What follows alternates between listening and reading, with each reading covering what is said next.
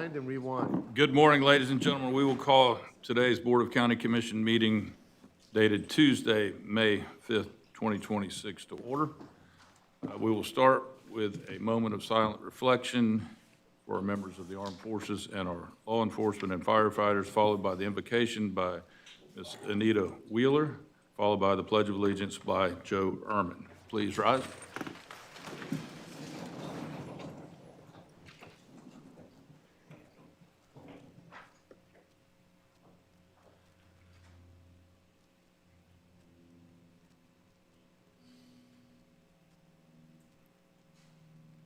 Father, in the name of Jesus, we just thank you for your great mercy and love towards us. We thank you for our county commissioners, and we thank you for this great state of Florida that we live in. We ask that you would lead and guide all discussions, Lord, that you would give them wisdom and discernment in every decision that needs to be made. Lord, over the topics that will be brought up, that there would be peace and unity, Lord, for the greater good of our community.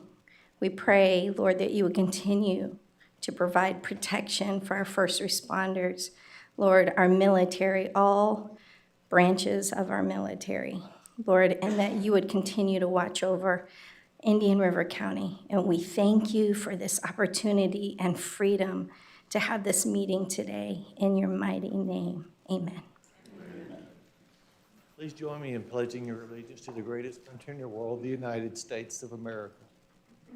I pledge Allegiance to the flag of the United States of America and to the republic for which it stands, one nation, under God, indivisible, with liberty and justice for all.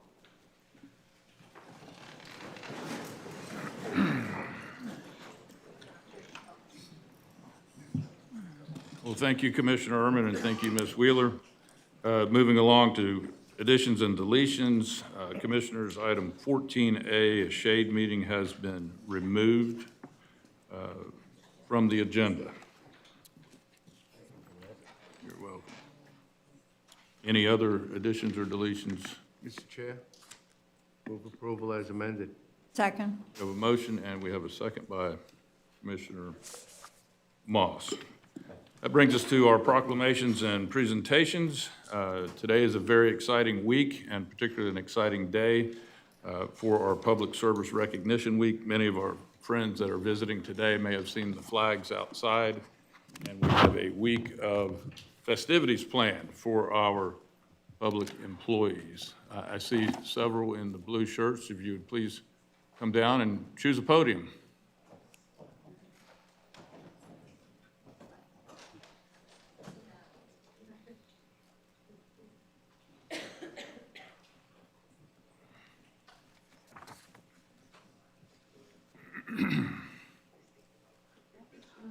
Don't be shy. That's it. You to bring instruments? Say so. Yeah.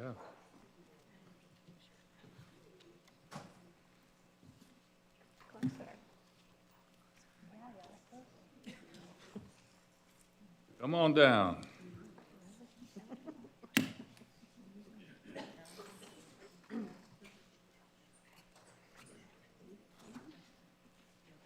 For our audience, these are members of our public employees motivation team. And I think it's only fair that since it is Cinco de Mayo and our administrator's assistant's birthday is today, I think it's fair that to take the chairman's privilege for us to sing to Miss Marianne Thomas. On 3, 2, 1.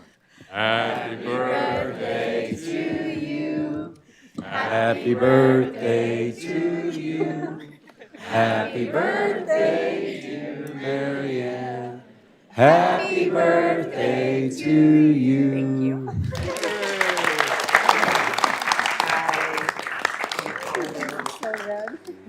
Susan, I think we'll probably be paying for that later. Well, it is my honor to read the proclamation recognizing public service Sir, recognition. could I go on the record that I had nothing, no knowledge of that? Whereas public employees at the state, federal, and local levels conduct the public's business and perform essential services, Whereas public employees improve our quality of life through the efforts in many fields, including education, emergency management, public safety, transportation, natural resources, healthcare, as well as the national defense. And whereas public employees dedicate themselves to the continuous improvement of the quality of the life of Floridians, and many, including military personnel, police officers, firefighters, healthcare practitioners, and others, risk their lives every day in our public service.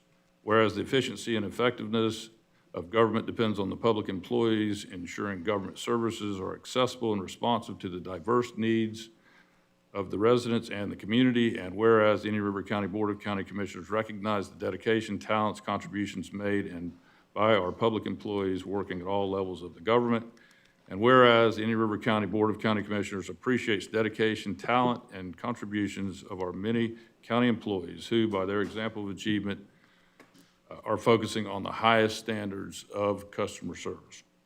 Now therefore be it proclaimed by the Board of County Commissioners, Indian River County, Florida, that the week of May 3 through May 9, 2026 be observed as Public Service Recognition Week, and we encourage all Indian River County residents to recognize these men and women who serve at all levels of the government for the betterment of our great county, state, and nation, signed by all 5 county commissioners. I would be remiss if we did not mention 2 that are not here today, and Danny Ooley and Stacy Mason, and they have been part of our team. We surely miss them. So with that, congratulations. Ms. Thomas, you appear like you would like to address the crowd. Thank you. You're welcome. I'm all set. Commissioners. We have just one additional thing. As part of Public Service Recognition Week, we asked all employees to contribute to designing a pin to commemorate the week. And we have a presentation of the pin for the person who designed it. It's Elise Chris. So this is her pin. All right.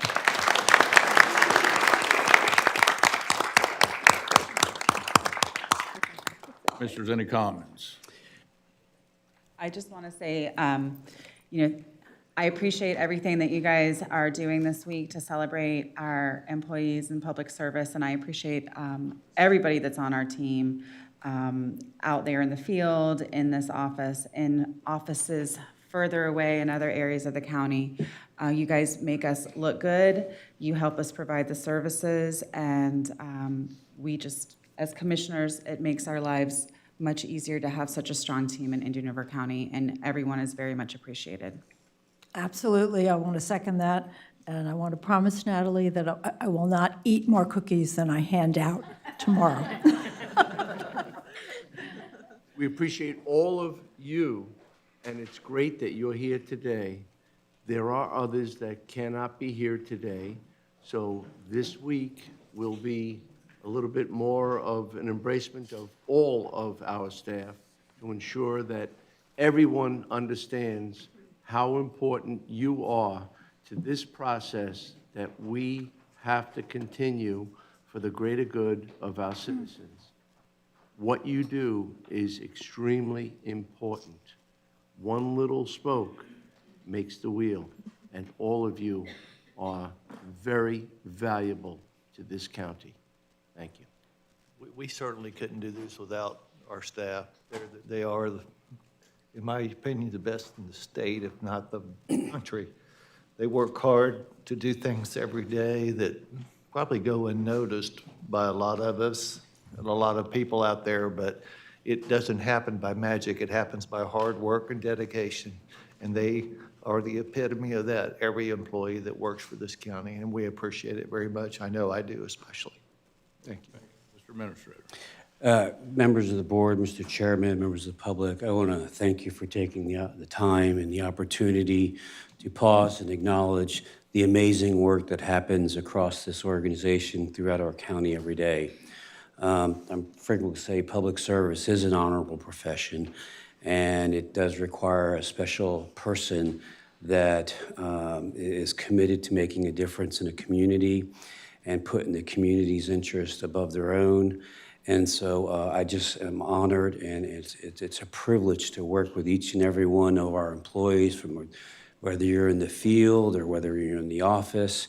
It's just an honor to work with you, and I'm so proud of everybody and how far we've come, and I just continue to look forward to great things and the service that we provide our residents and the quality of life that we can improve. So thank you to all the employees of Indian River County and to the other ones out there that were in your public service. We appreciate and value you.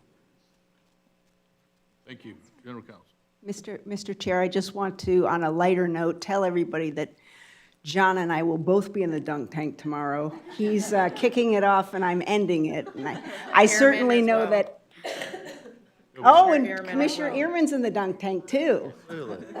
So all I've got to say is I know I irritate some of you, bring it on. Well, thank you. Come on forward.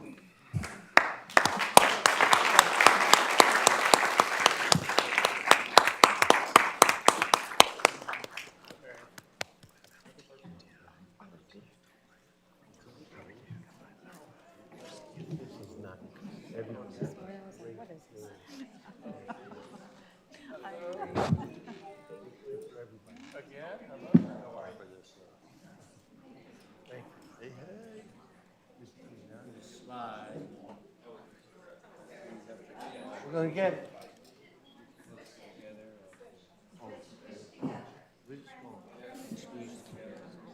National Geographic.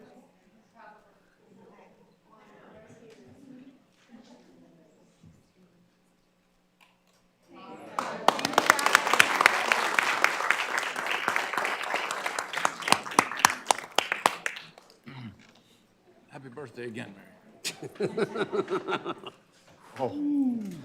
No. Commissioners, our next proclamation will be presented by Commissioner Adams, recognizing Foster Care Awareness Month. If we have any representatives that would like to come down, please. Thank you. Yeah, come on up.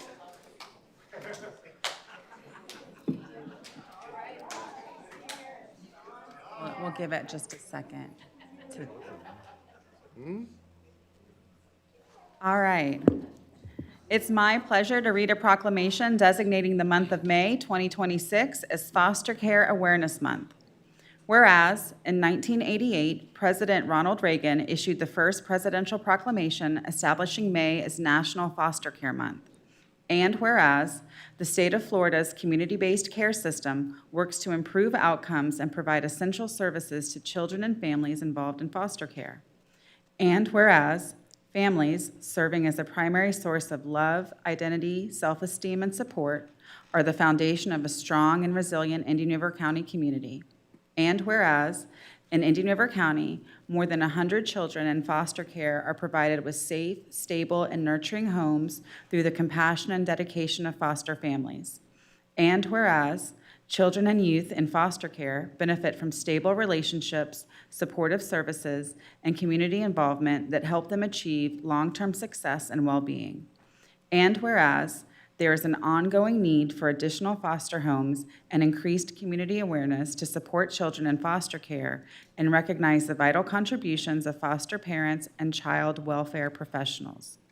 Now therefore be it proclaimed by the Board of County Commissioners of Indian River County, Florida, that the month of May 2026 is hereby designated as Foster Care Awareness Month, and all citizens are encouraged to support foster children, foster families, and the dedicated professionals who serve them through volunteerism, advocacy, and community involvement. Adopted this 5th day of May 2026 and signed by all 5 county commissioners. Welcome, and thank you guys for what you do in our community, providing foster services to children. Would you like to tell everybody how they maybe could get involved, since I know you're always looking for more absolutely. volunteers? So thank you so much. My name is Michael Keene. I get to serve as the executive director of 4 Kids of the Treasure Coast. We're a nonprofit foster parent licensing agency, so we get to recruit, train, and license and support foster families here in Indian River County, but also throughout the Treasure Coast. Indian River County is second only to St. Lucie County in the number of removals of children from their home, which means that we have a lot of work to do. And unfortunately, the 67 children that were removed just last year, not all of them were able to be placed into a home. Some of them had to go to shelters, some of them had to be moved out of Indian River County, some of them even out of Circuit 19, which makes it very difficult for them to be reunified with their family. And the point of foster care is to reunify these children with their biological families. We want our foster families to be a place where children can land and these families can work together with the biological families to bring them back together, because we know that our community is strongest when our families are strong. So when we have breakdown of the family, we have breakdown in the community. So it takes all of us to work together, to be able to partner together, to work with one another, to be able to provide safe and loving environments for our children and a great community for them to grow up in. One of the statistics that really blows my mind is that if a child moves more than 5 times in their stay in foster care, they're 90% more likely to enter the juvenile justice system. Right now, the state average is just below 5, which means that there's a lot of children that are moving more than 5 times in their stay in foster care, and they will end up in the juvenile justice system. At 4Kids, we want to change that. We want to make a place where their experience in foster care is not one of trauma, but one of safety and belonging and security. And it takes not just our foster families to do that, but everybody here to be a part of that as well, through opening up your hearts and your homes, opening up financial resources for us to be able to continue to do that. With me, I have Kenya Reinhart, who's our Community Engagement Officer, and Corey. We work in the community to partner together with businesses and individuals to see how you can make a difference. So thank you so much. If you're interested in contacting us, you can go to 4kids.us. That's the number 4kids.us. Give us a call. We'd be happy to talk with you. Thank you so much. Thank you. Come on up.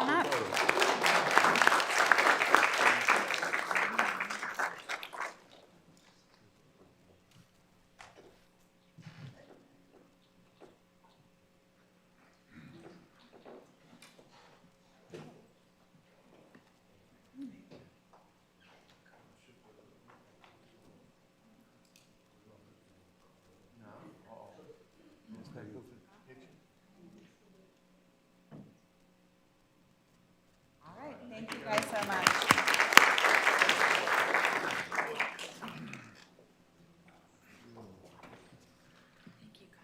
Commissioners, that moves us to a presentation recognizing Beach Safety Week, and everyone knows that Commissioner Ehrman is, Captain Ehrman is instrumental in our beach and shore programs, and he'll be presenting this proclamation, sir. Thank you, Mr. Chairman. It's my honor to present this proclamation recognizing National Beach Safety Week. And as you see, we have more of our county employees for public awareness because lifeguards, they're part of the team, our deputy county administrator and our director of parks and conservation. It's all part of the team. Again, it doesn't happen by magic. This happens by hard work and dedication by all our county staff, and we have 3 of the finest right there. So I'll be honored to read this proclamation recognizing National Beach Safety Week. Whereas the beautiful coastal and inland beaches of Indian River County represent a world-renowned recreation resource. And whereas Indian River County residents and visitors alike are drawn to these beaches by the millions each year for water and beach activities. And whereas the aquatic environment presents dangers, particularly rip currents that can be effectively managed through public awareness and the vigilance of professional lifeguards.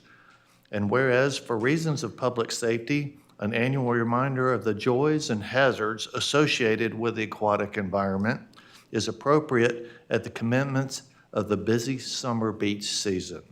And whereas Indian River County residents and visitors alike are reminded to swim near a lifeguard, learn to swim, learn rip current safety, never swim alone, designate a water watcher, alcohol and water don't mix, enter the water feet first, life jackets save lives, observe signs and flags, and beat the heat and block the sun. So now, therefore, be it proclaimed by the Board of County Commissioners of Indian River County, Florida, that May 18th through May 25th, 2026 is hereby designated as National Beach Safety Week in Indian River County, and all residents and visitors using our beaches are urged to enjoy themselves while taking the appropriate measures to protect themselves and their children, and to always swim near a lifeguard. Adopted this 5th day of May, 2026, and signed by all 5 county commissioners. Thank you, sir. Thank you. Good morning, Commissioners. I'd like to take a moment, since it is Employee Appreciation Month, as well as beach safety, talk about my team. Indian River County Ocean Rescue has 22 lifeguards, myself, the beach operations supervisor, my lieutenant, 8 full-timers and 12 part-timers. We have 3 medics on staff, 14 EMTs, 14 emergency medical responders, and 2 cadets. Last year, as of last summer, we had 990,000 visitors visit our beaches. 660,000 of those went in the water. We had 314 medicals ranging from dislocations to heart attacks, broken bones, things like that. We unfortunately had to go in 28 times to get somebody out of the water. But with that said, our motto out at the beach is a dry lifeguard is a good lifeguard. So what that means is we try to prevent as much as possible by going down, talking to a parent that their child are too close to the water, or people in a rip current where we can move them over. We had 23,500 of those preventative measures. But the stat that we're the most proud of this past summer, we completed our 35th summer without having a drowning inside a guarded area. So we really appreciate that. And with Beach Safety Week, we're trying to initiate a new rip current simulator program where we got a grant from the Department of Children and Families. We'll try to get that started hopefully for Juneteenth and hopefully for Beach Safety Week, where we will teach rip current safety under a controlled environment. And I appreciate you guys taking the time this evening. Thank you. Come on up. Do you mind if I just want to give a shout out to Jonathan. His leadership has been remarkable. He is one of the employees that I can always count on and depend on to get the job done above and beyond the safety measures that they do every single day. And I really appreciate everything that you've been doing. He has gone above and beyond getting, for instance, the Rip Current Simulator grant. He got an ATV grant, which puts yet another motorized vehicle on our beaches, which means that we can find children quickly, we can respond to emergency situations more quickly. And all of that was things that he initiated and he did on his own. And I just appreciate your dedicated service over many, many years. 31 years. But this is the kind of institutional knowledge and expertise that we depend on, and it's not as common as we would like, but I just really appreciate your service, Jonathan, and your entire team. Everybody always steps up to the plate, and I'm so proud of each and every one of you. Thank you. Thank you.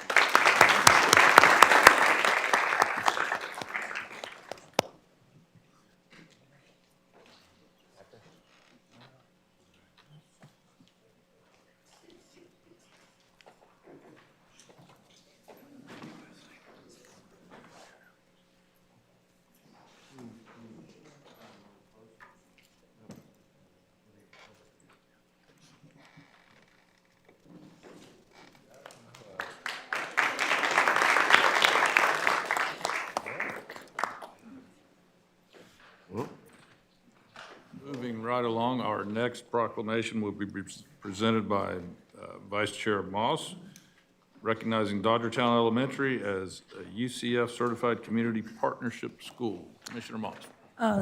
Thank you, Mr. Chair.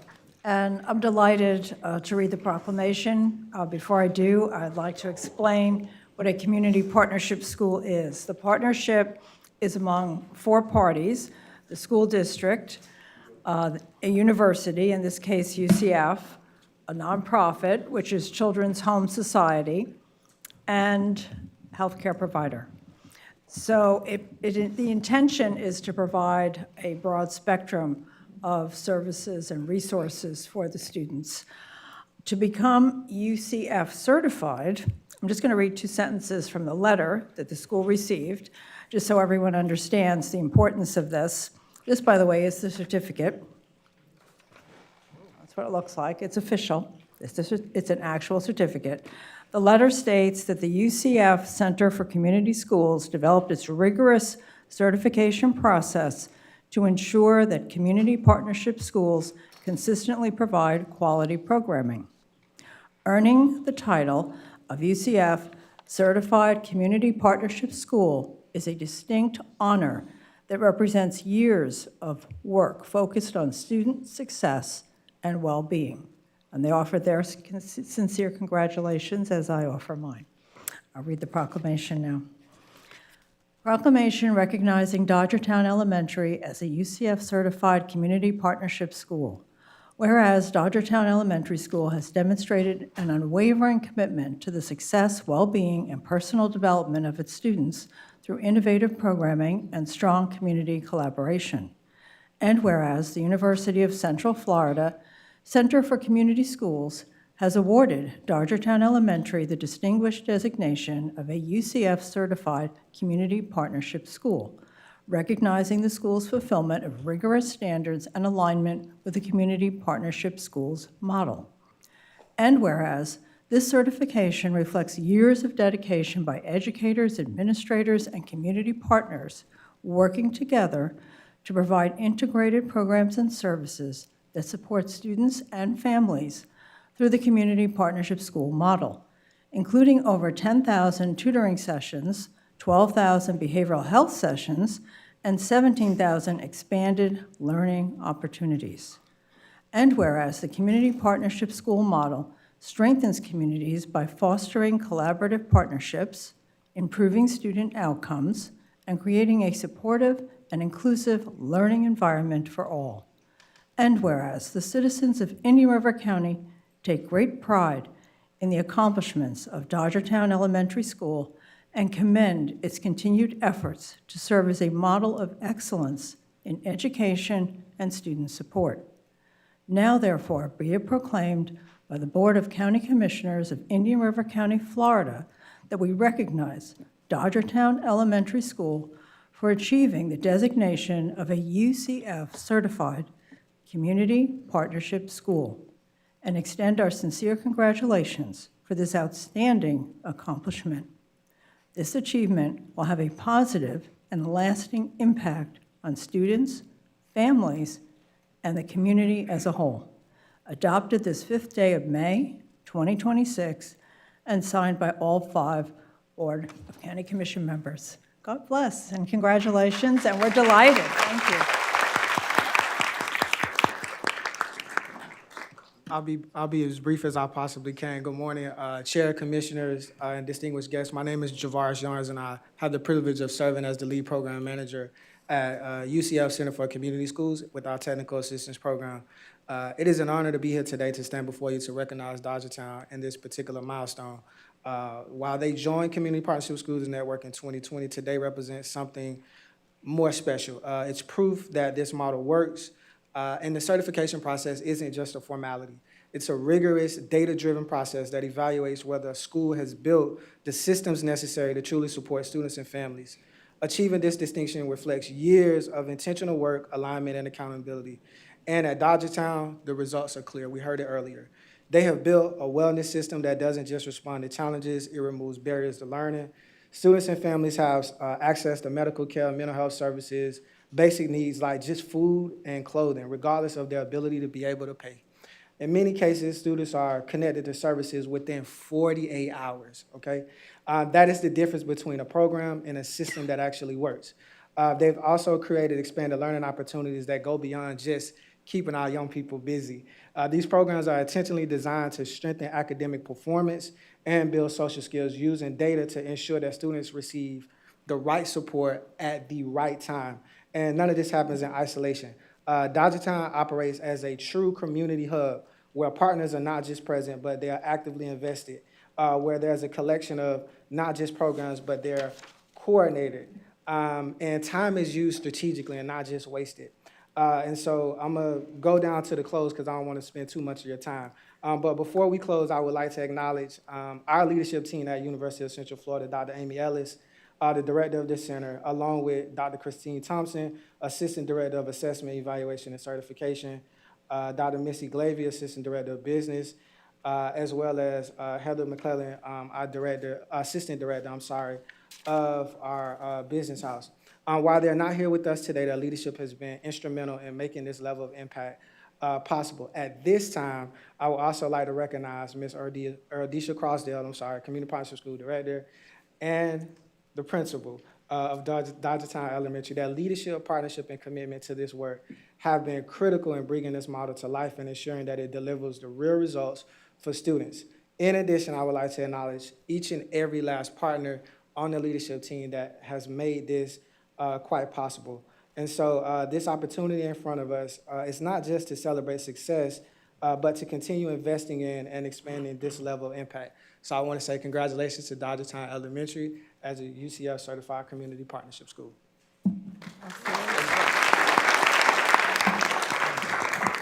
Come on up.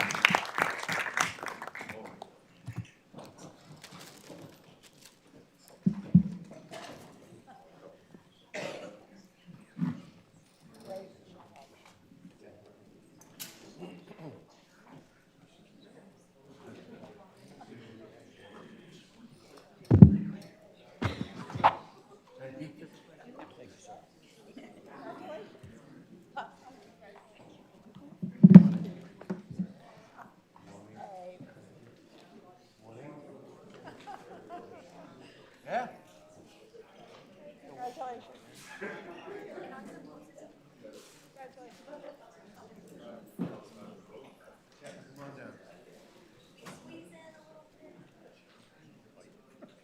I don't know if you could work that.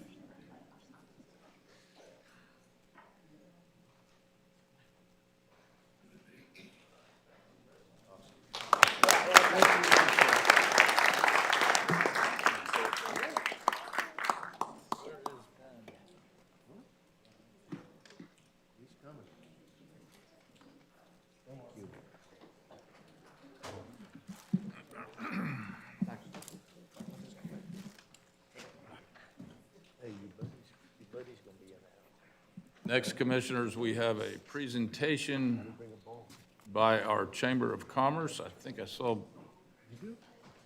Mr. Ben Ehrman. Here he is.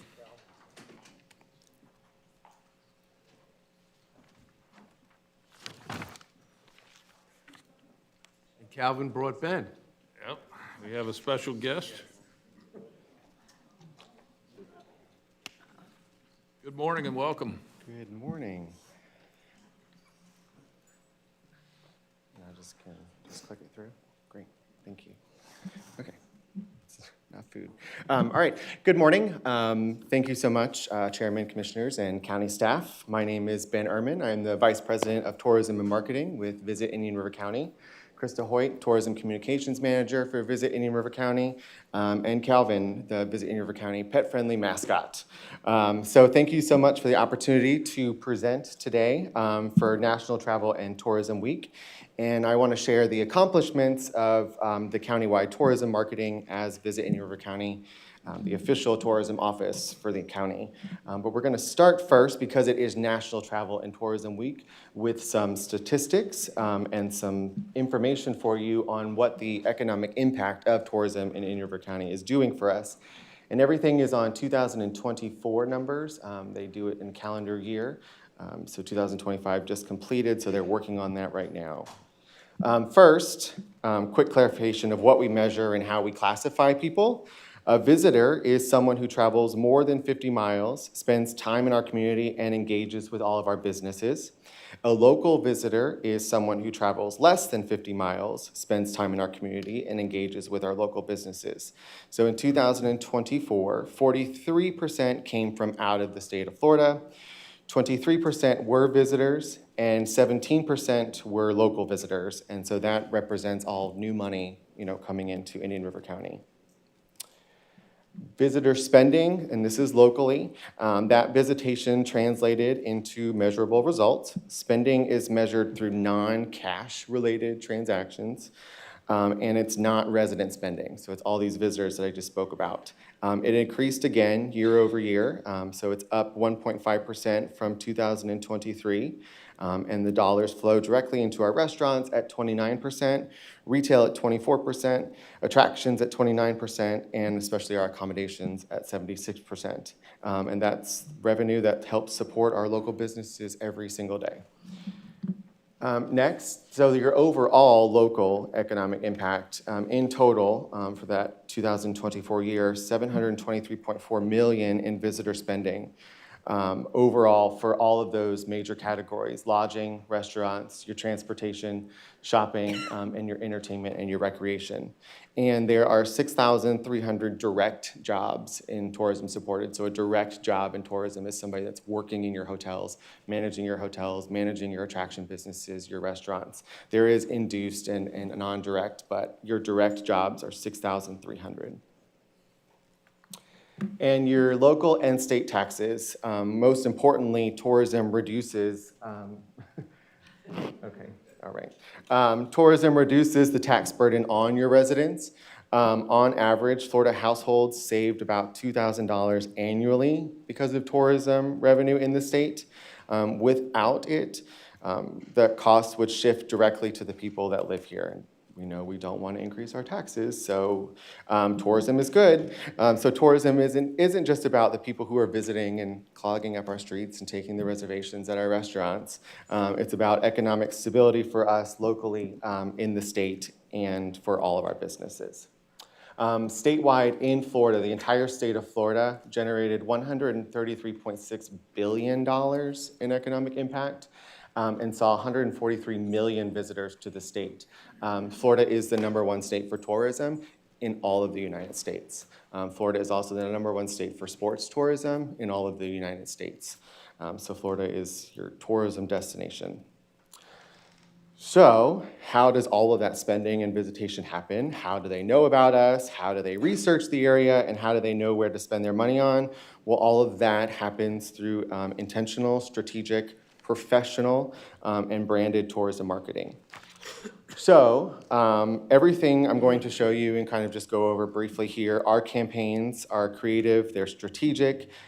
It's all developed and executed in-house. So Kristen and I handle all of this, design it, lay it out, come up with the ideas, and then we have a great team of media partners who then implement it. And so your tourism for Indian River County is 2 people. We've built a full funnel marketing system, very high impact videos with digital storytelling, targeted lead generations, interactive and mobile first advertising, appealing and high-end print. So here's just some examples of some print ads that we've done. And then over the past year, we've evolved our brand and it's become Why Indian River County. So with all of our advertisements, we can use that. And then depending on what we're doing and the pictures we're using, we can create different check marks of the reasons why you should visit.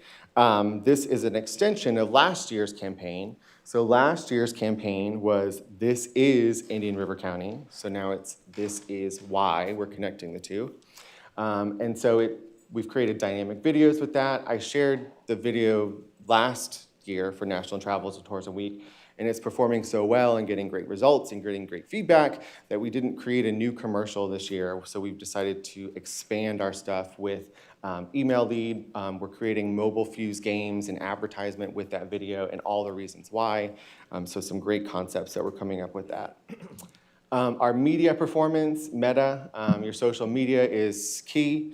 So social media consistently outperforms industry benchmarks, and in some cases by a quite significant margin. Our pet-friendly campaign saw engagement rates well above average with his selfies that he likes to take. He takes them quite often, and he's very good at it.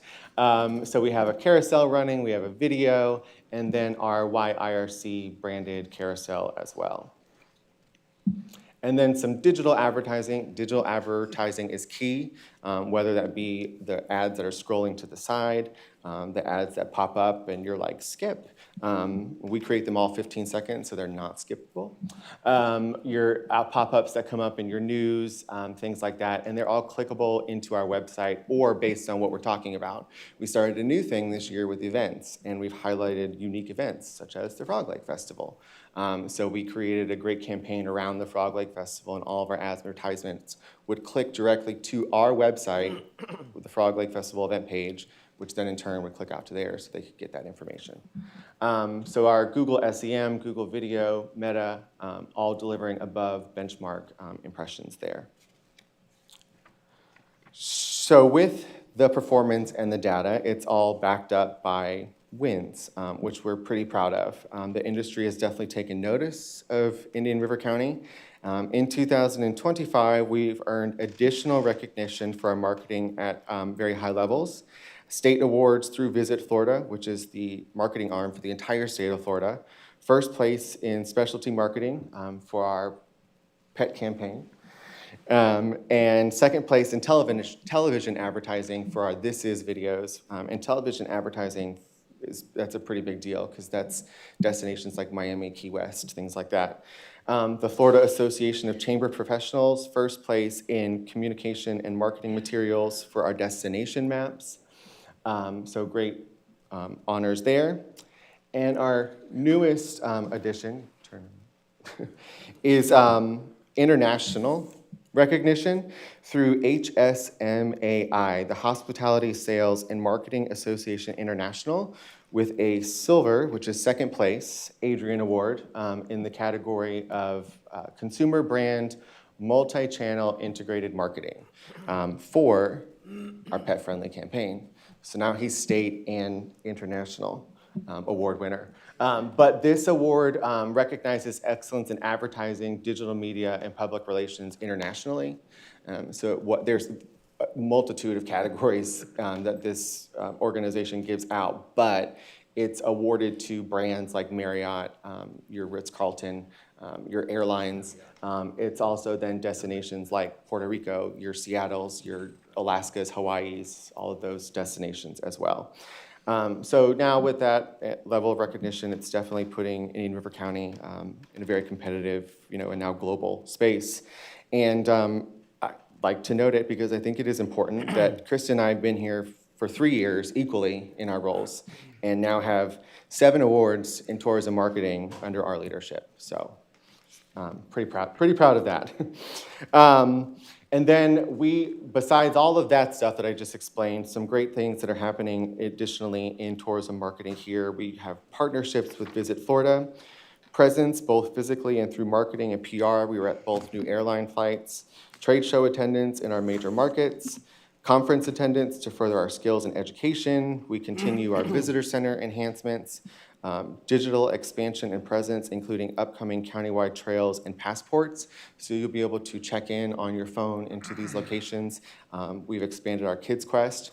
A pet-friendly trail will actually be rolling out today, as well as a website solely devoted to Calvin's Favorite Things, which is then connects with that trail, so you can look it all up. You can also look up all the places that are pet-friendly, all the parks that are pet-friendly, all restaurants, hotels. It's got a full, complete, comprehensive listing on there. And then another huge win for us, Krista, our Tourism Communications Manager, was awarded a full scholarship to the STS Marketing College, which is the Southeast Tourism Society. And one person from each state that they represent is chosen to receive a full scholarship to attend this program. And she was chosen for the state of Florida to attend that program. So another great highlight with growing industry recognition that we're doing. So pretty proud of her. She's amazing. She handles all of our social media, all of this stuff she implements and does, and she's fantastic. So they represent all the way from DC, across the South, and down the state of Florida. So that was a quick rundown. I could be here for days talking about how important tourism is and all the stuff that we do. That was just a really, really quick overview and highlight. But it's important that, tourism is important, and we are the official county designated tourism organization for the entire county, not just an area, not just a specific event. And it's no longer just small. It's not a small agency. It's not just something that we have. Tourism is important. It's helped supporting all of our local businesses. It's helped supporting everything that we're doing here as a community without being Orlando, without being Key West, without being Miami. We focus on all areas, Vero, Sebastian, and Fellsmere. We have proven results in all that we do. We implement really high-level strategic and professional stuff.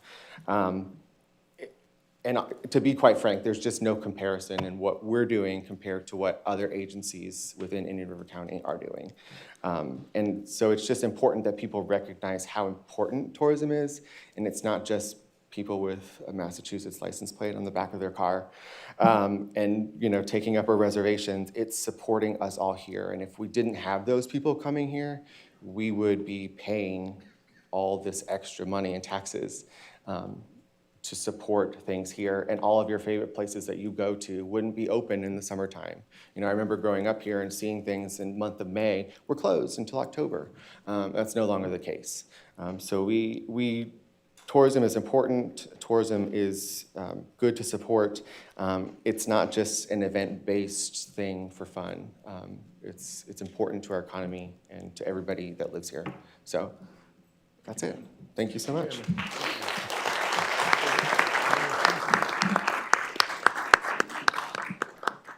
Chairman, yes, it was very informative, and thank you for the presentation, Krista. Thank you for all that you're doing.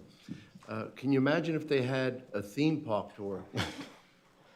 They have risen the level of tourism beyond expectation.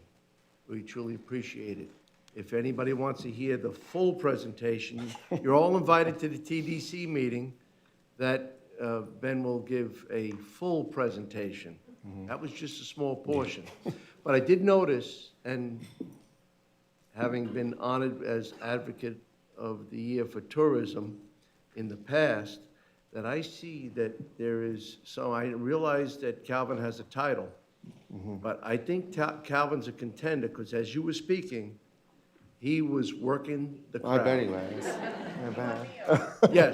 Yes, and I'm sure he appreciates that. Want to thank you for that and the introduction with Calvin into the process. Calvin gets the recognition, but doesn't get the recognition here as he was busy working the crowd. Yeah. So I understand that you would like to have a photograph before the commission. Mr. Chairman? Sure. If you'd like. May we invite Calvin up to the dais? Come on up. Thank you, guys. You want to help us with this? Has his agent Calvin? asked for more Yeah, treats? he's easy. Has his agent demanded more treats?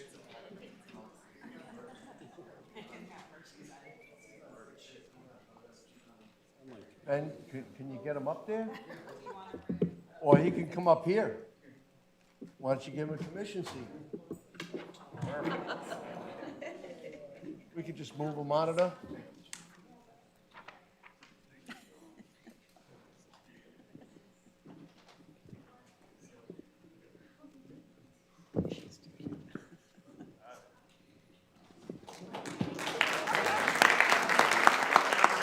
We wanted to get him some FaceTime.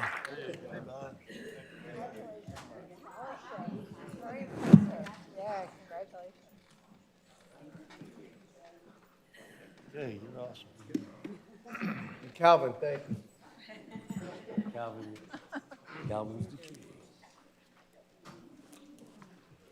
Commissioners, that moves us on to the approval of the minutes for April 7th. Mr. Chairman, move approval.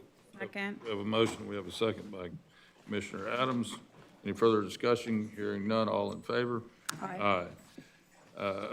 Also, hopefully you've had an opportunity to review the special call meeting minutes from April 14th, 2026. Move approval. We have a motion, we have a second by Commissioner Adams. Any further discussion? Hearing none, all in favor? Aye. Moving forward is the information items from staff to the commissioners. Commissioners, hopefully you've had an opportunity to review 7A with the administrators' approved items. 7B is the second quarter fiscal year 25-26 budget report. I would hope that you would read those and keep some of those things in mind for the budget hearings. And then finally, 7C is the May-June event calendar, which is certainly full.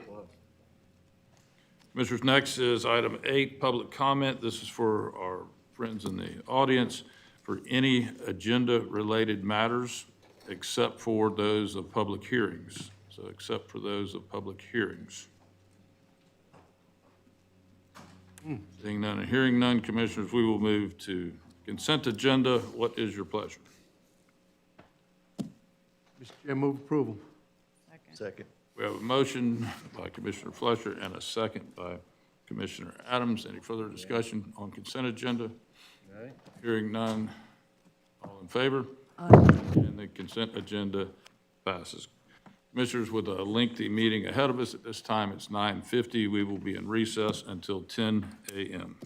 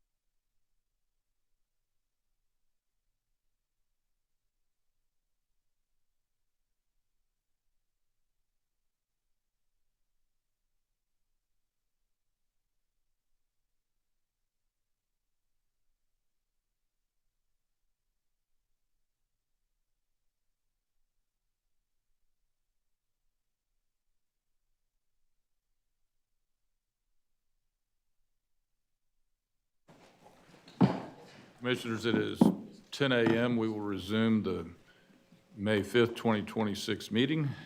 Moving forward on to item 11A. And this is legislative in nature. This is the Reams Glen amended and reinstated developer agreement. I see Mr. Prado, welcome. Good morning, Commissioner. Susan Prado, Deputy County Attorney on behalf of Indian River County, Florida. Yes, today I bring to you Reams Glen amended and reinstated developers agreement.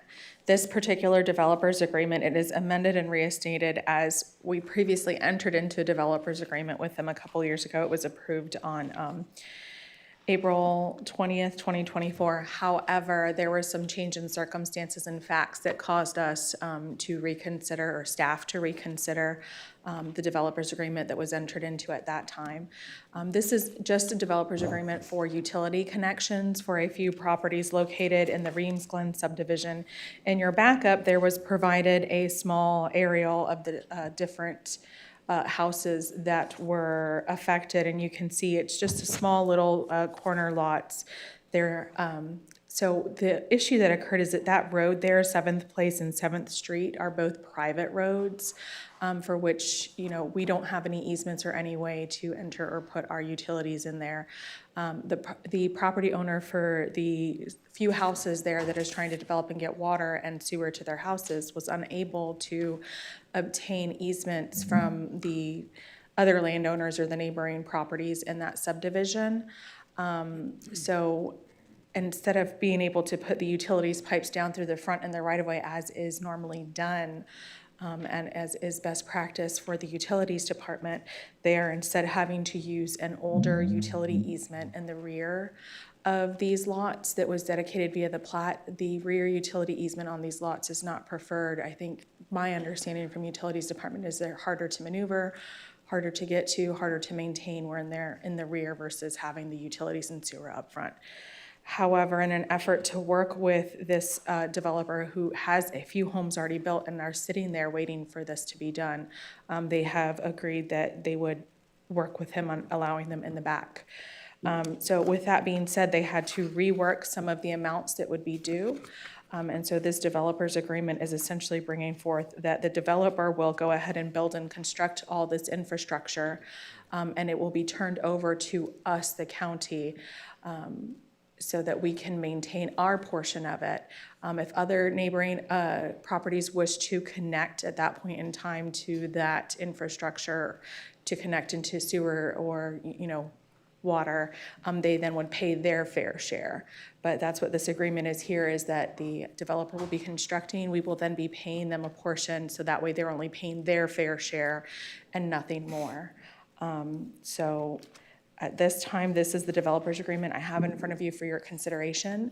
This is the first of 2 public hearings that's required under Florida statute for any amendments to a developer's agreement.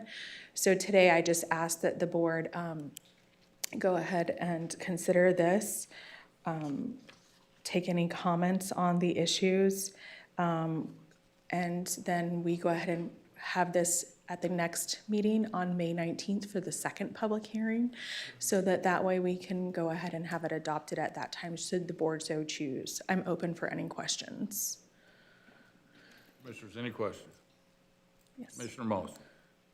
So, excuse me, we're being asked to approve, is the amount $146,679.25? Is that, it says the county be responsible for 46.7% of the cost? Yes, ma'am. Because I looked at the original, there weren't any percentages there. And I'm curious, frankly, why, you know, why we're being asked to pick up the tab for their failure to obtain easements. So I can tell you that I'm not necessarily sure about the tab, if you will, but I know that we can only require them to pay for their fair share, and I believe that Mr. Leesky's here as well, but from a legal standpoint, we can only require him to pay what it costs them to connect, and we would have to pick up our proportionate fair share, which we would get then reimbursed by the neighbors as they connect, from my understanding, and I'll let Mr. Leesky explain further. Thank you. Yeah, Sean Leesky for the record, Director of the Department of Utility Services. Susan's correct. Essentially, we're paying for the portion of existing homes, or actually existing homes on our infrastructure, And so to connect them and to continue connecting them, we have to pay our portion of that. And then as new homes connect, they will be paying for their fair share as well. They're paying for their costs of the homes that they are connecting to that system. And then we would be paying for the other lots, essentially, that aren't currently connected or those that are connected. So that's where the breakdown comes into play.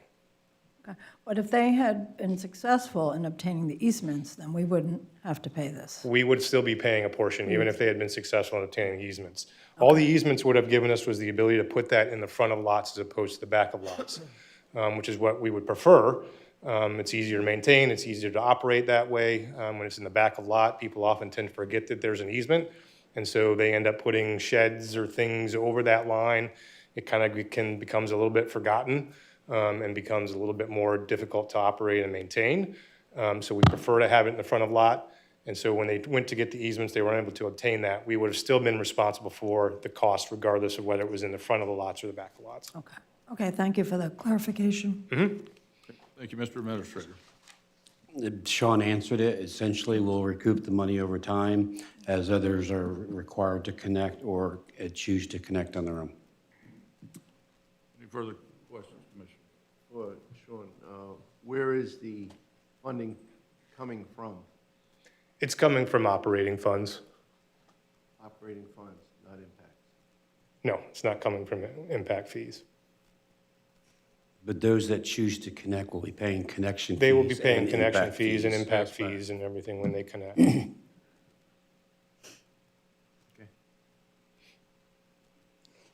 Commissioners, this is legislative in nature, so we'll be opening for public comments. Anyone with public comments on this particular item? Hearing none and seeing none, public comment is closed. Commissioners, what's your flavor? Approval. We have a motion to approve, and we have a second by Commissioner Adams. Any If further I may. discussion? I'm sorry? I'm sorry, Commissioner, to interrupt. We cannot approve today. I would ask that it be, that we come back for the second 2 hearing. weeks. Yes, yes, sir. Thank you. All right, so we still have a motion. Yes, So motion want us stands. to just go ahead and approve and set the second public hearing? For the hearing. or- I think, yes, if you would do a motion to continue this for the second public hearing, that way we can have it heard at that time to hear this the second time. I'm not sure that we can approve it just yet. If we say we're approving, we may find ourselves in a little bit of But we gray could- area. We need 2 hearings. so- Yes. Approving it. The motion would be to set the second public hearing for May Correct. 19th at Move forward. 2026. For Thank the you. second hearing on May 19th. Second. We got a motion at this time and a second. All in favor? Aye. And the motion carries. Thank you, Ms. Prado. Thank you, Commissioners. Yeah, you need a motion. Commissioners, the next item is 11A2. This is a request from TLC Vero Beach Classical School LLC for a special exception use and site plan approval to construct and operate a private K through 12 school on land currently zoned A1 agricultural. This is a quasi judicial proceeding. The parties to the proceeding are Indian River County and TLC Vero Beach Classical Schools LLC, the applicant. At this time, Commissioners, I'll ask that you disclose any ex parte communication, site visits, or independent investigations. Commissioner Moss. No site visits. I have the traffic impact study for special exception that was prepared by McKenzie Engineering and Planning, Inc., which I obtained from staff. Commissioner Adams. No site visits. I have received several emails and phone calls from different people regarding this. I think everybody has. I've had no site visit. I've had a conversation with staff as well as members of the community, as well as the applicants. Commissioner Fletcher. Thank you, Mr. Chairman. No site visits, brief conversation with staff, and my assistant has received many emails which I did not review. Commissioner To Irmer. the nature that this is quasi-judicial. I have also driven by the site and visited and received a few emails and had a couple of technical questions that I asked of the engineer. But other than that, that's it. Great. This is now an opportunity to confirm that commissioners have an open mind and are able to base their decision on the evidence presented by the applicable laws. Commissioner Moss. Cannon will. Cannon will. Cannon will. Can and will. Cannon will. Thank you, commissioners. At this time, we will open the public hearing, and we will ask the clerk to swear in any witnesses collectively. If you plan on testifying, please stand, raise your right hand, and be sworn in. Do you swear or affirm to tell the truth, the whole truth, and nothing but the truth? I do. Okay, we will begin with the presentation by the county staff, followed by any questions by the commissioners or the applicant. I see Brandon is here. Welcome. Good morning. Thank you. Good morning, Chair, members of the board. Before you today is the Vero Classical School Special Exception, along with Phase 1 Major Site Plan. The property is located west of 58th Avenue Southwest, north of 13th Street Southwest, south of Oslo Road, and then all the way down to the west is also 66th Avenue. On screen is an area of the site to give you an idea of what the full phase project will look like with existing conditions on the site. The site is mostly bare, however, there is some slight vegetation that is currently on site. This plan is going to be a three-phased project. Everything that you see in white is phase number 1, so that's going to include all the stormwater ponds, the majority of the parking, all of the off-site improvements are also incorporated within phase 1. There's going to be some minor athletic fields, playground area, an auditorium for the school, and then also classroom and administration space. Phase number 2 is everything that you see in blue. So that's going to be the addition of some more classroom and lab space, some more ball fields and a tennis court. And then finally, phase number 3 is the remainder of the required parking for the site, a proposed multi-purpose space, a larger gymnasium, and then a football stadium and track field. This is just a view of the Phase 1 site plan. So this was recommended for approval by the Plan and Zoning Board at their meeting at the very end of March. This site plan is contingent upon approval of the special exception today.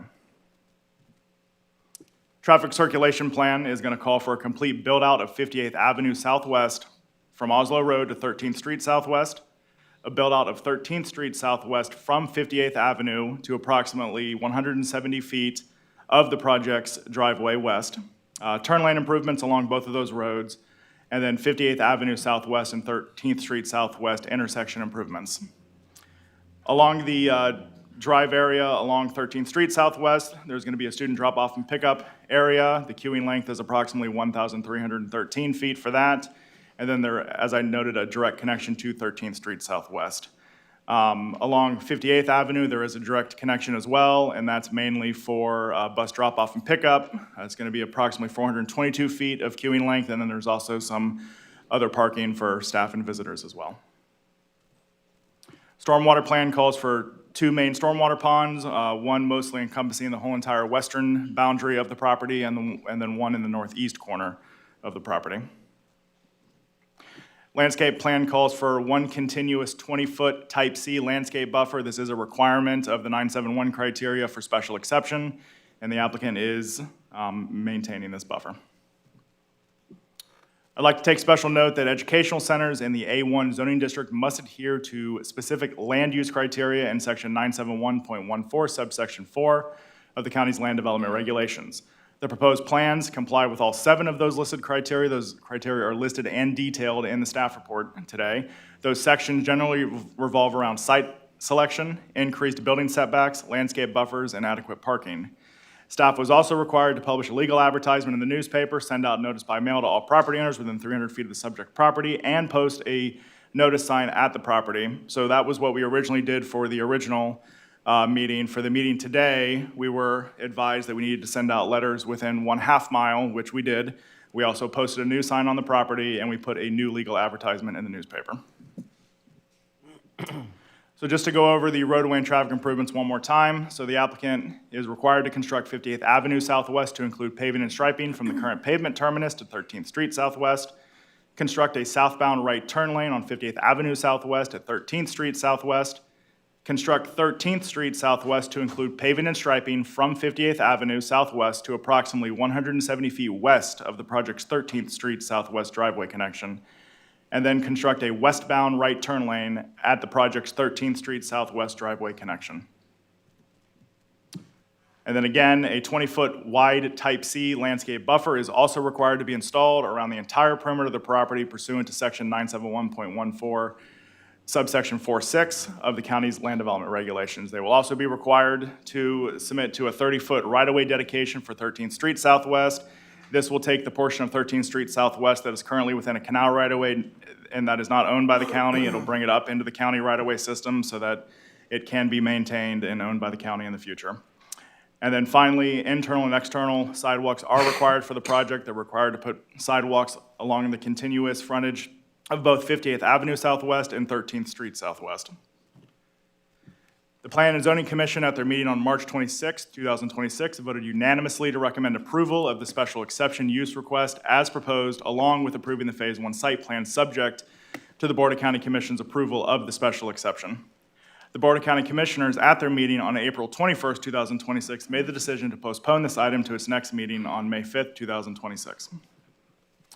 Staff recommends that the Board of County Commission accept the findings of fact outlined in Chapter 971 and grant special exception use approval for the Vero Classical School with the conditions listed in the staff report. These conditions generally revolve around the dedication of 30 foot of right-of-way for 13th Street Southwest, all final landscaping, lighting, and tree protection and mitigation improvements, construction of all required off-site roadway and traffic improvements, construction of all other improvements indicated on the site plan, and then also that the maximum student enrollment shall not exceed 1,194 students without county approval. And before I end, I would also like to note that phases 2 and 3 will go through their own separate reviews and approvals, so there could be traffic studies that are also required for those. And then there'll either be staff or Plan and Zoning Board approvals based on the impervious area for those different phases. I'm available for any questions you may have. Thank you. Thank you very much, Brandon. Commissioners, any questions? Any questions of staff? Mr. Chairman, thank you for the opportunity. Question for Brandon. How much of this project is within the urban service boundary? It is 100% outside of the urban service boundary, but it is next to the urban service boundary, which is directly east. Contiguous to the urban service boundary? It is, So by yes. virtue of discussing the property, we are discussing moving the urban service boundary? Not for this project, but I believe this area it may be subject to the Oslo corridor expansion. The project will have certain requirements, being a commercial property housing students. They will be required to have water Yes, and sewer. and yes. It does appear that we're looking at the urban service boundary, because we'll be providing urban services. Yeah, so as I said, this is part of the study area for the Oslo corridor expansion. So if the commission decides to expand the USB in that area, this would be one of the areas that is included in that expansion. Also, on the roadway, we see that, and you denoted that there'll be improvements. What's being done to 66th Avenue? Nothing is being done to 66th Avenue for this project, as it's not a required improvement for this project. Well, we're looking at Phase 1, 330 students. Multiply that by the amount of vehicles going over a dirt roadway that historically we have not improved or maintained for nearly 20 years. And suddenly we'll have vehicle impact. It's likely that the vehicles would be coming from the west to the east. Is that a safe assumption? In theory, it could happen, but, you know, most individuals will probably use the paved roadway system that we already have. 13th Street Southwest is completely right now paved from 58th all the way to 43rd. So that would be an avenue. The 58th Avenue all the way down to 13th Street Southwest is also going to be paved, so that's going to be an avenue. But could people go west on 13th Street Southwest? In theory, yes, but that's not contemplated by the traffic study. But it could be possibly in other phases, but this is only for phase one. Phase one of 330 students. Yes. with the project. But we're looking at a sizable increase up the road. So this discussion will probably come into play once again.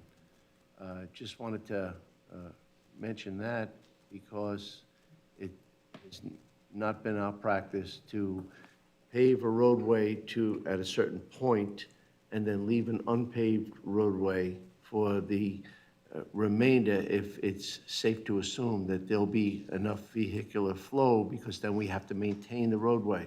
As I pointed out, we haven't maintained the roadway in many years. So the reason why we haven't been able to maintain that roadway is because most of it's in the canal right-of-way that isn't under county jurisdiction. So it's a right-of-way, but it will be turned into a roadway.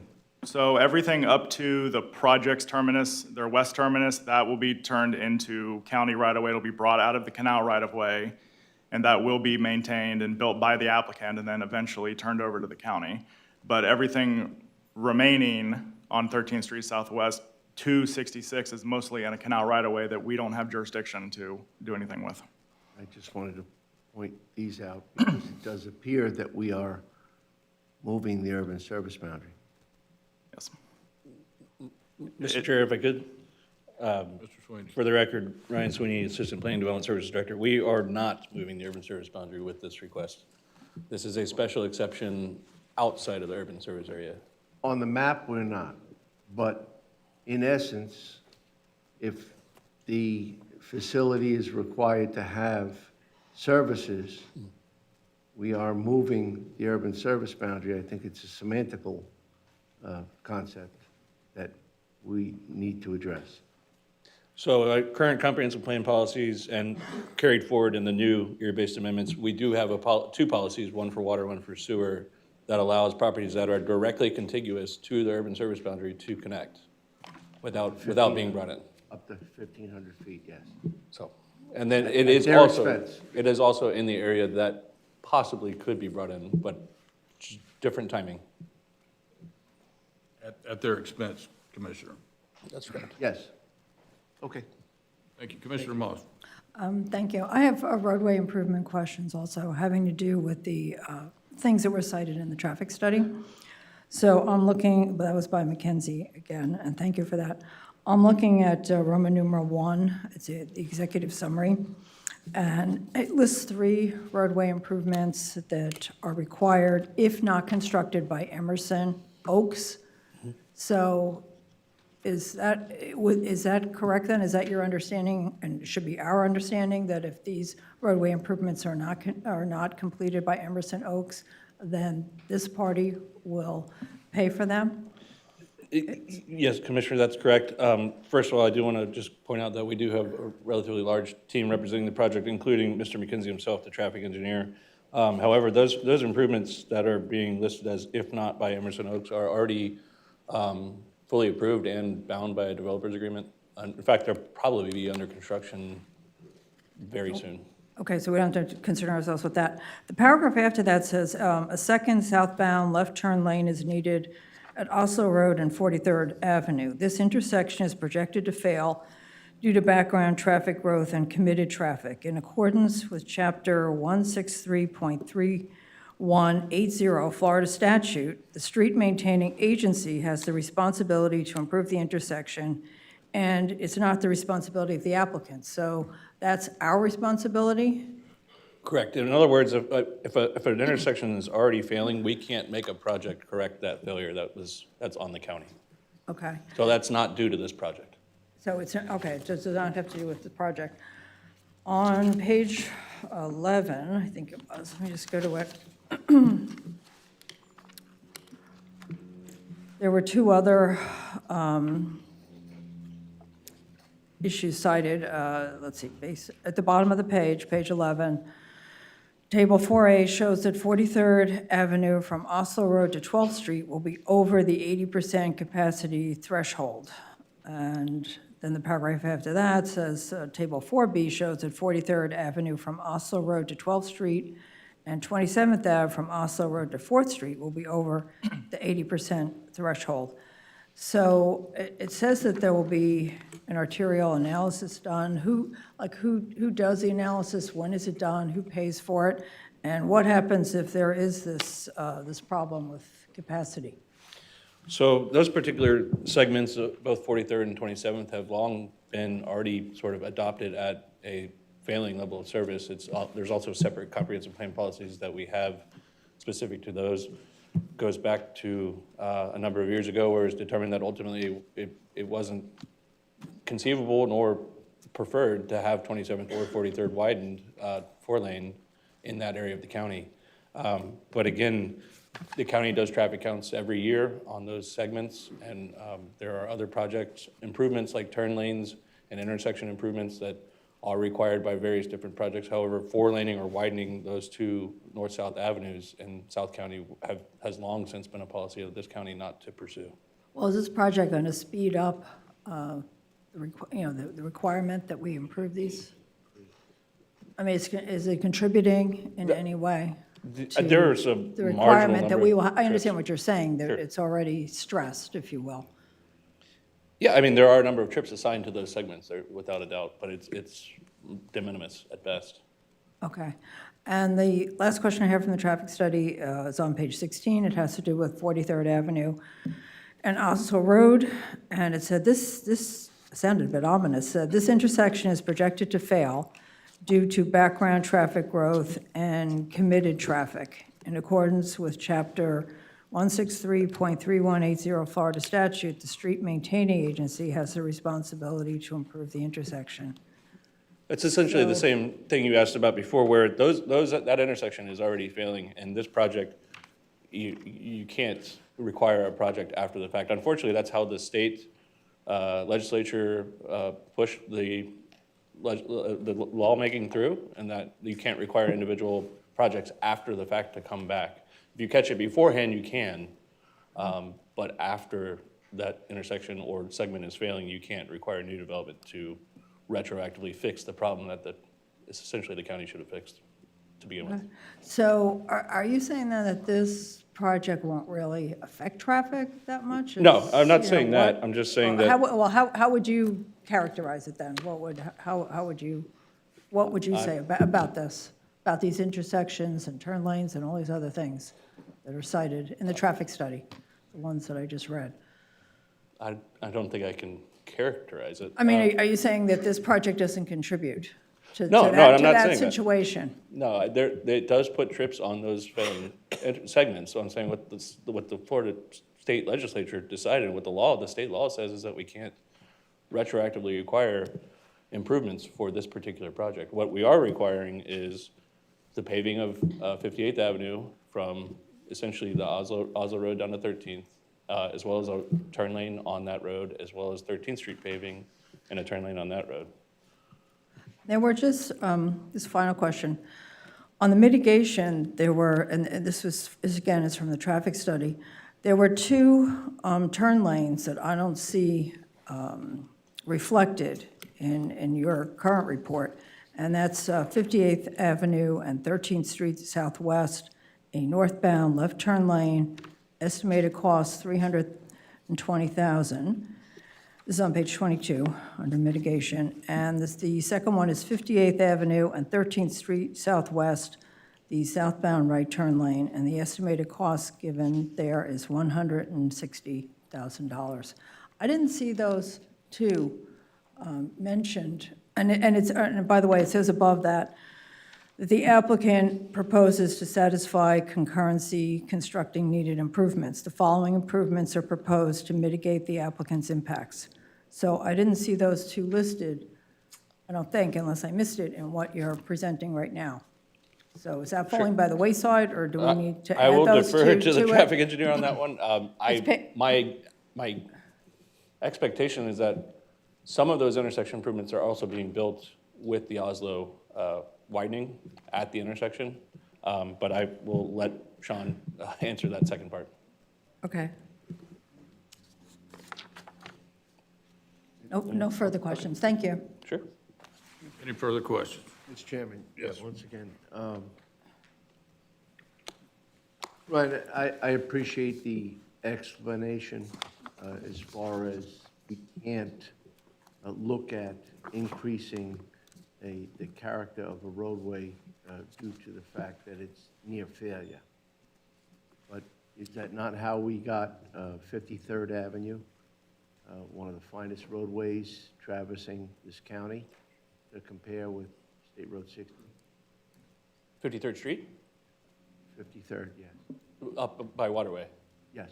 Okay, I wasn't sure. And that was done through an agreement.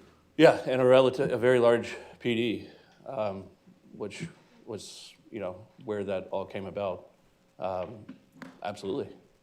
1,700 homes, which was originally approved. But not a phase one. Correct. Well, we look at it as a whole. This traffic study is based on the entire, all three phases. But the agreement was made prior to commencing, and only phase one was established at that point.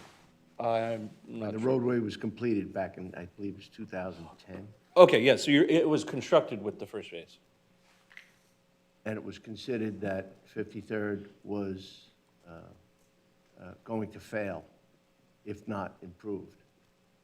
Right, and if you catch it before, we can require it. The problem is, once it's failed, we can't retroactively go after So it. you're saying the identification was early onset and in time to be able to compel developers' agreement to increase the roadway? For this project? No, for 53rd. I can't speak to that, Commissioner. It was 20 years ago. I don't know how well, I wasn't involved in that. And plus, I will say that the statutory reference, that's much more recent, within the past 5 to 8 years. Commissioner Abt. Just to kind of summarize this, so make sure we're all on the same page of understanding. The 43rd Avenue improvements that need to be made at this point are on the county to make, because as development occurred over the years, now we're at a point where the county has accepted, through the MPO, I believe, a failing grade for that roadway. And as I recall, that was many years ago, I think before most of our time, that was accepted.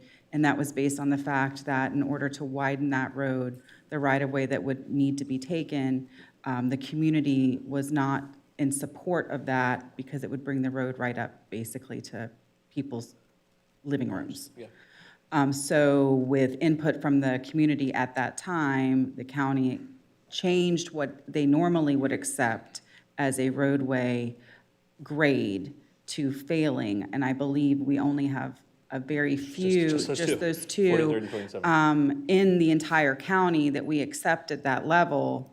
And this one is because of the constraints of the roadway and the input from the community. I think maybe Commissioner Flesher was here when that discussion happened. I remember Commissioner O'Brien. 2006 was the cultivation. Okay. It began in 2004, and the end of 2006, we were able to extinguish a lot of the acrimony.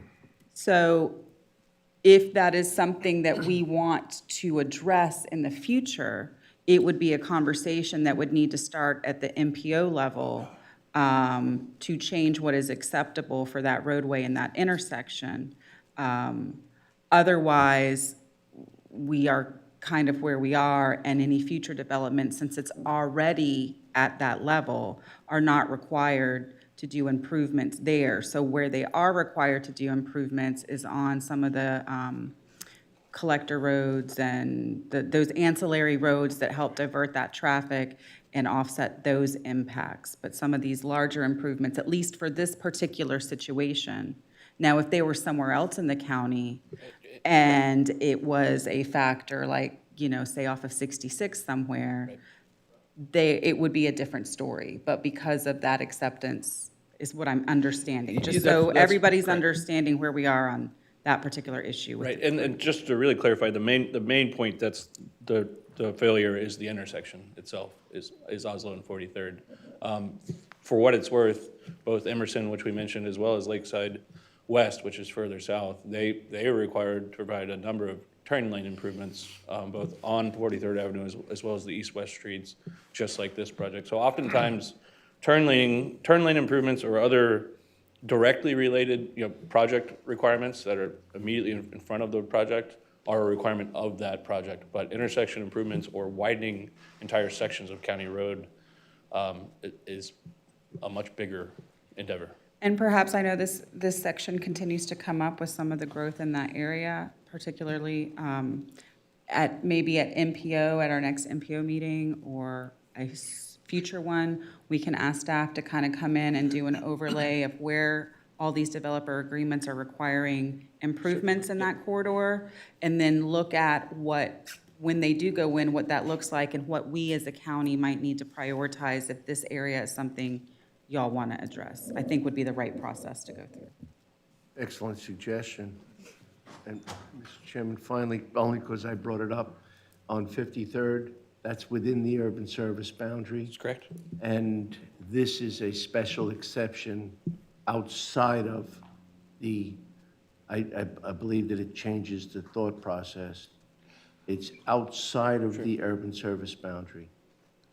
Sure, it is outside, it is immediately contiguous. I mean, I will say that there are other places of worship, schools, other types of institutional uses that have been approved just on the other side. In fact, just a little bit north of this site is, Glendale Christian School that's on the west side of 58th, but they're technically out.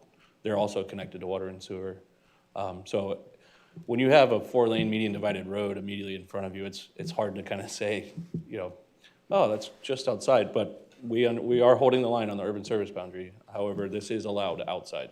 But once again, with the, I understand, because I recall back in 2011, we moved. Yes, that special policy, That yes. special yes. policy. And with that policy, that 1,500 feet within, that we can extend. It's sunsetted. That was for water and sewer. Correct. At the expense of the applicant. Yes, sir.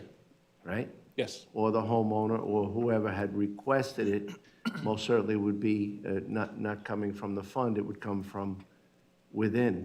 Correct. of Well, the it'd be coming applicant. from the applicant. Yes. Absolutely.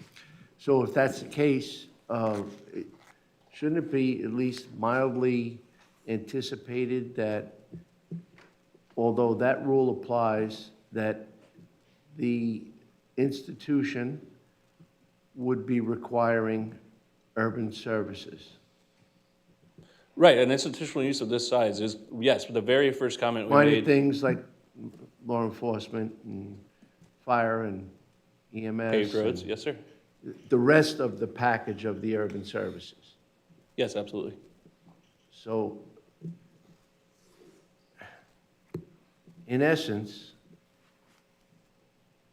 we are pushing the urban service boundary because we're going to be Yeah, providing put those urban words in my mouth. services to this location that would not be in the past historically appropriate nor required, and we will have now moved the urban service boundary. Ex post facto, we've moved the urban service boundary because we will be required to provide urban services. We can't just say, 911 is on a do not call list. They will be getting urban services. So we are moving the urban service boundary if you look at it in that light. I do want to clarify that just because if this property connects, the next property doesn't get to say, well, I'm next to the guy that's next to the guy. So that's not how the policy reads it. You have to be contiguous, just to be Just clear. one We're not going to personal domino exception. affect that. One personal exception, and that's it. It says contiguous is the way the policy is written. But it would be contiguous to a It'd be location contiguous that's to the guy getting that's contiguous. No, urban no, sir. services. You're right, that's not how the policy reads. I just want to clarify that. Okay. Special exception. Special exception to the policy. Special. Yes, it's special. Thank you. Any further questions from the commissioners? Presentation from the applicant. Welcome, good morning.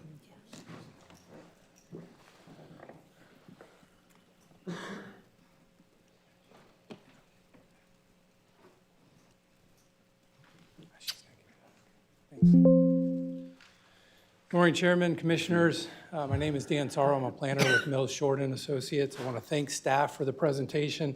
I'd like to make one presentation for both the special exception use and the Phase 1 site plan improvements. I'm honored to be representing this wonderful project and talented team of local professionals. Our team and school representatives are available here in the audience and available for any questions or clarification after the presentation. The mission of Vero Classical School is to provide an exceptional Christ-centered education in the classical tradition that cultivates wonder, wisdom, and worship through the pursuit of truth, goodness, and beauty. The vision is to see students experience the joy of learning and the grace of Jesus Christ and be equipped to live thoughtfully, humbly, and purposefully in service of God and man. The school is currently leasing space in the city of Vero Beach at the Tabernacle facility. They purchased the subject property and are looking forward to having a campus of their own in a place that they can call home. The project location is South County, just south of Oslo Road. Oslo Road 995 is where the new interchange is being built. This subject property is about midway between I-95 and US 1. And you can see that the adjacent development all the way east, or immediately east of our site, all the way to US 1, you've got a lot of planned communities, a lot of residential development. There's also some retail and industrial along Oslo Road as well. Closer view of the site shows that this parcel is just over 53 acres. It is located south of Oslo on 58th Avenue and 13th Street. And this site is zoned Ag 1. We're not asking for a rezoning this morning. The school is allowed within this use if you meet the special exception criteria. And this project, this school meets every single one of the special exception criteria. The school at full build-out will have approximately 1,200 students in all three tiers, elementary, middle, and high school. The campus is well-rounded with several amenities and facilities to support learning and growing mentally, physically, socially, and spiritually. The site plan aerial shows how the site has been laid out spatially and the overall design of the campus. Access to the site and circulation are factors we paid close attention to and analyzed carefully. Along 58th Avenue is where we're going to have the bus loop drop-off and teacher parking lot. This is a full access turning movement. We're doing a right turn lane into the facility, and it's separated from the parent car line drop-off and student parking lot, which is located off of 13th Street. This is a directional ingress-egress, so you can't go west on 13th Street. You can only go east to 58th Avenue. And you can see on the screen that we've created this large car line and drop-off line that's unencumbered by cars backing out. It's for a continuous flow. We've worked hard with the school's operational staff, our traffic consultant, and the county's traffic engineer to come up with a plan so that there is no queuing or backing out onto 13th Street or 58th Avenue. We're having sidewalks put in day one, and as well as turn lanes put in on 13th Street as well. A 3D version of the site plan, you can see that the buildings are consolidated to the center of the 53-acre site. It's really the nucleus or the hub of the overall project. That's where the most activity generators are going to occur. The surrounding area is made up of pervious area, open play areas. We've got some stormwater retention ponds. Compatibility was our main concern in kind of laying out this campus. We wanted to respect some of the adjacent homeowners and adjacent uses. So we've got the type C buffer going in around the full perimeter of the site. The architectural features can best be described as classic and timeless. This type of building is not trendy or modern. It will never go out of style. This is the main administration, which has also the library and the classroom building. It's just under 19,000 square feet. It's a two-story building. It's the main thing that you see when you come onto campus. And the water feature in front of it is a welcoming attraction. This slide shows some of the outdoor spaces located behind the principal structure. We do have age-appropriate spaces for the different tiers of education, and safety is our number one concern, so we will have perimeters fencing as well as some of the individual spaces that'll be secure as well. The interior of the building is equally impressive with high attention to detail and finishes. These are a couple views of the foyer of the building. And then the gymnasium is meant to be a multi-purpose facility. We intend on having celebrations, dances, pep rallies, fundraisers, those types of things there to get out of the inclement weather. Here's a rendering of the library.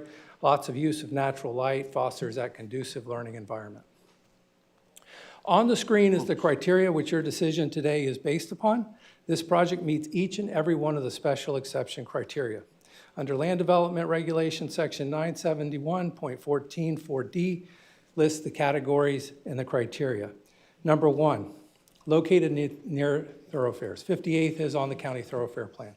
Number two, similar spatial requirements as any Indian River County school that would be built. Dodgertown was here earlier, similar to an elementary school, middle school, or high school. No building closer than 100 feet to the property line. All of our buildings are approximately 300 feet from the property line.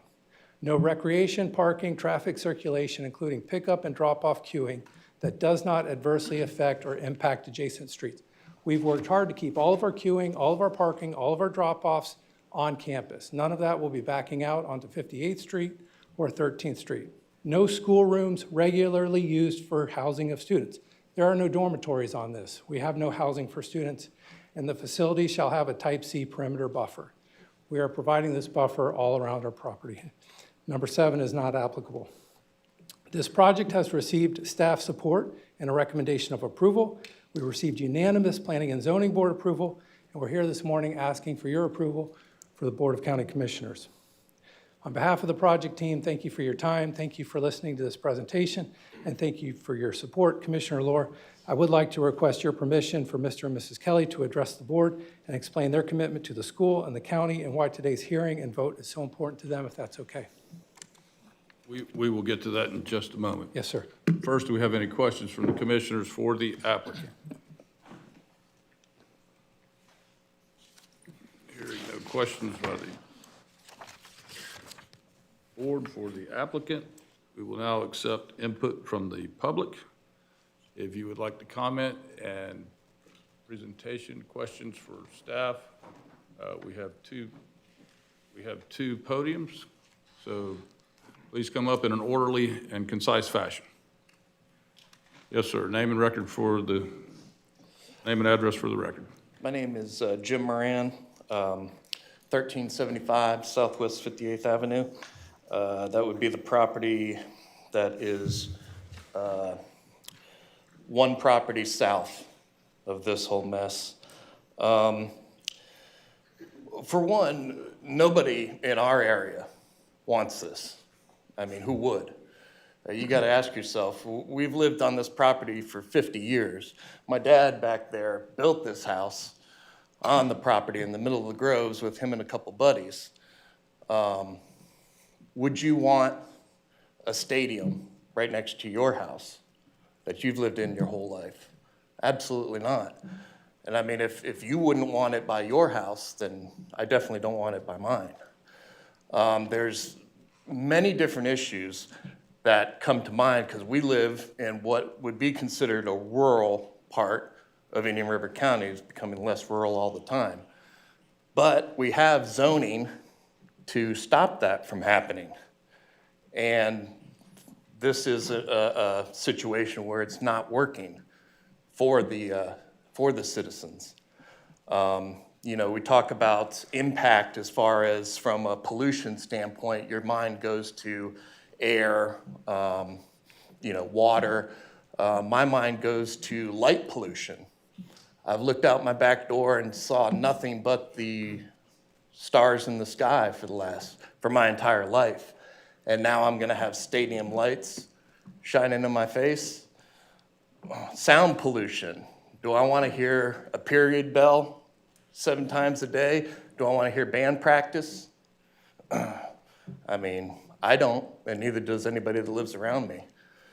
One thing that nobody really thinks about is because we're in a rural area and the things that we do as rural citizens, and one of them is shoot. I mean, not just me, all of the surrounding neighbors shoot, and we shoot quite a bit. We all have backstops, and we shoot a lot. AK-47, AR-15, handgun, all legal guns, but we shoot. The Zorans in the back, they've got a long target that they shoot. Sounds like a cannon. What's the school gonna do when we're constantly shooting? You know, are they gonna call the cops every single time? Or are they gonna tell us that we have to stop our target practicing that we've been doing since I was born?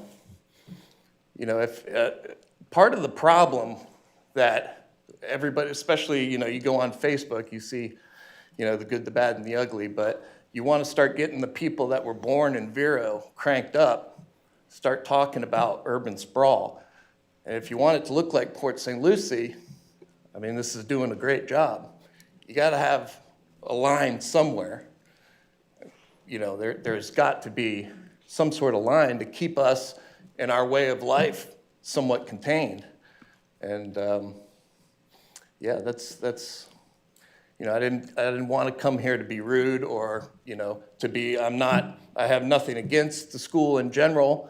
It's just, you know, this is why we plan things out and we have zoning, so that we're not up against this big Walmart of a building.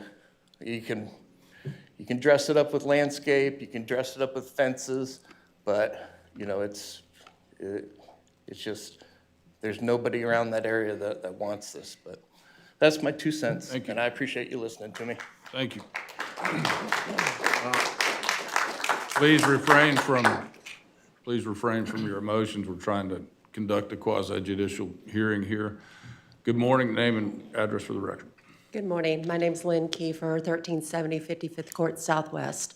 So I live just off of 13th Street Southwest and have been out there for about 26 years. It was an enclave. It is growing up around us, but I want to speak in favor of the project. I have had the honor of meeting the founders of this project many, many years ago. I think it's a wonderful school. I think they've done a lot of things here to try to be accommodating to the area. The main concern I had has been resolved in that 55th Court Southwest is being paved. It would have to have that happen in order for that road to even be usable.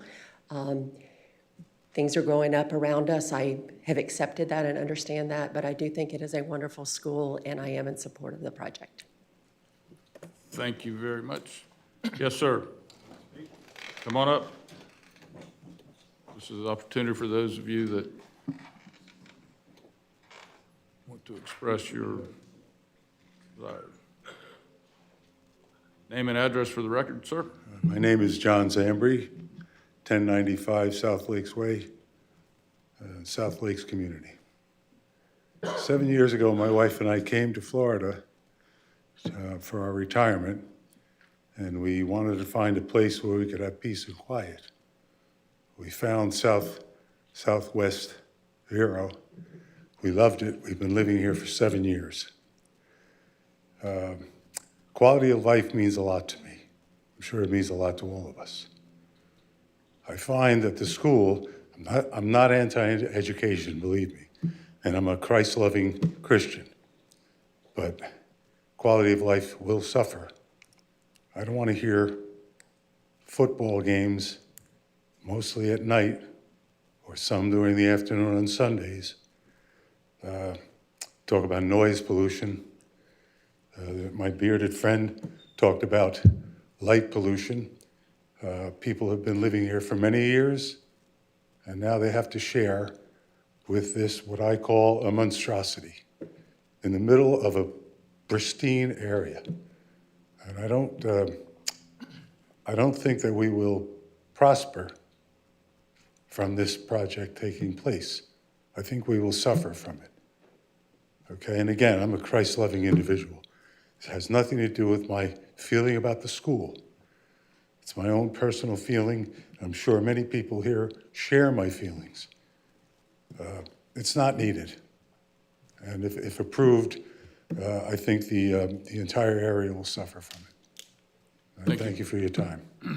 Thank you, sir. Come on down, sir. Name and address for the record, please. Hello, my name is Dakota Unruh. I live on 3300 Buckingham Trail, which is not near this project, but I'm here for the Knight family who are on 6025 9th Street Southwest and 5855 9th Street. They're the properties immediately to the north of this project. I want to echo the concerns about light pollution and noise pollution. The Knights are involved with agriculture and have been for multiple generations. You know, on the seal of this county is, you know, the oranges, which are mostly gone now, but they still have agriculture, livestock out there. I don't think that the activities of the school will be consistent with the activities of the surrounding area. Obviously, the Oslo road expansion and the work going on there and the thoughts about rezoning are ongoing. But that is, you know, to the north of this parcel, and it's indicative, changing this parcel's use is indicative of what's going on in the larger area, which is more and more sprawl, more and more paving over of our agricultural uses that this county is very reliant on, both for jobs and for its nourishment. So the county, you know, the family hopes that the county will not go forward with this project, will not approve this project. And I thank you all for your time. Thank you very much. Yes, ma'am.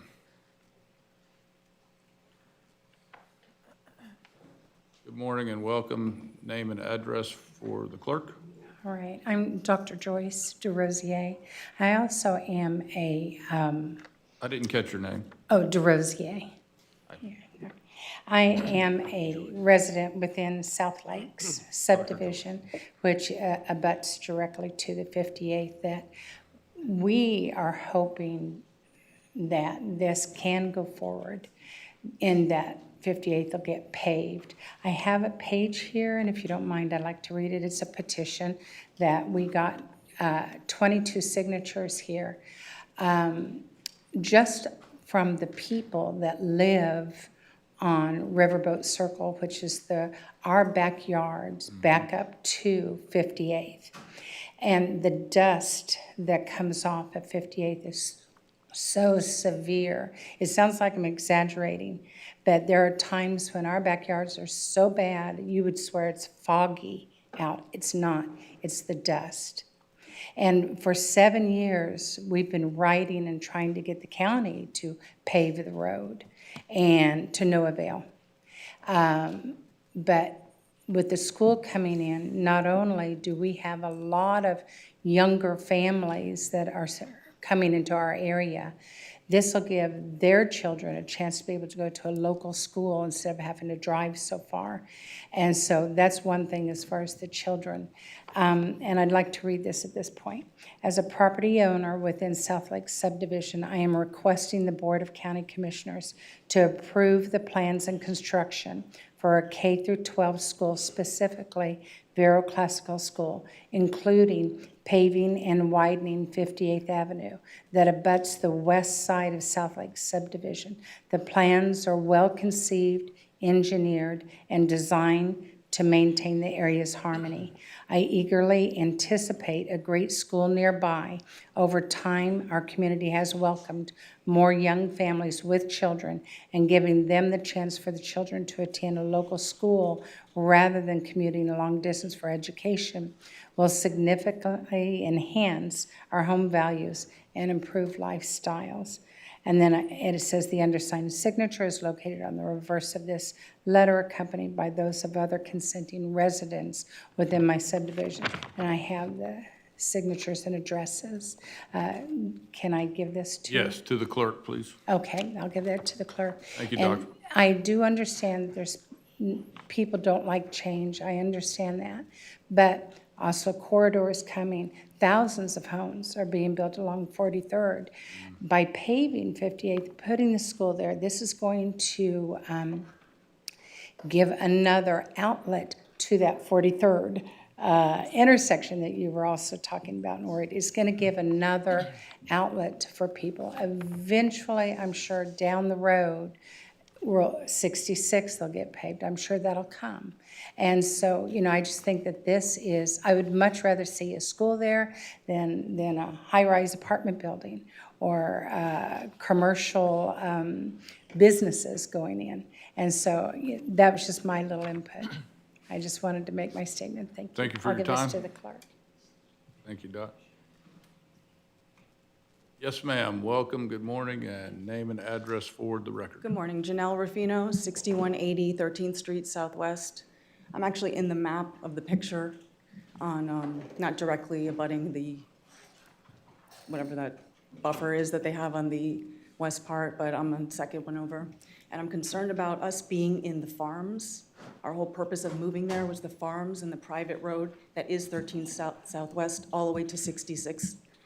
It is private, and you know how the parents like to go early before they open the gates, which they might have planned for the cars to get in there when the gates are open, but these parents line up beforehand. And we have almost single lane access on that dirt road that we have to maintain ourselves, which is very expensive. And I just know that that's going to be a huge problem for me trying to get out of my own property.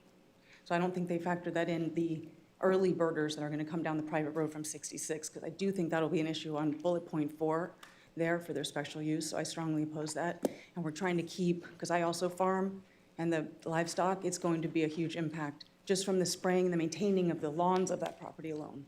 So just for the record, thank you. Thank you, ma'am. Anyone else? Please come forward.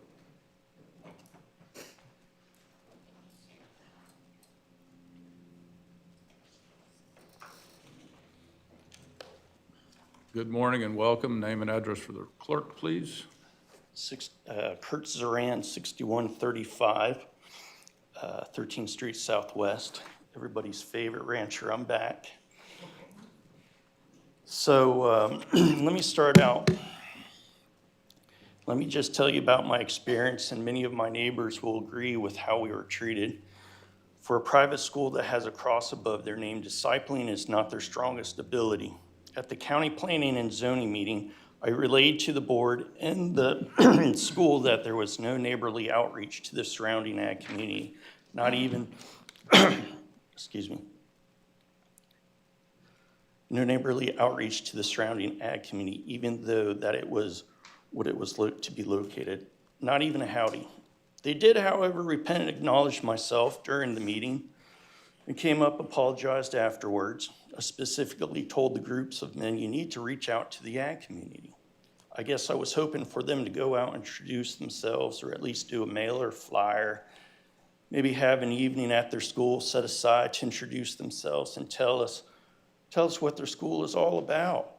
A few weeks go by, asked the neighbors if anyone dropped by from the school or mailed you a letter. No, Kurt, no one's come by. Love thy neighbor. I'm here representing my family, all 12. We do not consent to this project. Major reason, negative impact on our cow-calf operation and of everyone's daily life, even if it's just visiting the farm or working it, along with the transformation of surrounding roads into urban traffic sprawl. 2005, 20 years ago, we purchased that property specifically outside the urban service boundary, knowing the county zoning limit, at most AG1, which is 1 house per 5 acres. Yet here we are today, 2026, county staff has recommended moving the boundary, allowing sewer and water to cross out over to the proposed property. Call it what you want, you're still moving the boundary. Say if my neighbor to the west, immediately west, if he gets a special exemption, can he not tie into that water and sewer? Or does it have to be neck and neck? And then what if I'm on the other side of the road and I request a special exemption? So in essence, we're just hopscotching and using your rules against you. I don't agree with it.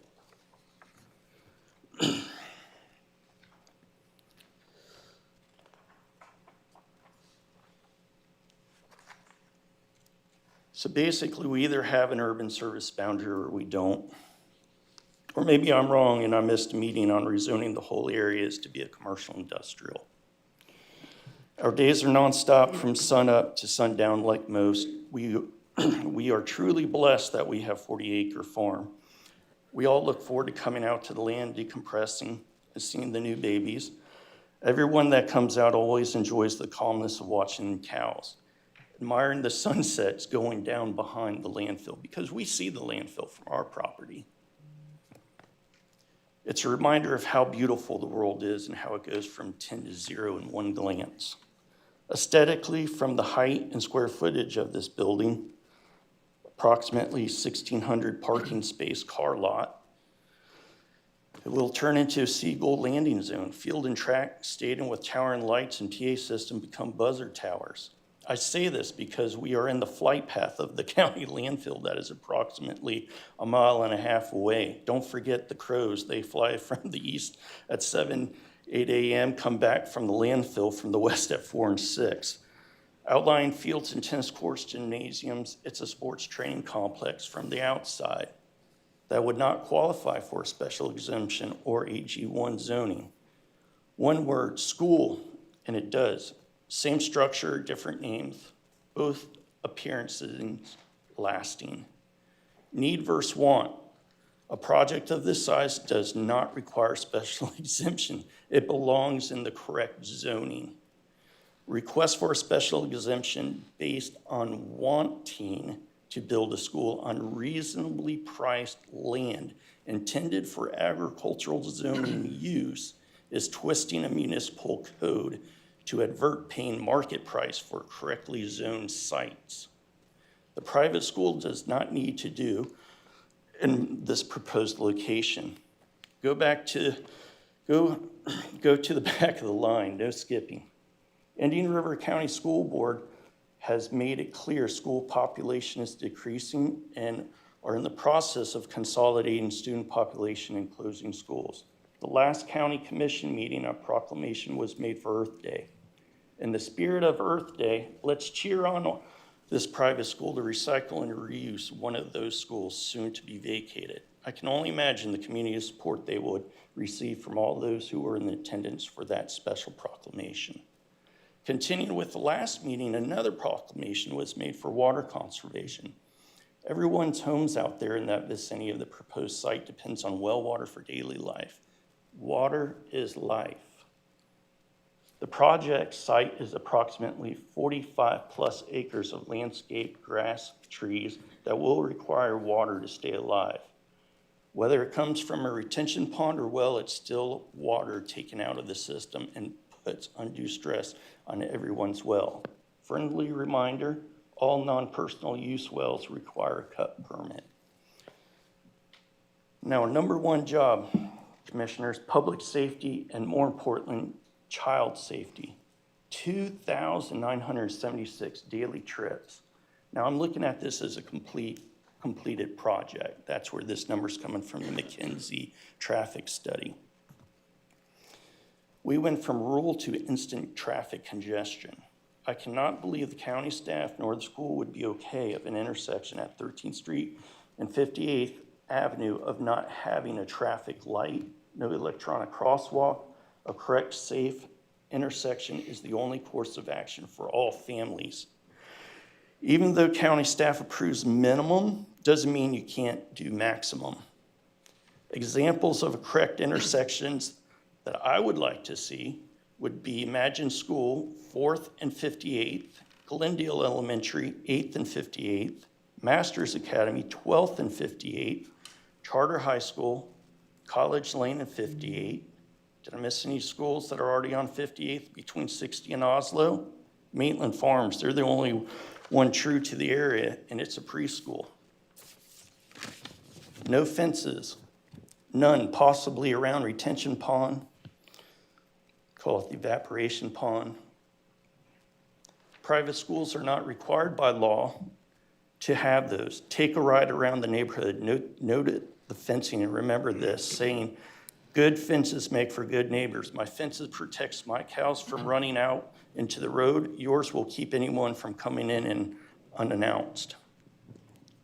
58th Avenue, continue the 4 lanes from the intersection of 9th Street and build it out fully to 13th Street Southwest. None of this 2-lane road building, because it will be at the capacity the moment it's paved, especially with the new subdivisions on 43rd Avenue from 13th Street to the South County line.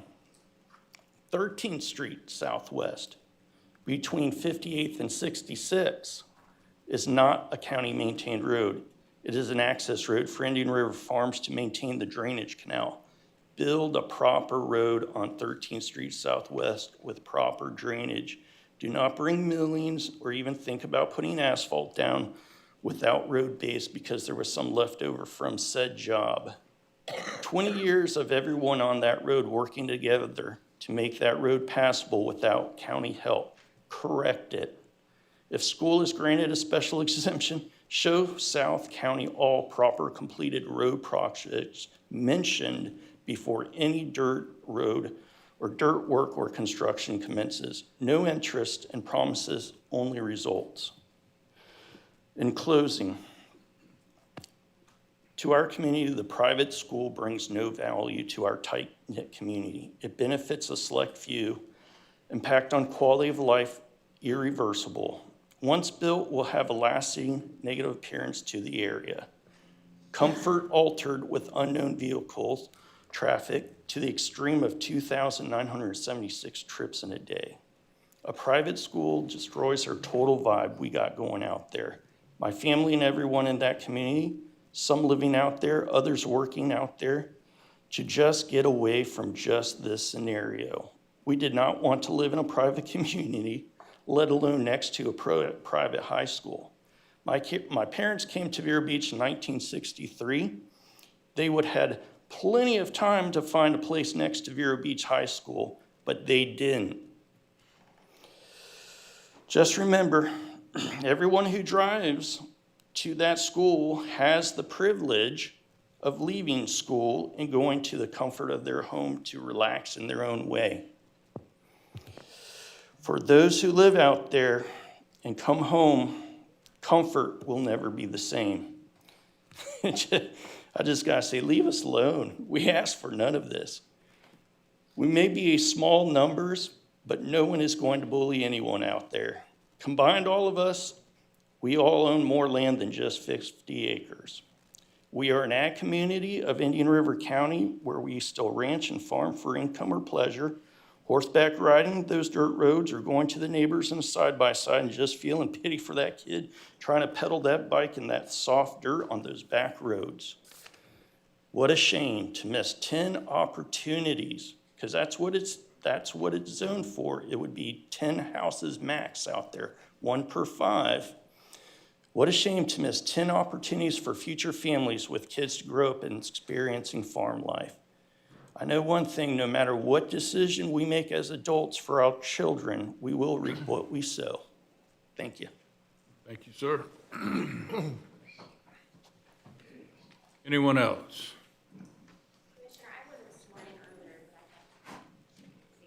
Come on down.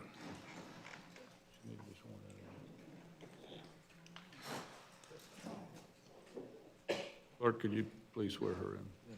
I didn't raise my hand earlier. Do you swear or affirm to tell the truth, the whole truth, and nothing but the truth? Yes, ma'am, I do. Thank you. Name and address for the record, please. Good morning, County Commissioners. I'm Gina Conjola. I live off of 5th Street Southwest, 350 38 Square, 5th Street Southwest. I'm here as a member of the public, but also as a parent of 2 elementary kids that attend Vero Classical.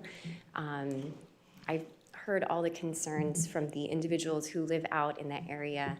And I will say, in all honesty, they're hard to hear because I am born and raised in this county. I know the couple in front of me has been here for 7 years. My grandfather, my mom's father, moved here right after World War II. He was only 23 years old. He purchased a little bit of farmland with his dad, and they started a tomato crop. And he ended up going on to involve himself in real estate. Mr. Ehrman, you probably would have known him, Jim Coffey. And in return, my mom, 15 years later, was born, so she's almost 70, so my family essentially has been here for a very, very long time. My dad was actually in agriculture.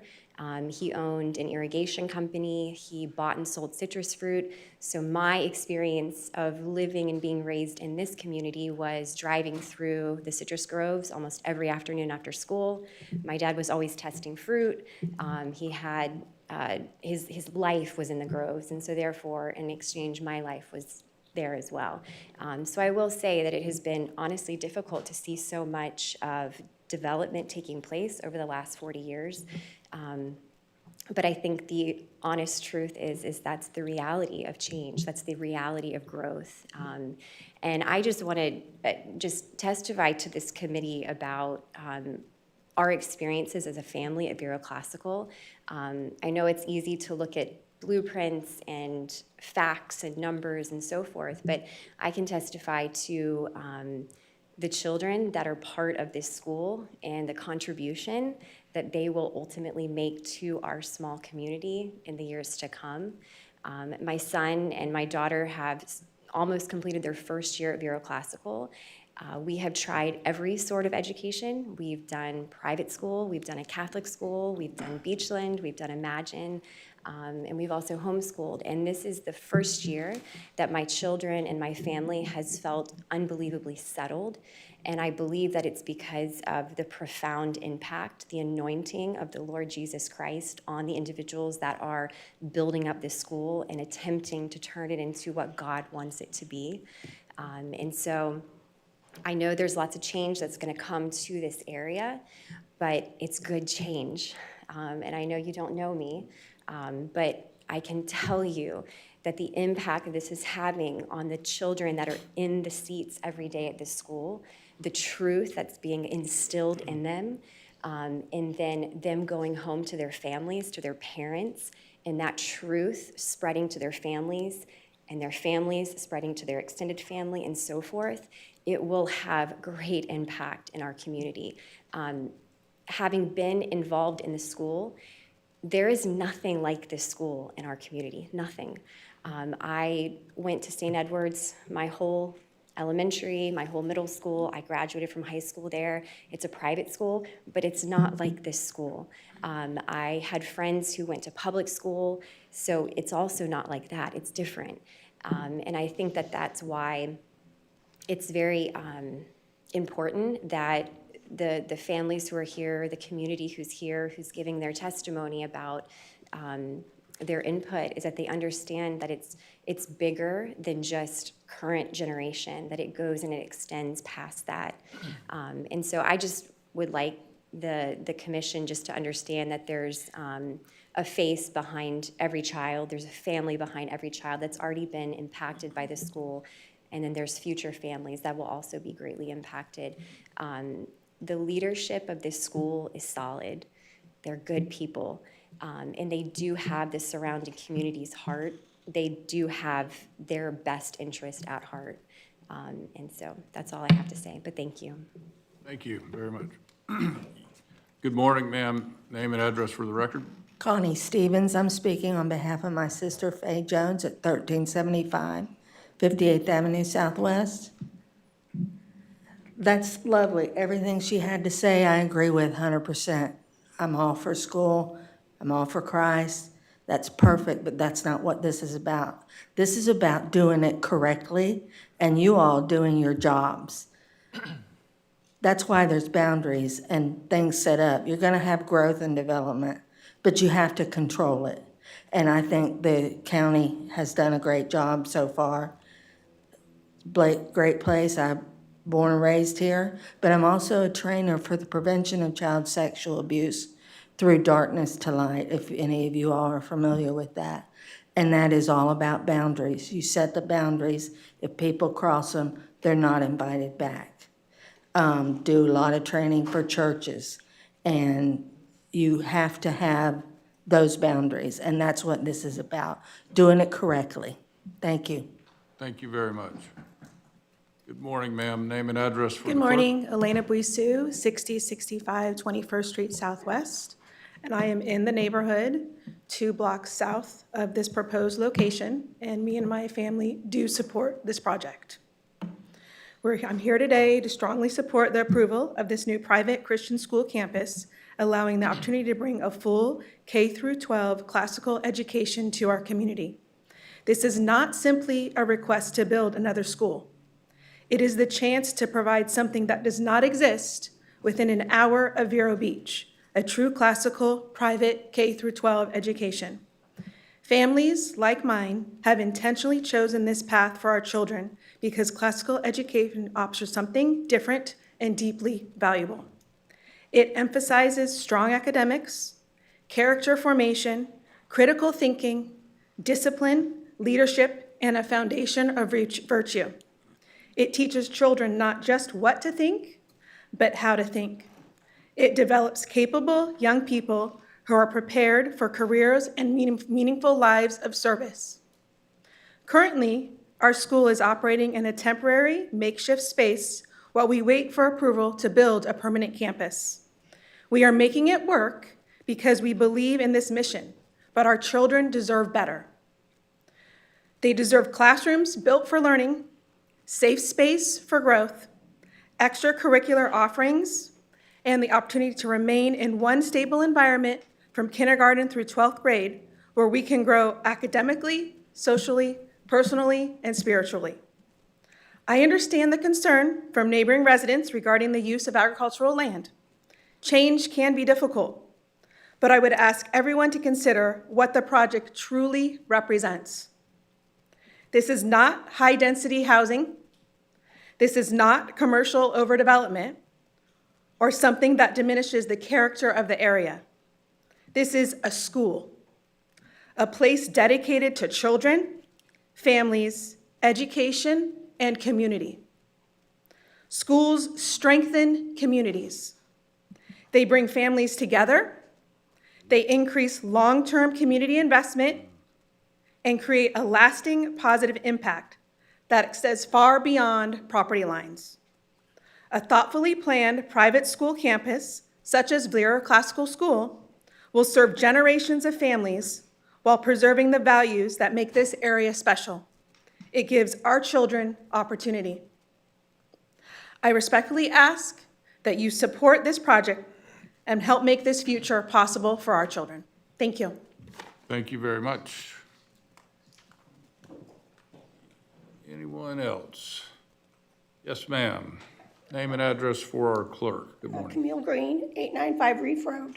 Excuse me. My husband is a farmer in agriculture. I don't know if you remember Barney and Harriet Green. This is Griffin Green and his wife. So I understand agriculture, and we too have a cow-calf operation. We had thousands of acres of citrus, and we're desperately trying to hang on to that.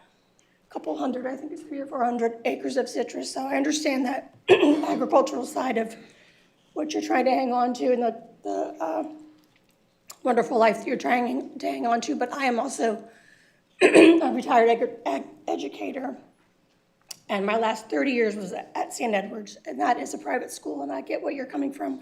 And I even hear the little bit of disdain in your voice of that, and I understand that because not everybody can afford that. We had 4 daughters, and they all went there, and I agree with the other Ms. Marine there that said that this is not a private school in that way.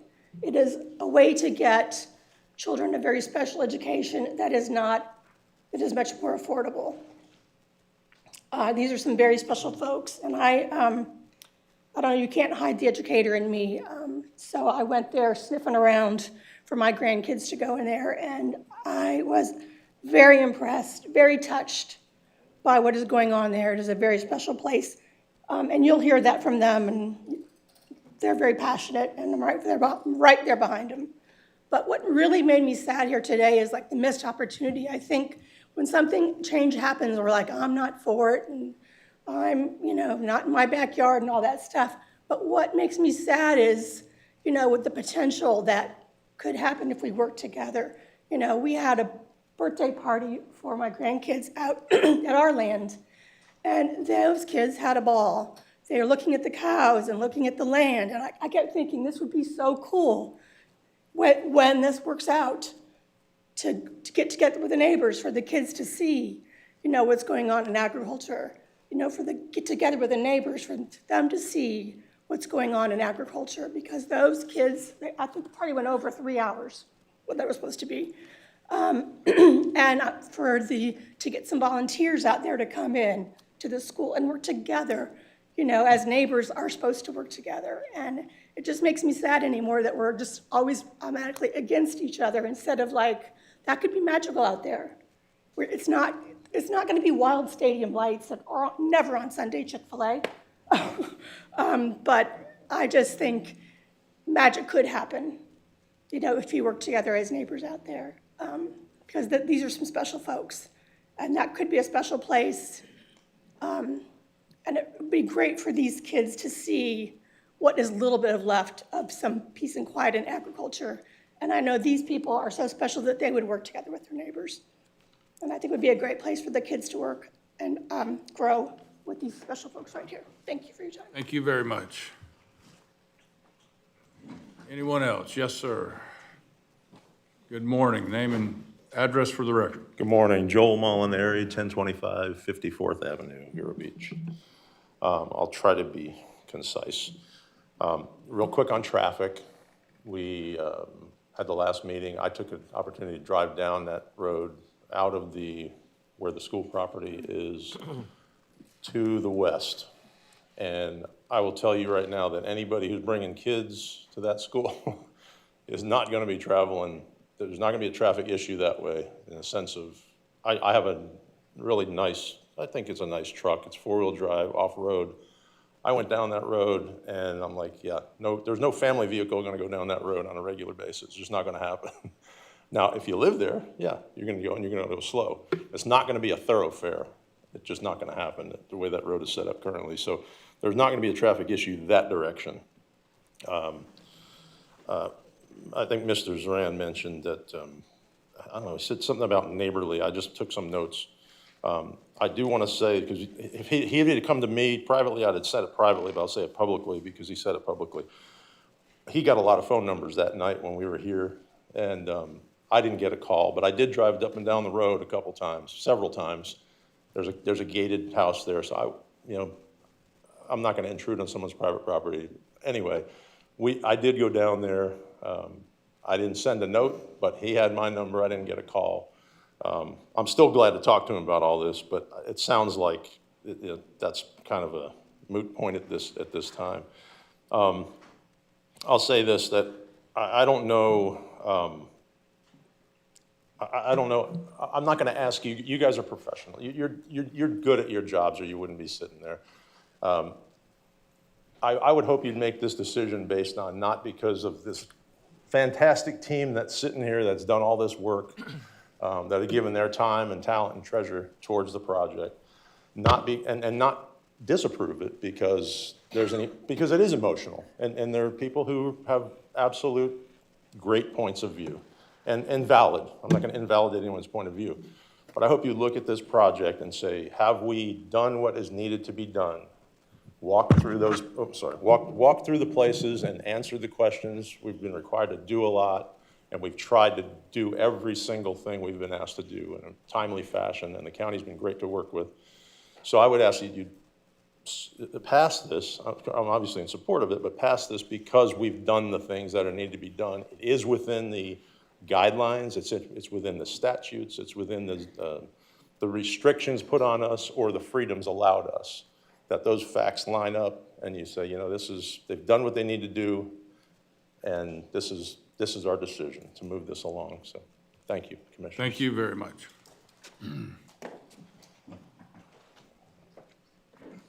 Yes, sir. Good morning. Name and address for the record. Good morning. Chris Hill, address 2745 Whippoorwill Lane.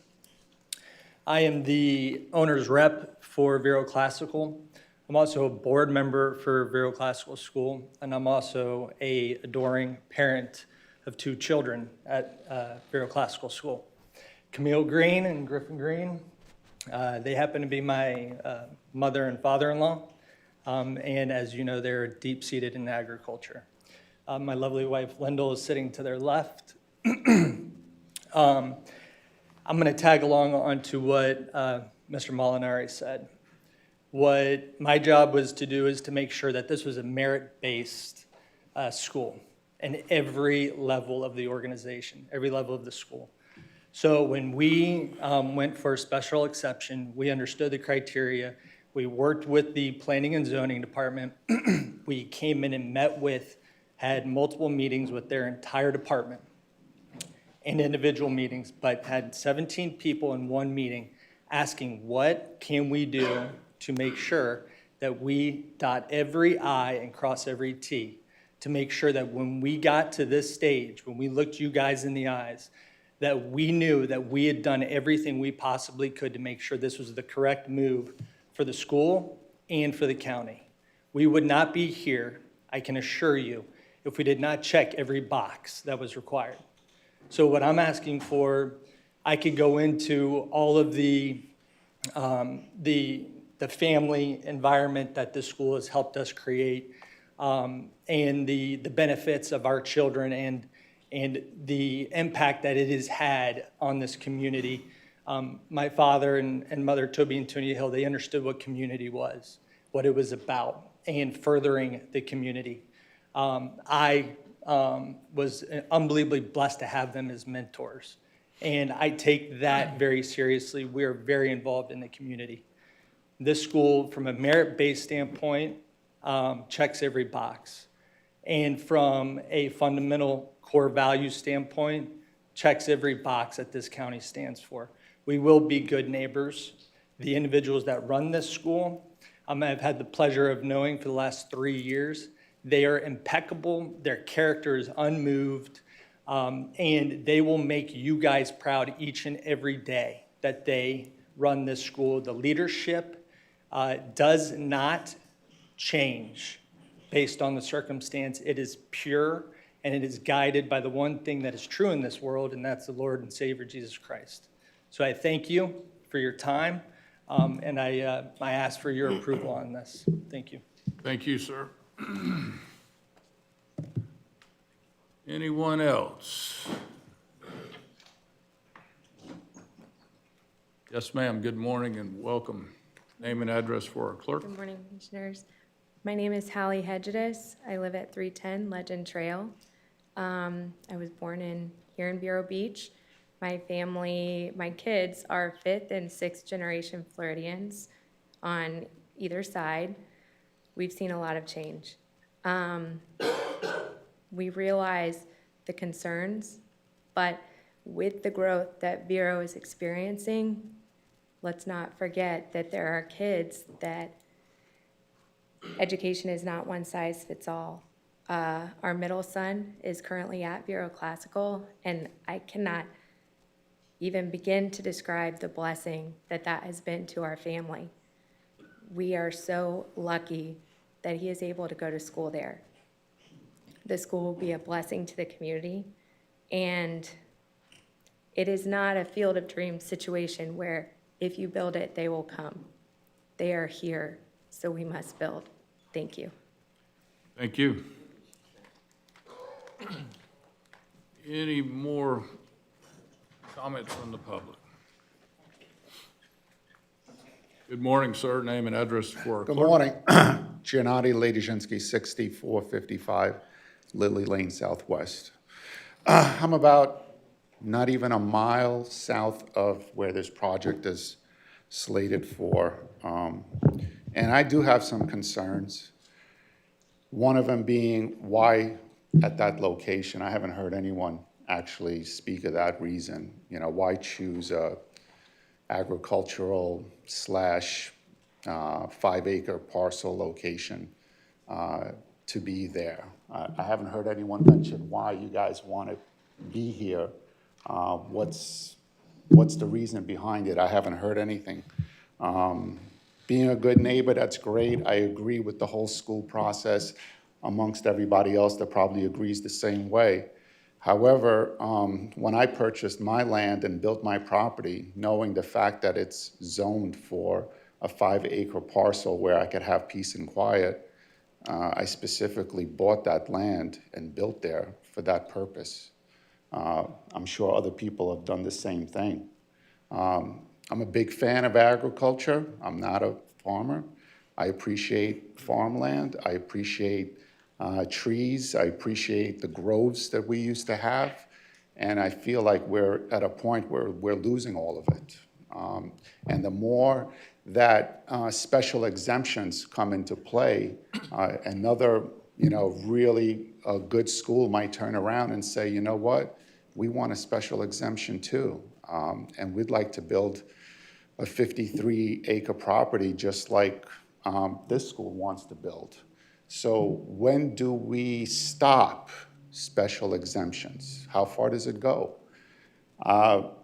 Road study stops at 170 feet west of the entrance for the school on 13th Street. Road study stops. No one's concerned about that because we're not using that as a guide, so we can't talk about it. Even though some people will say, well, we can't travel down that road because it's so bad. Yes, the people have been down that road, know how bad it is. I'm not sure if you realize what teenagers are all about. I'm not sure if you realize that, some people will travel down that road because they feel like they should.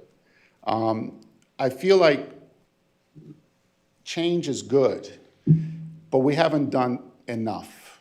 We haven't done enough to see how this change really impacts the community. The road study talks about 43rd, which you guys are so concerned about, so far away from the actual project. It's a built intersection. Why aren't we talking about intersections that are right there?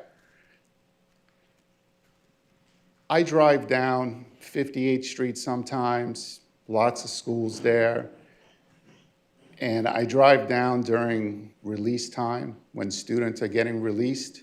I don't know what studies people have been doing, and I don't know what studies people can point to that say that the intersection is not going to get backed up.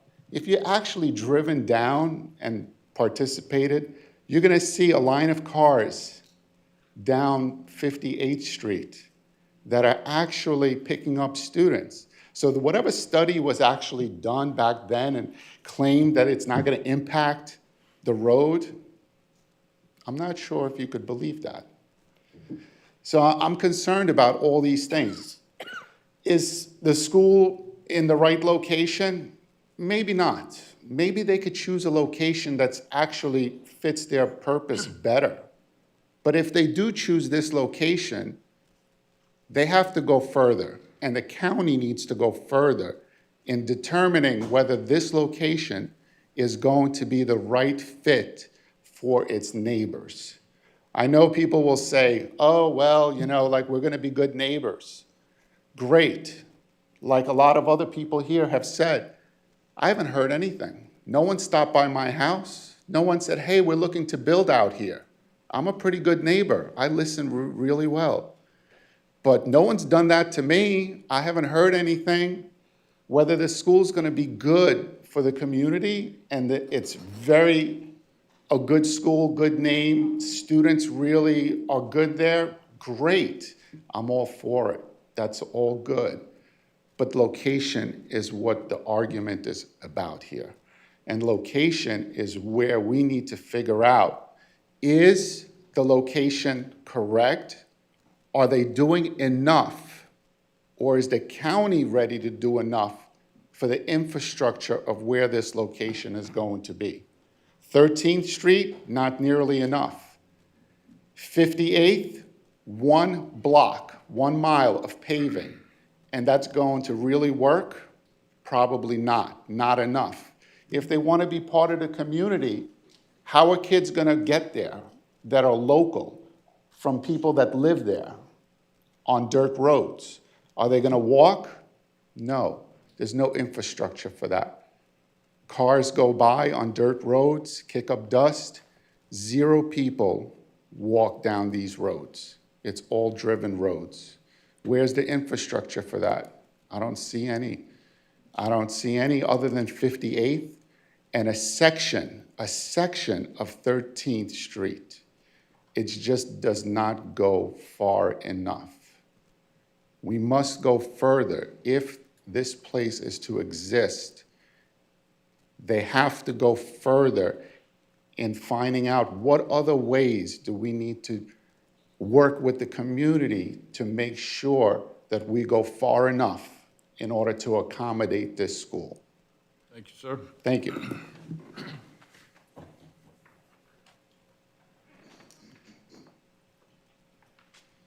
Good morning, sir. Pete Clements, 1535 Covington Road, Run Road, Southwest.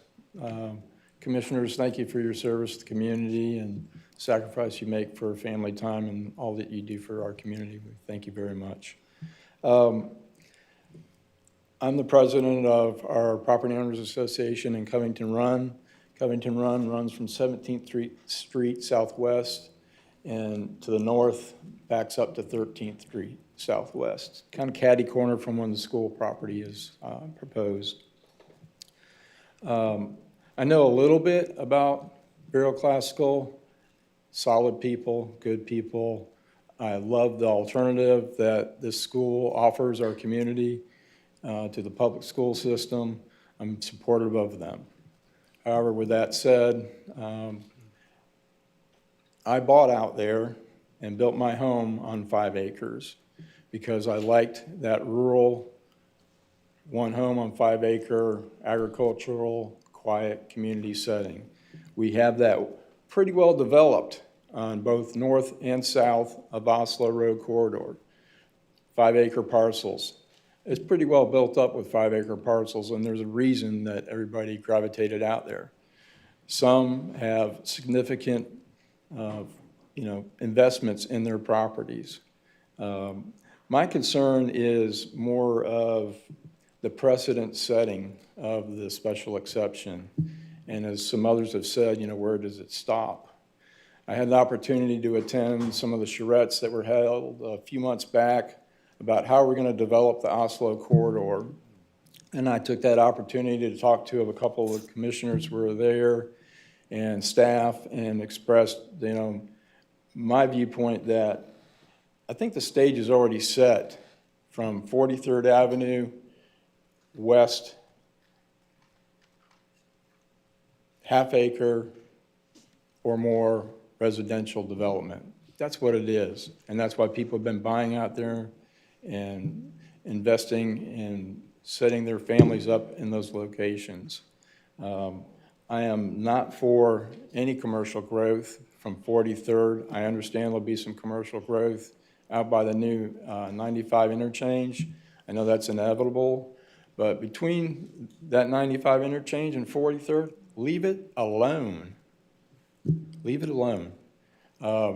Whatever you decide with Vero Classical, I personally see some good, positives and negatives to it for me selfishly, but I'm more concerned about precedent setting moving forward. I hope that this doesn't, if you move forward with it, that it doesn't allow for other development outside of the A1 intent in that area. Thank you for your time. Thank you. Any further comments? Chairman, it was mentioned that Mr. Kelly, who's one of the principals, may want to speak. He's welcome to speak. Fit in your protocol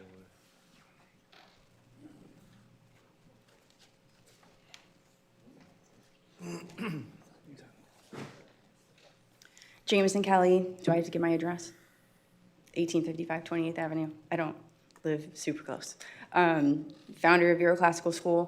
I just want to take an opportunity to talk to you guys about how beautiful classical Christian education is and why we were so passionate that we are willing to give all of our time, energy, talent, treasure to this project. It's the education that we wanted for our children, and it's not available in Vero Beach. and is not available even within an hour, hour and a half drive of where we live. So Vero Classical School is born out of a very passionate desire that we have for how our children would be educated, and they would be in an educational environment where the people who are teaching at the school are partners in discipleship for our kids. And Vero Classical School is born out of the desire for that to be available to anybody in the county that wants that education. Classical Christian education is a beautiful way to educate children. It champions what is good and beautiful and true through wonderment, through developing wisdom and discernment, and ultimately the idea that all knowledge is God's knowledge, and anything that we learn that produces wonder and develops wisdom would lead to worship of the Creator. So I really want to be super clear that the purpose of Vero Classical School is service of the community.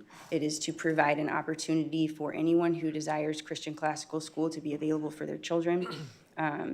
And so it's hard to sit in a meeting like this where it sounds almost like an ugly thing that we're doing. It's hard for me to even say that because of the level of sacrifice that it's taken from us as a couple and everybody involved in getting the school off the ground. It's been a really hard fought 3 years to make the school happen, going from K4, K5, K6.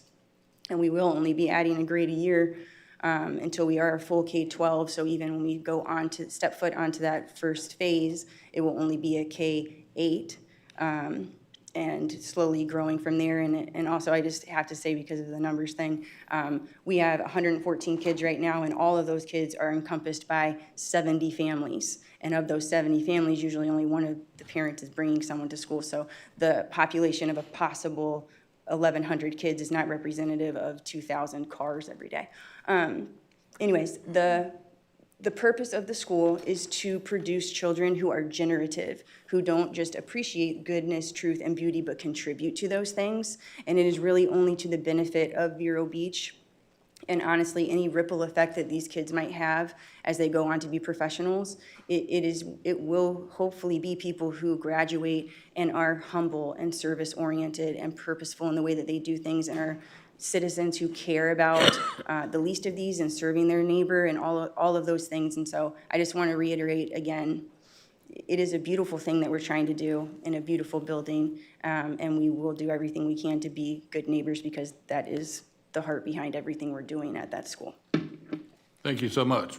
Great job. Just to answer the question that was asked for why that piece of land, where is he? There you go, good.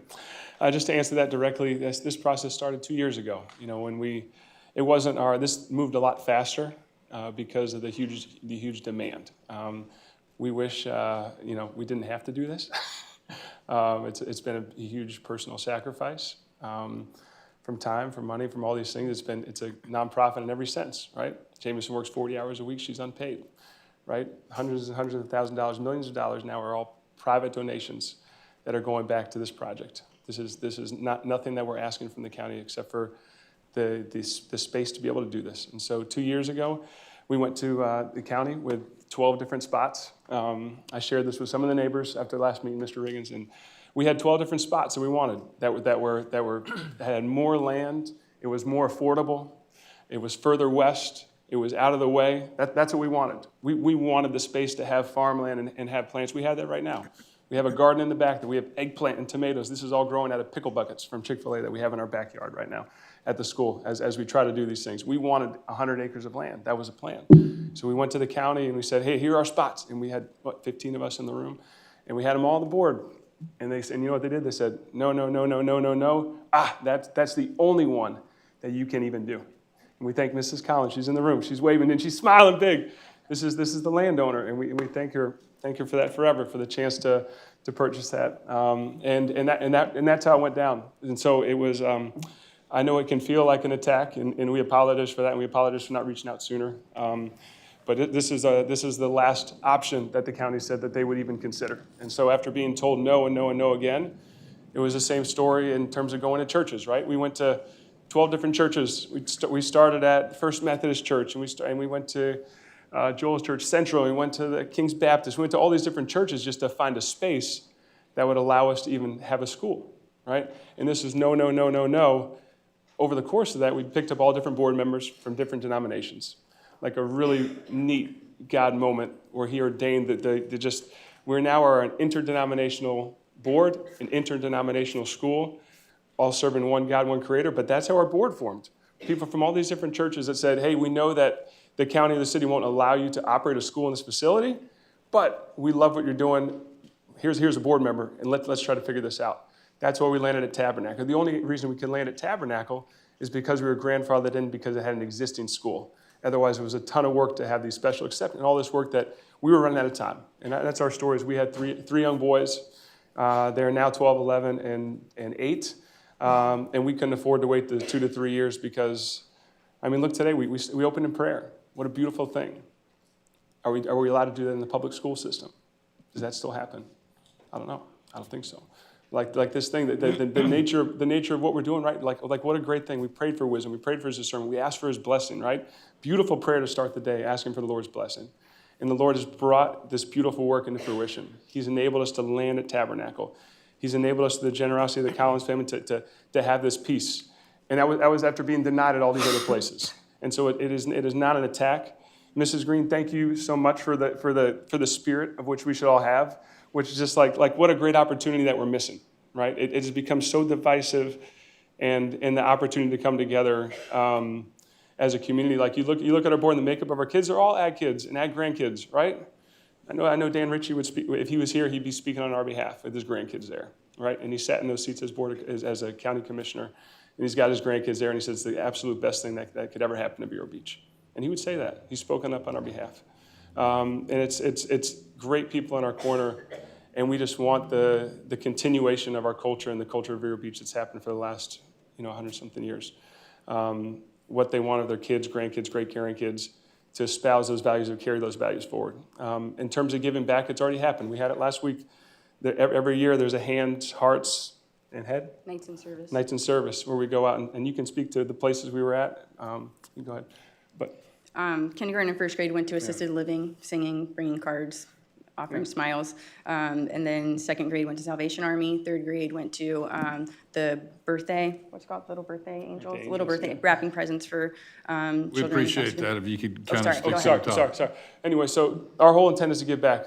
Lastly, for I saw the big theme that was mentioned was the lights, right? Like noise pollution, light pollution. I want to be really clear on today, and you can correct me if I'm wrong, is this is phase 1. That football field is a dream.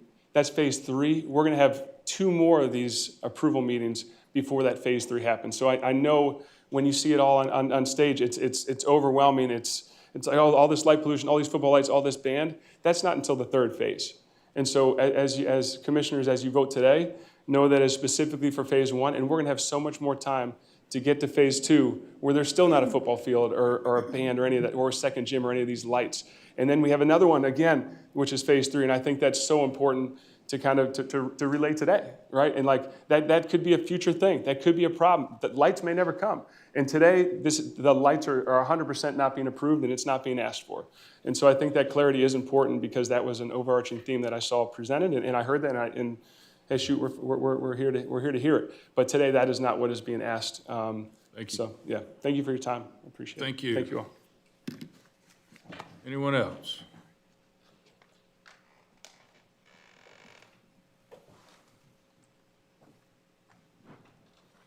Hearing none and seeing none, at this time it'll be the final presentation by county staff. Mr. Creed.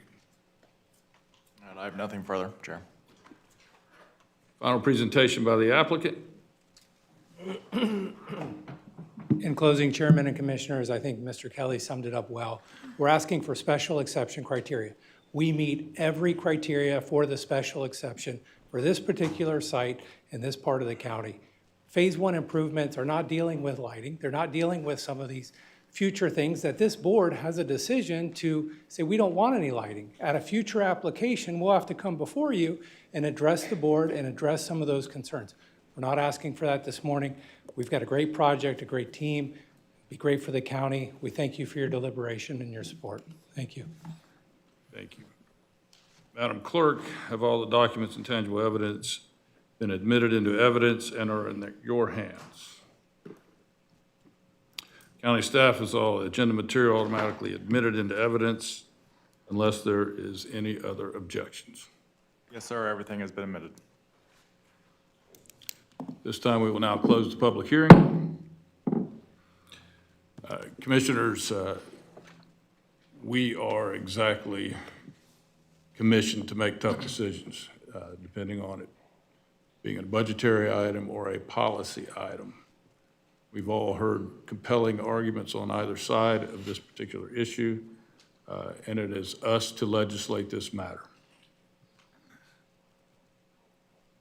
Commissioner Adams. I have a question for staff. This is whichever staff, I'm not sure. I'll start. Okay, so phase one, this includes a parking lot? That is correct, Commissioner And that Adams. parking lot will include lighting? It would be, yes, much minor lighting. directed Okay, down. so my question is, it's a special exception, so can we put conditions on the special exception? Yes, ma'am, you can. If the lighting is a concern, can we ask or require that dark skies lighting policies be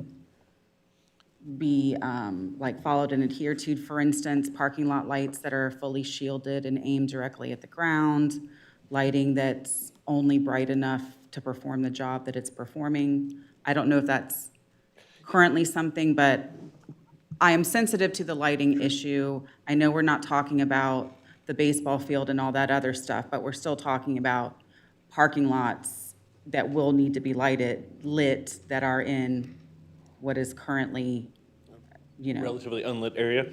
an unlit area. Yes, so our current code already requires direct down and shielding. However, one thing that we could impose would be like hours of operation as well. They are allowed to, dim or turn off certain amount of lighting overnight.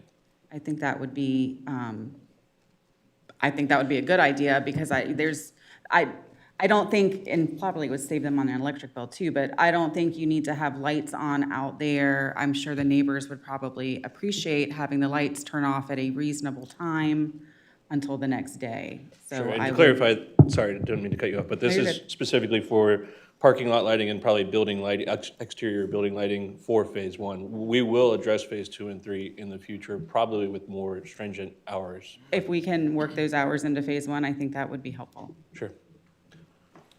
Thank you, Commissioner Adams. Commissioner Moss. So this is the first time it comes before us. It will come before us 2 other times, is that correct? Each phase will come before county commission? No, ma'am, to clarify, that will go to either staff or planning and zoning commission level for the individual site plans for phases 2 and 3. However, we would have the ability to impose certain conditions for compatibility. Right. Because I was getting the impression from some of the things that were said that it was coming back to us. Yeah, again, just to So I- clarify, it would be either at staff level or planning and zoning commission, not the board of county commissioners. This is the final time you all would be hearing it for special exception purposes. Because I agreed with what was being said about, and Commissioner Adams has addressed it, about light pollution and also noise pollution. Sure. And I think that there should be buffers for both. And I guess we have to talk about all of it now, since it's not coming back to us. Whatever we need to say, we need to say it now. But I support buffers, for both, for light and for noise. I think there were very legitimate concerns that were raised. Mr. Chair, Commissioner Adams and Commissioner Moss, I would encourage you all to empower staff or the Planning and Zoning Commission to impose those additional noise and lighting limitations per each phase, which will allow us to impose those conditions without having come back to you. That's why I was bringing it up today. 'Cause Yeah, so I would I include wanted that. to lay out what my expectation was moving forward, clearly, so. Yes, and I would include that in any Okay. motion, in And I'm- addition to staff's recommendation. I'm If- assuming that Commissioner Moss would like the same attention. And I would ask that the applicant at least sort of, acknowledge that agreement or lack thereof. Well, can you require, not just ask? I don't know that we can require, but I'm sure they'll probably oblige. So I just want to afford the opportunity before you ought to make the vote. Yes, General Counsel. I think you can require it at this point, because as part of this process, if you were to approve this special exception, you need to make findings, and part of those findings are that it would not adversely affect the surrounding areas. So I think it's appropriate for the board to put conditions on what you're allowed to do. Understood. Thank you. Mr. Chairman, if I may. Yes, Commissioner. Help maybe a little bit with the lighting situation, and because as you well know, our recreation department, we've been working on this for 3 years. We're doing a $3.5 million lighting project to all our parks. That's just not the ball fields themselves, but it's walkways, it's parking lots, it's everything that we're doing with South County Park, a few others, all the way up to North County Park. It's a $3.5 million project. The lighting systems that they have in place today for parking lots, ball fields, exterior lighting are just unbelievable, scientific. They're also very expensive, but it's uncanny how well the lighting can be directed to a certain spot. When you see, when Parks and Recs gets this done and you go and you'll see and I'm not talking about the ball fields for this project right now, but when you go out there and you can go to Holman Stadium right now and you can see the lights, they're in a specific location. They're just not clouding the sky like they used to. So I just want you to keep that in the back of your mind that,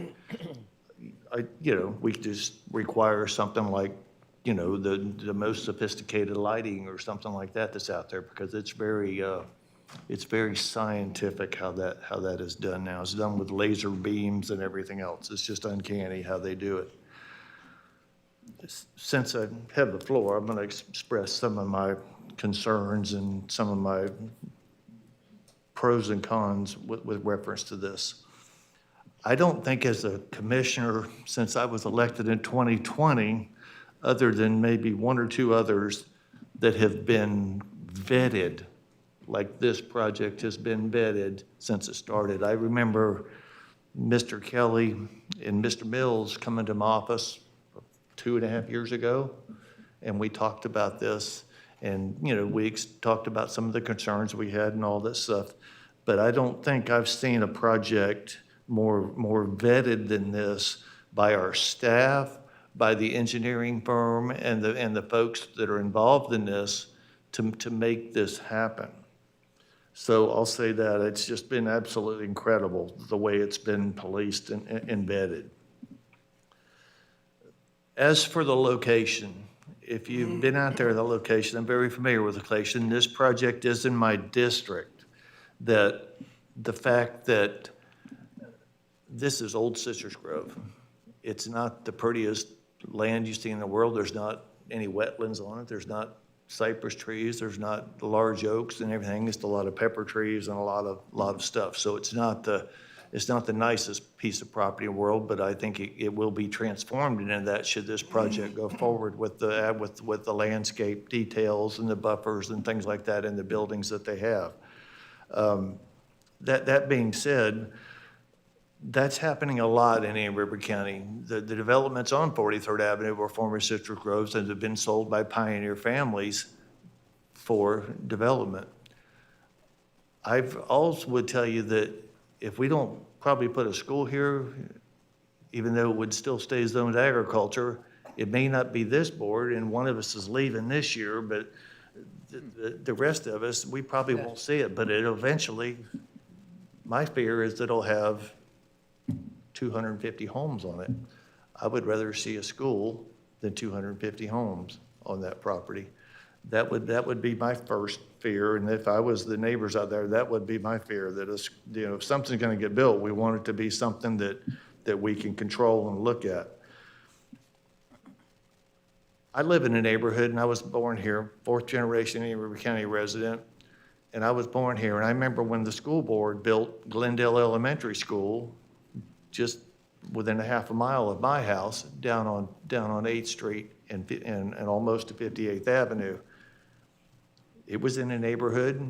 It was formerly agriculture. Times were different back then, but there was no pushback on something like that for this area. And there were 5-acre tracts, there were 10-acre tracts there. I mean, I could go on and on. So a school is not intrusive. Neighborhoods and rooftops are intrusive. And this is a very positive thing, in my opinion. 58th Avenue being paved.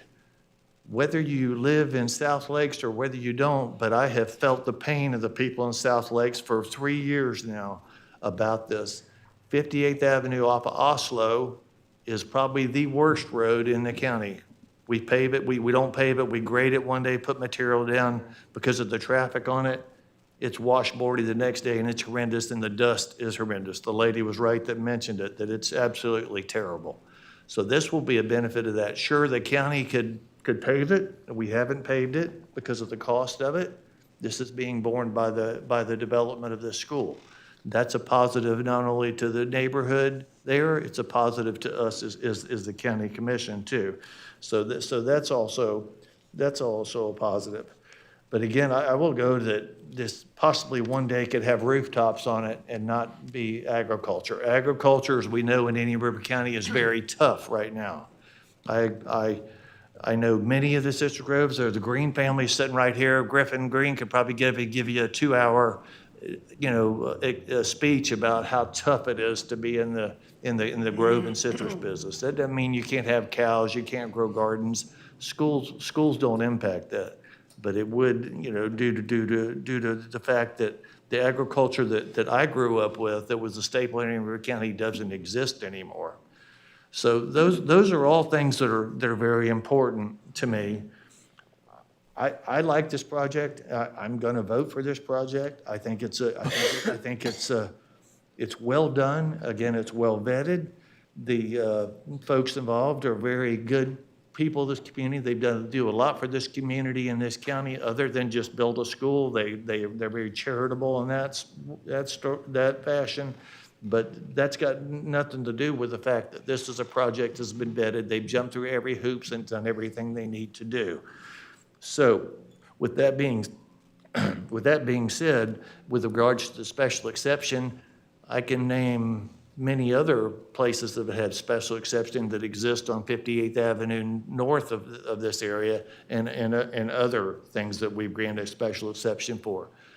The special exception, and this was vetted not only by staff, was also vetted by the Planning and Zoning Board, who voted it in favor of it 7-0.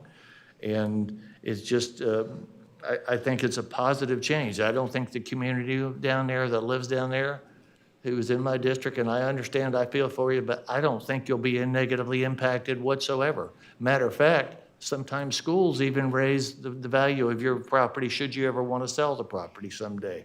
So I know we could debate this, and I'm sure that on both sides, but I think the project has merit, and I personally would like to see it move forward, and that's my statements right now. Commissioner?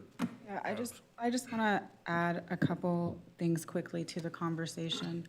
I think that not just with this project, but with several projects that have come to us lately, it seems like the commission and the community has struggled with special exception uses, things that are happening within certain zoning designations, whether it's industrial or commercial. And it is our job to look at what those allowable uses are, and if we don't agree with the allowable uses, or situations have changed within the community that maybe that allowable use is not something that we want to see, then we have to bring that forward and make that change. Otherwise, when applications are put in, they can avail themselves of the process that is set up. In this situation, and I live in an A1 designation, so I understand the concern, and I'm seeing citrus groves around my house, turning into different things, but looking in the A1 zoning, you can have a child or adult care facility, you can have a place of worship, you can have a correctional institution, a college or university, a country club, a dude ranch, a commercial hunting and fishing lodge, You can have driving ranges and veterinary clinics and airports and airstrips. Those are all allowable uses in some process, whether it's permitted, administrative, or special exception. So if there's an issue with those allowable uses, then I would encourage commissioners to start having those conversations, not just in ag, but in other zoning districts as well. Otherwise, if an applicant comes and they meet all the requirements of that process, whether it's administrative, permitted, or special exception, we cannot not allow it. We cannot deny it unless we make some finding of fact that it doesn't meet those requirements, or it doesn't meet those requirements to our standard that we would like. In this case, I feel like they have demonstrated that. They have met those requirements. I would like the lighting included, and I think Commissioner Moss would like some mitigation for future noise that may come in subsequent phases. But other than putting conditions on the process or extra conditions, there's not much, because of growth management laws in the state of Florida, that we have options to do within this process. So with that being said, I would encourage the commissioners to look at allowable uses within all of our zoning districts and make sure that they're compatible, especially Commissioner Moss. I know you are very passionate about the agricultural area. So if there's stuff in there that's incompatible with your vision, then that might be a conversation to have. But other than that, based on staff's presentation and the requirements of this special exception, you know, I don't,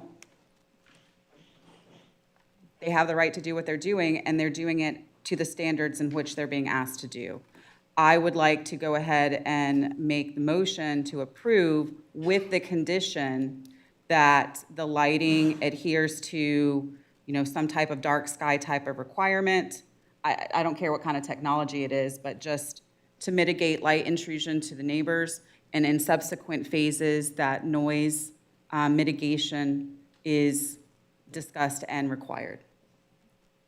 Does that sum up everybody's kind of comments in one motion? Okay. It does, and thank you. We have a motion by Commissioner Adams. May I make a? Second, a second. And just to, I'd like to draw your attention to staff's written recommendation, because that has your required findings in it. Okay, I'm so sorry. Let me get back to that point. And, okay.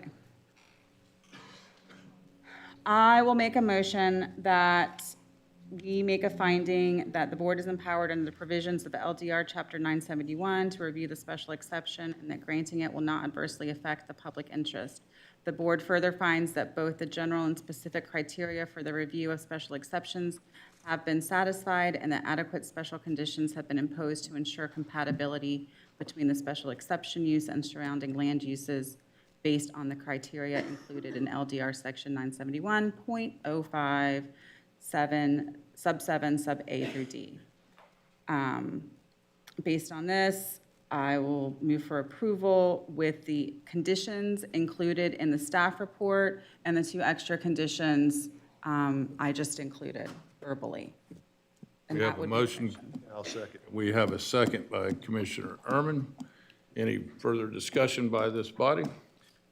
Mr. Chairman, Commissioner Plesser. I still have an understanding of what was presented, knowing many of the individuals who spoke. I want to say that the project in itself is stellar. Stellar.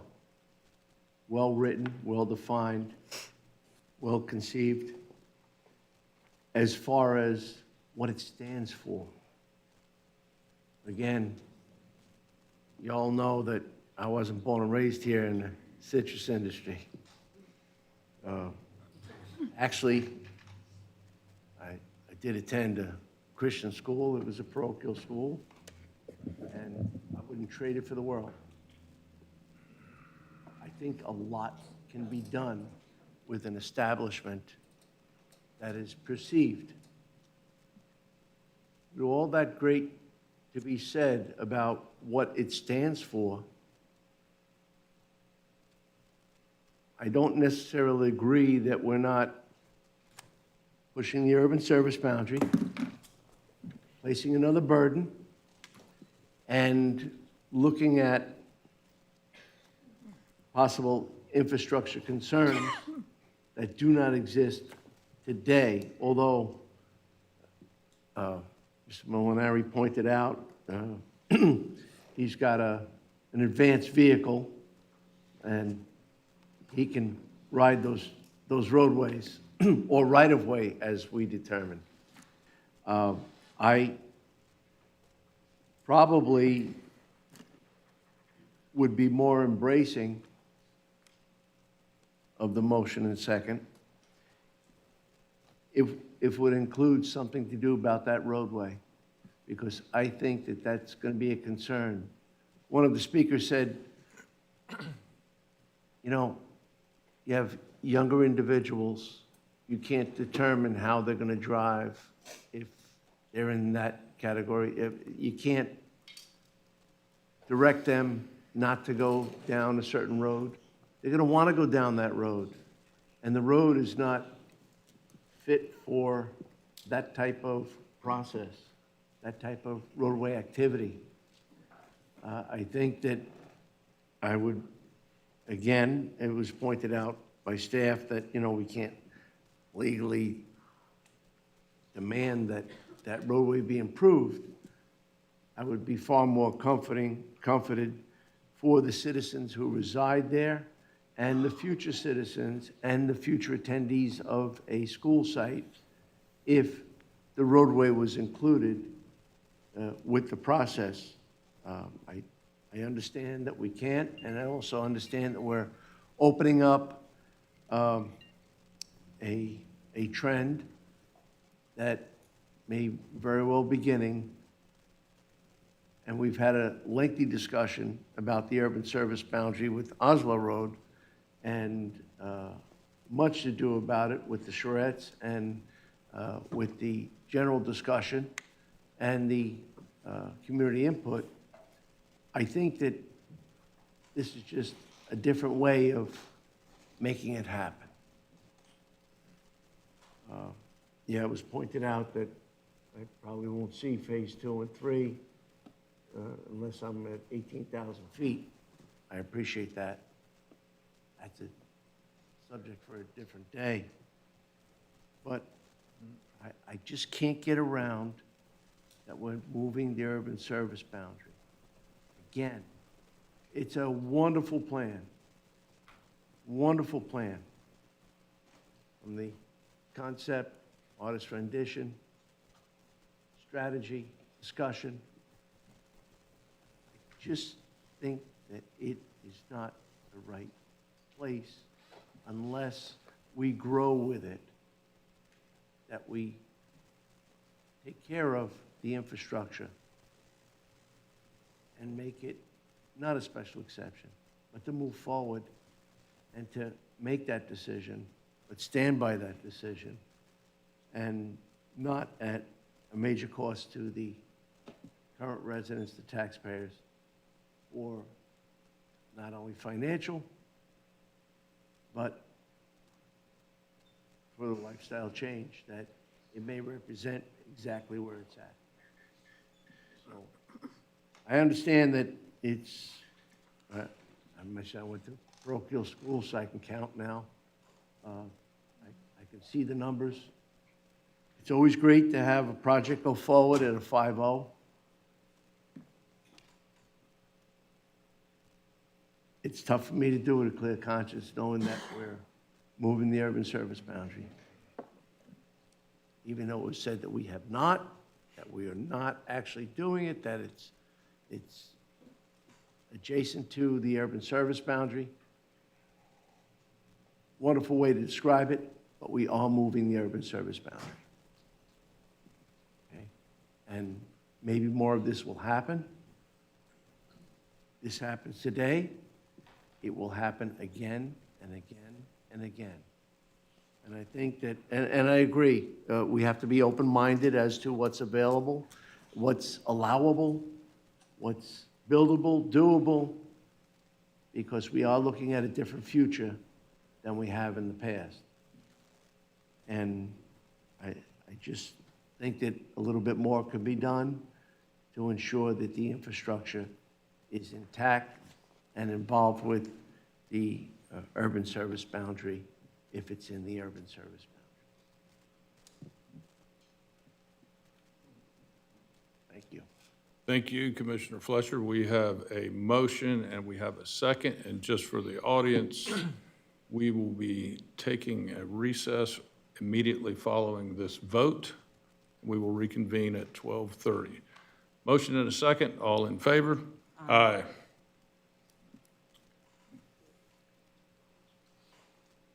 You gotta say it. You gotta say opposed. It's opposed. Commissioner Fletcher is opposed. The item passes 4-1.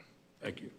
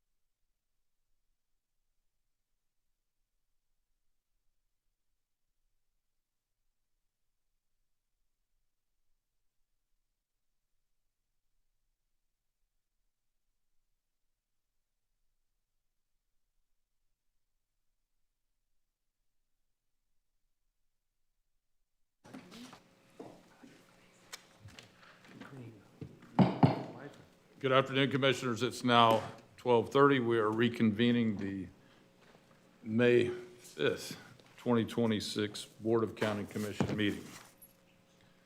The next item on the agenda is a request from Habitat for Humanity to rezone properties comprising approximately of 7.79 acres from RS6 residential single family and RMH8 residential mobile home to RM6 multiple family residential. This is quasi-judicial proceeding. The parties to this proceeding are Indian River County and the Habitat for Humanity. Commissioners, I now ask each of you to disclose any ex parte communications, site visits, or independent investigations. Commissioner Moss. None of which I'm aware. None other than speaking to staff, have not spoke to Habitat. None that I'm aware of. None that I'm aware of. This will confirm that each of us has an open mind and are able to base their decisions on evidence presented by applicable law. Commissioner Moss. Can and will? Can and will. Can and will. Can and will. At this time, we will open the public hearing. We will ask the clerk to swear in any witnesses that may be testifying today. Madam Clerk. Do you swear or affirm to tell the truth, the whole truth, and nothing but the truth? All right. Good morning, Patrick. I see you. Will be presenting for the county. Good afternoon, Mr. Chairman and distinguished commissioners of this board. Patrick Murphy, I'm the Chief of Long Range Planning, and for the past year, I'm presenting to you all of the long range planning matters. But in my division is this gentleman to my left, Lawrence Andrews. He's been a planner in long range for about a year now. I don't write all of his reports. He writes quite a few of them. He presents a lot to the Planning and Zoning Commission. This is his first time presenting to the Board of County Commissioners. So very, very happy and excited to turn the floor over to Mr. Andrews today. Lawrence, you can take it away. Good afternoon. Good evening, Chairman and the rest of the Commission. Today we have Indian River County's Habitat for Humanity's rezoning request to go from RS6 single-family residential and RMH residential mobile home district to RM6 multifamily residential. Starting off with the development pattern and its zoning history, the 7.79 acre site is located within the urban service area on the north side of 45th Street, approximately 0.45 miles east of 58th Avenue, with a future land use designation of M2, medium-density residential, up to 10 units per acre, with a current existing split zoning of RS6 and RMH8. The applicant, Habitat for Humanity, proposes to rezone the property to RM6 multifamily residential to eliminate the split zoning and allow a mix of housing types to include single-family in support of affordable housing objectives.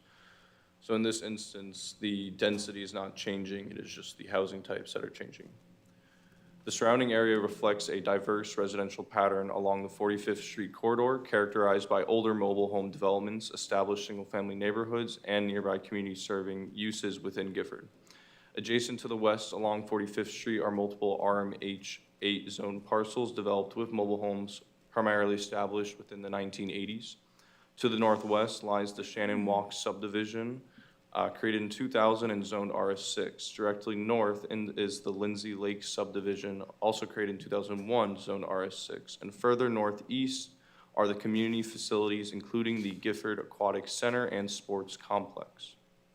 Adjacent to the east is Cavalier Estates, a historic RS6 zone single-family residential subdivision created in 1953. Further along east on 45th Street and south across the site lies the Gifford Industrial Node, including general industrial zoning and West Gifford Industrial and Commerce Overlay. The proposed rezoning is compatible with its surrounding land uses and consistent with the locational criteria outlined within the Future Land Use Policy 1.43 of the comprehensive plan, with the subject property located along 45th Street and adjacent to the Gifford Industrial Node.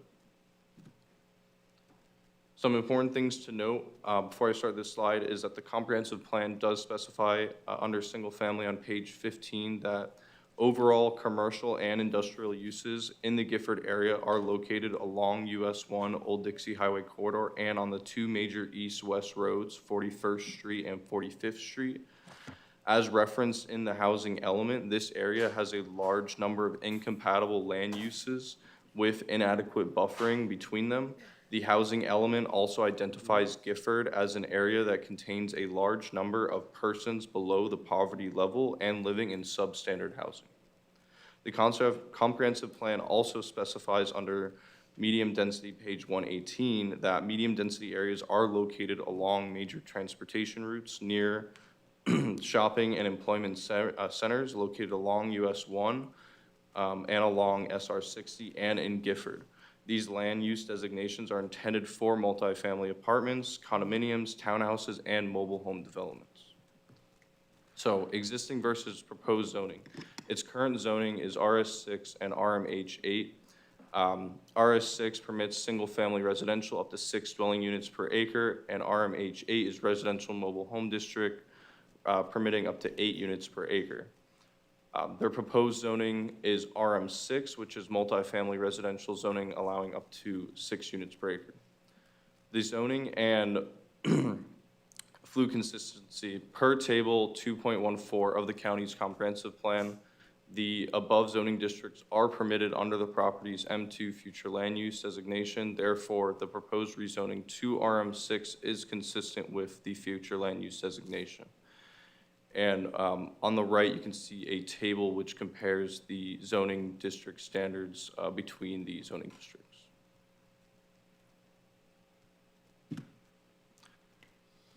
So following our analysis per chapter 902.1203, item A, staff found no conflicts with the applicable land development regulations for the requested RM6 zoning.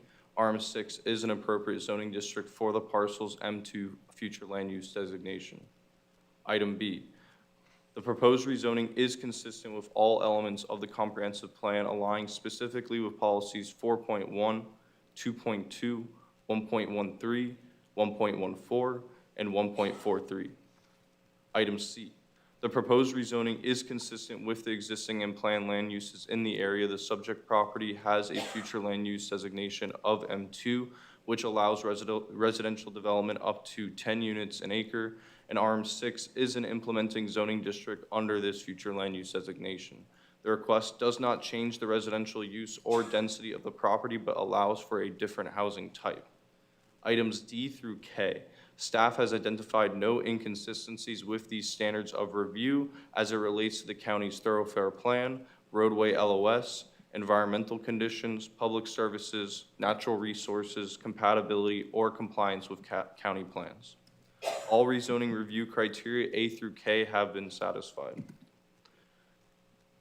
Conclusion and recommendation, the requested RM6 zoning district is compatible with the surrounding area, consistent with the goals, objectives, and policies of the county's adopted comprehensive plan, consistent with the county's land development regulations, deemed suitable for the subject property, and overall supported by staff. Staff and the Planning and Zoning Commission recommend that the Board of County Commissioners approve this request to rezone the subject property from RS6 and RMH8 to RM6. Thank you. Thank you, sir. Any questions of staff? None at this time. Hearing none, any presentation by the applicant?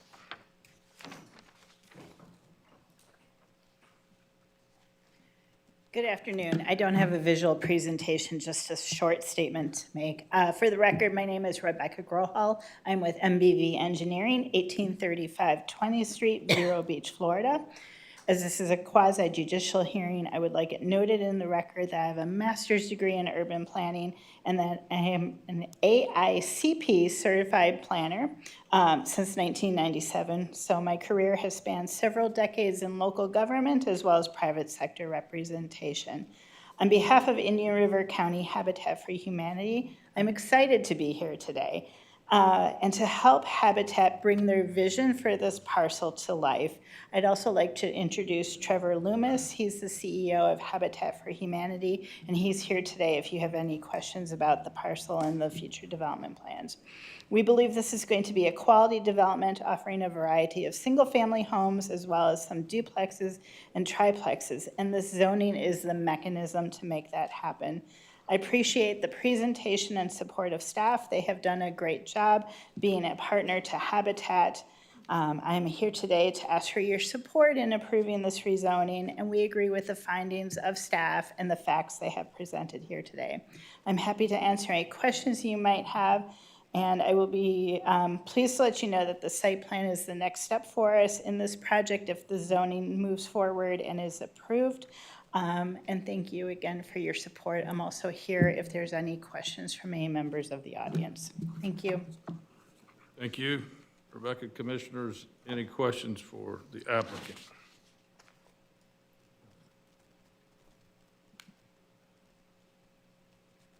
Hearing none, any questions by county staff, and again, or the applicant? Any input from the public on this matter? Hearing none, seeing none, final presentations by staff? Chairman, we have no further to present. We do fully support this request. It does meet all the comp plan policies and believe it will allow for much-needed affordable housing in the area. Thank you. Thank you. Any final presentation by the applicant? We have nothing further. Thank you. Thank you very much. Madam Clerk, we're making sure that all the documents and tangible evidence have been admitted into evidence and are in your hands. Let the record reflect that all tangible evidence is in the clerk's hands. County staff agenda materials are automatically admitted into evidence unless there is any other objection. No, sir, all items have been entered. At this time, we will close the public hearing. Mr. Chairman, Commissioner Fleischer. I'm excited about the presentation. It addresses many needs that we're confronted with, whether you call it attainable, reachable, workforce, sustainable, viable, livable. It does it all. And Habitat has a consistent and clear record of being able to perform many of those attributes in a fashionable way. I'm very excited to fully support this, and at this time, I make a motion to approve.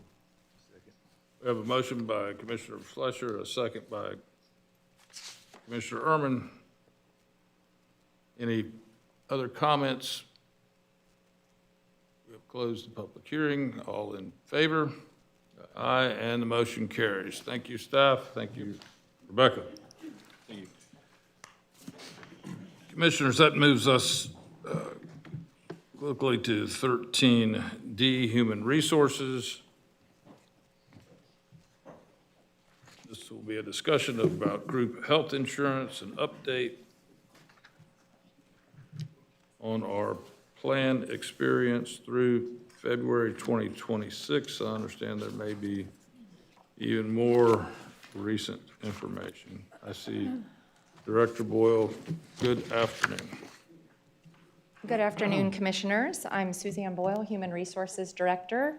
I do have a presentation to hand out to you, and we'll also make sure that the clerk receives a copy as well. Back in March 24th, 2026, I came before the board to discuss our group insurance plan performance, and we showed that we were at a $2 million, well, actually more than that, a deficit back at that time. We ended the plan year with a $2 million deficit through December 31st, 2025, and we agreed that staff would come back on May 5th, 2026 and provide you with the most recent plan performance. At the writing of this agenda item, we thought we might be able to have the information through March of 2026, but at the time of this agenda item, we only had through February. We have since received some March information, and I'll review that with you as well. So I'd like to just kind of walk us through the information that I've handed out to you. So it's important to understand that just since 2017, we've kind of been operating under some guiding philosophies for our group insurance program. One of those is that it remains affordable, that it is competitive so that we can continue to use it as a recruiting tool for enticing people to come to our beautiful county here in Indian River, and that it is sustainable. So those are kind of our guiding principles that we look at when we approach our group insurance annually. The discussion topics today, we're going to talk about health plan performance, historical and current through February 2026. We're going to talk about our large claimants through February 2026, but I've also got an update for those through March. We're going to talk about our weight loss GLP utilization.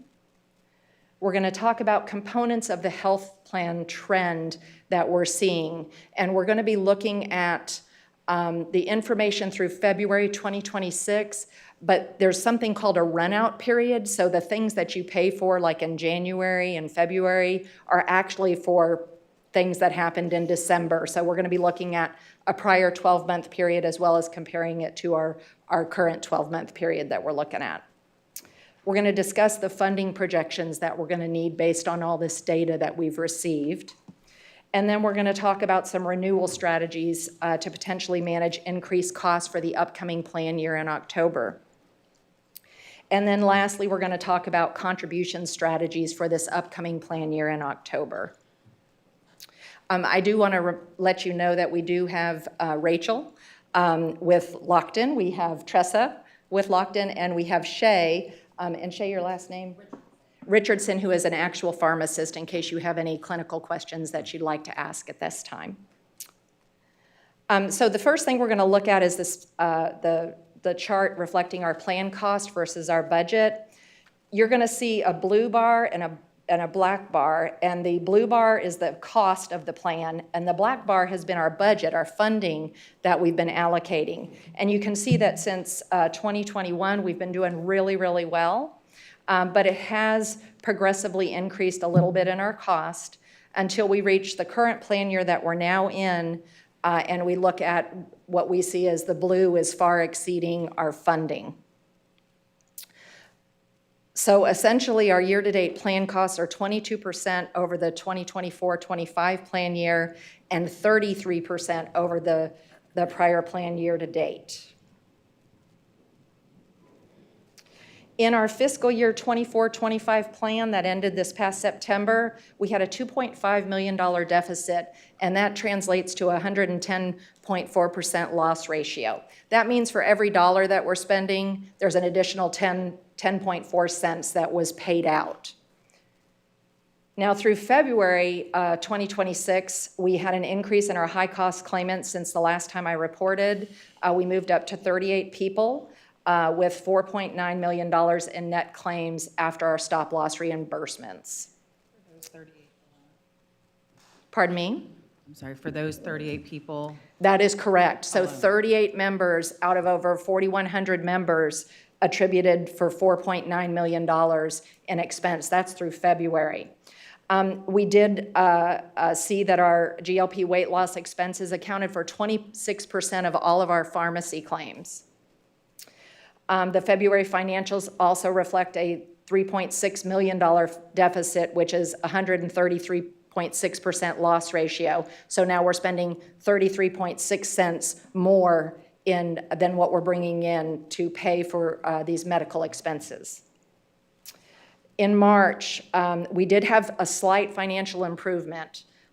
Instead of being below by like $600,000 or $700,000 for that month, it was like a $69,000 margin, that we were over budget for that month. But it didn't change we were still $3.6 million short. It improved our loss ratio a little bit to 128.6% loss ratio. So I asked the question of Lockton, did it change anything for the future year? And the number came back, no, it did not. I do want to talk to you about our fund balance. We did have a substantial drop this second quarter. It reduced by 20.31% to a balance of $17,123,154, down from $21,485,959. Now, this fund balance still remains strong. We're required to fund for our run-out period, so like a certain run-out period of funding, and this well exceeds that. So I don't want you to be alarmed, but it is a reduction. Our updated projections for the fiscal year 25-26 plan year reflects a projected deficit of the $8.1 million, or we're anticipating that we're going to end the plan year 31.6% over budget.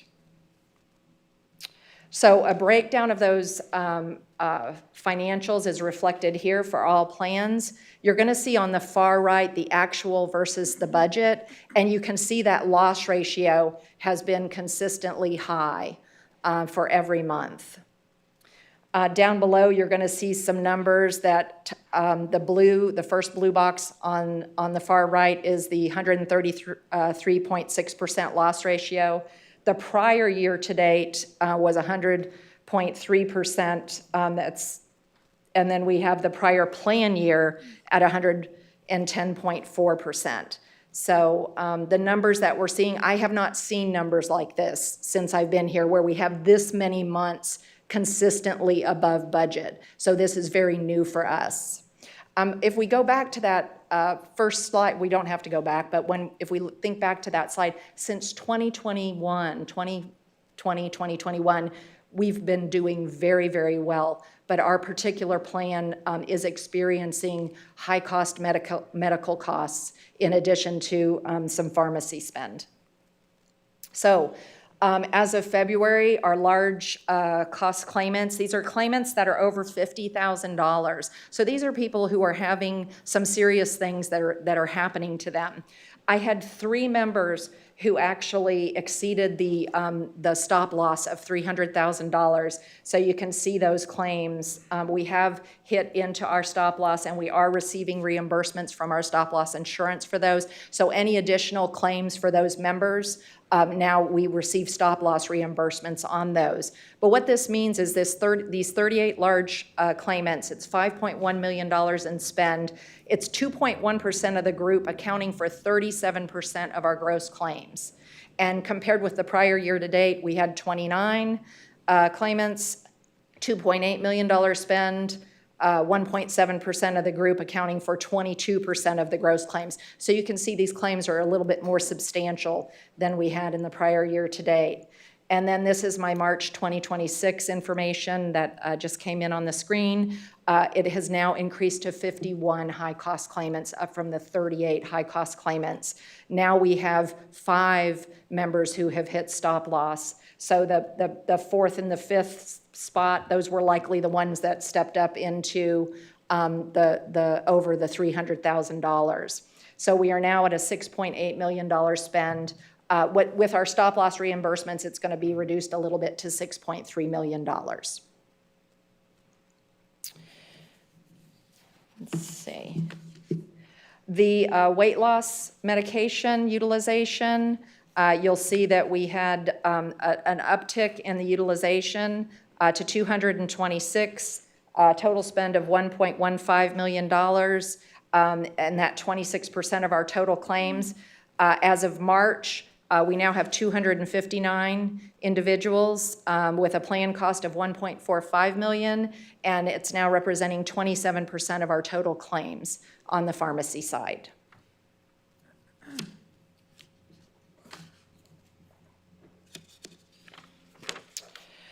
Some additional information related to components of the health plan trend. This is really interesting because you're going to see there's a box that says HCC. You probably have guessed it stands for high cost claimant. You're going to see that period 1 is the December 23 to November 24 period that represents claims paid through February of 2025. And then period 2 is the most recent period, December of 2024 through November of 2025, reflecting claims paid through February of 2026. You're going to see a column that says on the allowed total claims, a percent change. You see that none of my percent change is in a negative. It's all up. So across all lines, we're seeing increases under our plan. Our inpatient, our outpatient, our professional services, non-specialty pharmacy, and specialty pharmacy. All of these areas are increasing. So period 1, the grand total was $26.8 million. Period 2 is basically $34.4 million. So you can see how we're just being hit across all lines on the plan. Another way to look at it is if you look at these gray boxes, these are the ones that are out of the norm. So it's bolded categories, they're out of the norm, and you can see our inpatient hospital was pretty substantial. The outpatient surgery is very substantial. Outpatient non-surgery, emergency rooms, our brand name pharmacy, which does also reflect that GLP-1 medication, and then the specialty pharmacy, which treats a number of usually very high-cost conditions. So with that, I'm going to pause and see if you have any questions that you'd like to ask about plan experience. When was the last time we raised the rates on the plan? Over 5 years ago. So kind of coincides with the graph. Yes. All right, thank you. You're welcome. Okay, so we're going to talk about our projections for the upcoming year. This first slide reflects if we didn't make any changes to the plan, covered everything that we had today, we'd be looking at needing essentially $11.4 million in funding for the upcoming year. There are assumptions that are made in here by the actuary for the plan.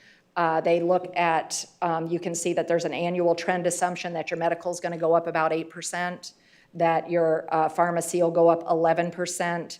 There's some various adjustments that are made, and then they come up with a number that is based on the number of members, and that's how we get to that total bottom line number of $36.9 million in funds that we need for the projected plan year.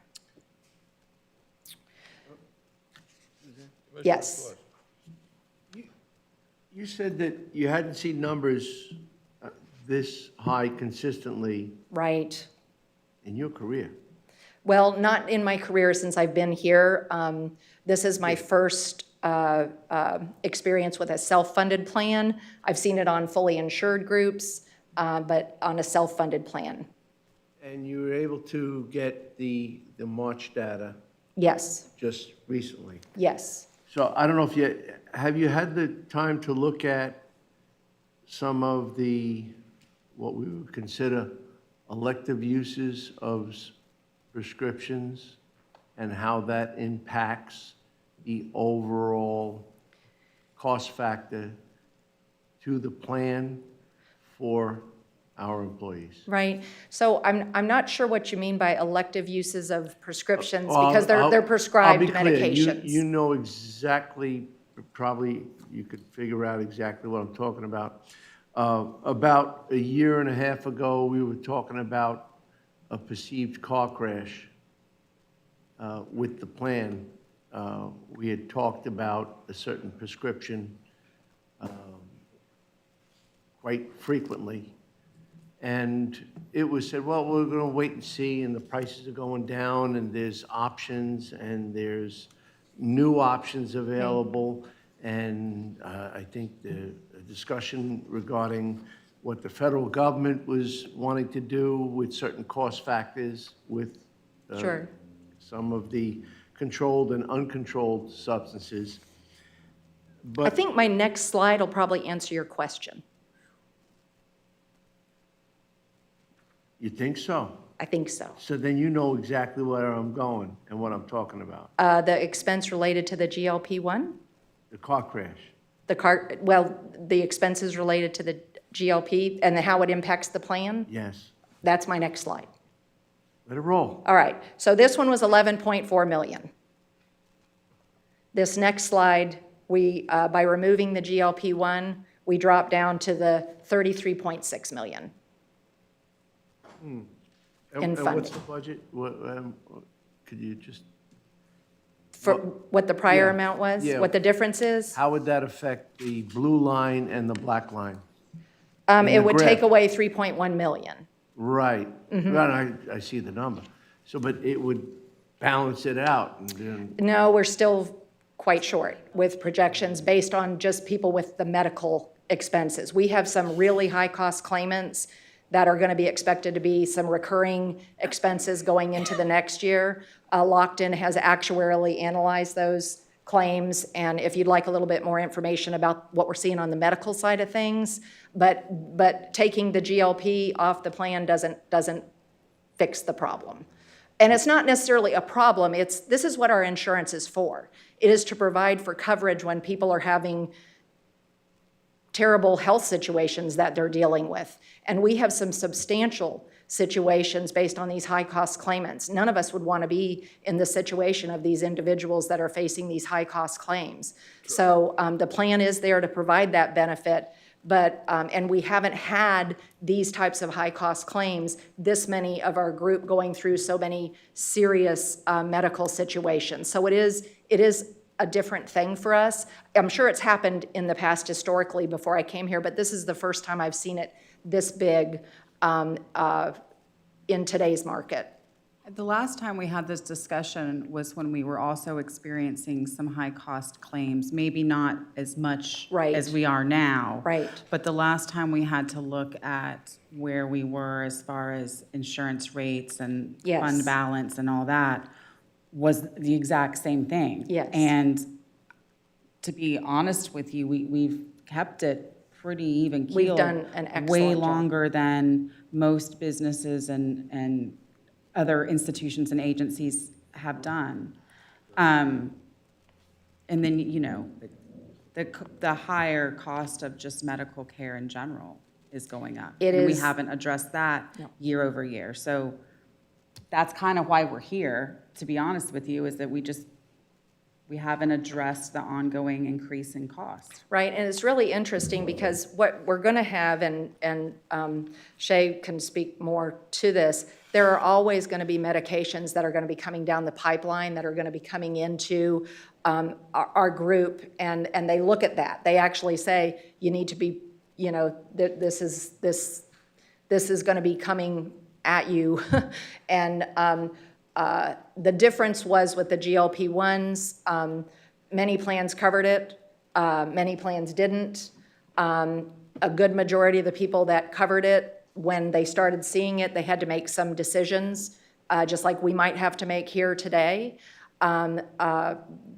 But I don't want us to think that the GLPs are the issue, independent of what my medical experience is showing, just related to my high-cost claimants and the medical situations. The GLPs, that's a low-hanging fruit, if we would call it that, but I still have a lot of things on the plan happening that we're going to need to address. over $3 million is low-hanging fruit? Well, when I use that term, I don't want to take away No, from you the s- number. you It's a said it's substantial. low-hanging fruit. I That did. means What I meant by that is it's something Diminishes. that's solvable, whereas my other issues, those are medical situations that you can't really remove them from the plan, if that translates. That's where I'm coming from with that. I don't want to minimize the expense related to the GLP-1s, but I just wanted to let you know that while they are $3.1 million, it is something that going into the next plan year, you could have an immediate cost reduction going into the plan year. So, and one other question, so in comparison to last year, you've analyzed the amount of GLP-1 that has been increased or decreased? And I don't think the decrease happened, but, No, it did not. so as far as the increase, Yes. what dollar amount would you put on that as far as in ratio? And again, I understand that the constitutionals also use the plan. Is Is that a safe statement too? Absolutely. All the members have access to the same medications. Right. So how is our numbers with that one specific substance affected? I understand you said over $3 million, but how much has it changed from last year to this year? Do we have that information? I know we have the slide that translates. If I go back, right there, we can look at, these are monthly drops in the expenses. So you can see it's kind of gone up and down, up and down. A lot of So up. if I look back in A lot of up. March of, well, February of 2025, you can kind of see where it was at. It's been a steady increase. Yeah. It's a lot, mostly up. It was a- And then you can see back in October 2024, 135 members, but in February of 2025, 157, and then it jumped to 184, and now we're at 259. So we have more people who are utilizing that medication than we did a year ago. And the cost has correspondingly increased. It's like an epidemic. Okay. So we were at 23% of total claims, now at 27% of total claims, just to kind of translate it. And as far as the current plan, there are certain substances that are eliminated or not coverable. Well, I could tell you from personal experience, but there are some that are not because, Well, Shay can probably speak to that. It has to do with formularies and things of that nature. Yes, Yes. absolutely. And, sorry, Oh, it looks like it's on. Okay. yes, that definitely has to do with formularies and. Can you explain what a formulary is? Yeah, so every pharmacy benefit manager that helps manage the pharmacy plan is going to have a specific formulary of drugs within a certain class that they prefer to use. And they get better pricing on those drugs if they limit that formulary to maybe a handful of drugs within a certain class. So let's just say for diabetes drugs, they're going to pick 2 or 3 or 4 drugs within that class that have demonstrated efficacy and narrow that down, and that's how they get better pricing from the manufacturers. If you open it up and allow every single drug that is out there, you're going to get a little bit worse pricing on each of those drugs. So they build their formularies very carefully, and then typically we've got options within each vendor that we work with to either have a more narrow formulary or to have an open and broad formulary. And when we're looking at drug rebates that come back, that's where it makes a big difference. We're going to get a higher rebate on those medications when we have a more narrow, restricted formulary. Doc, while you're speaking, so there are alternatives that can be looked at performing the same efficacy? For GLP-1s for weight loss, Yes. there are not, no. There are not? No. We've got alternative weight loss medications that do not fall in the class of GLP-1s, sorry. But they do not work as well, and they have not got the same efficacy. So if you'll think back, a lot of those, there are a couple, there's Qsymia and Contrave, which are both oral pills. They work completely differently and don't achieve the same level of weight loss that we see with GLP-1s. So they're less of value, so they can't They're be less placed in the value same group. clinically. Some people can have bad reactions to them. One is an amphetamine-based, so kind of think of our old weight loss drugs that we used to have a long time ago that kind of decreased appetite.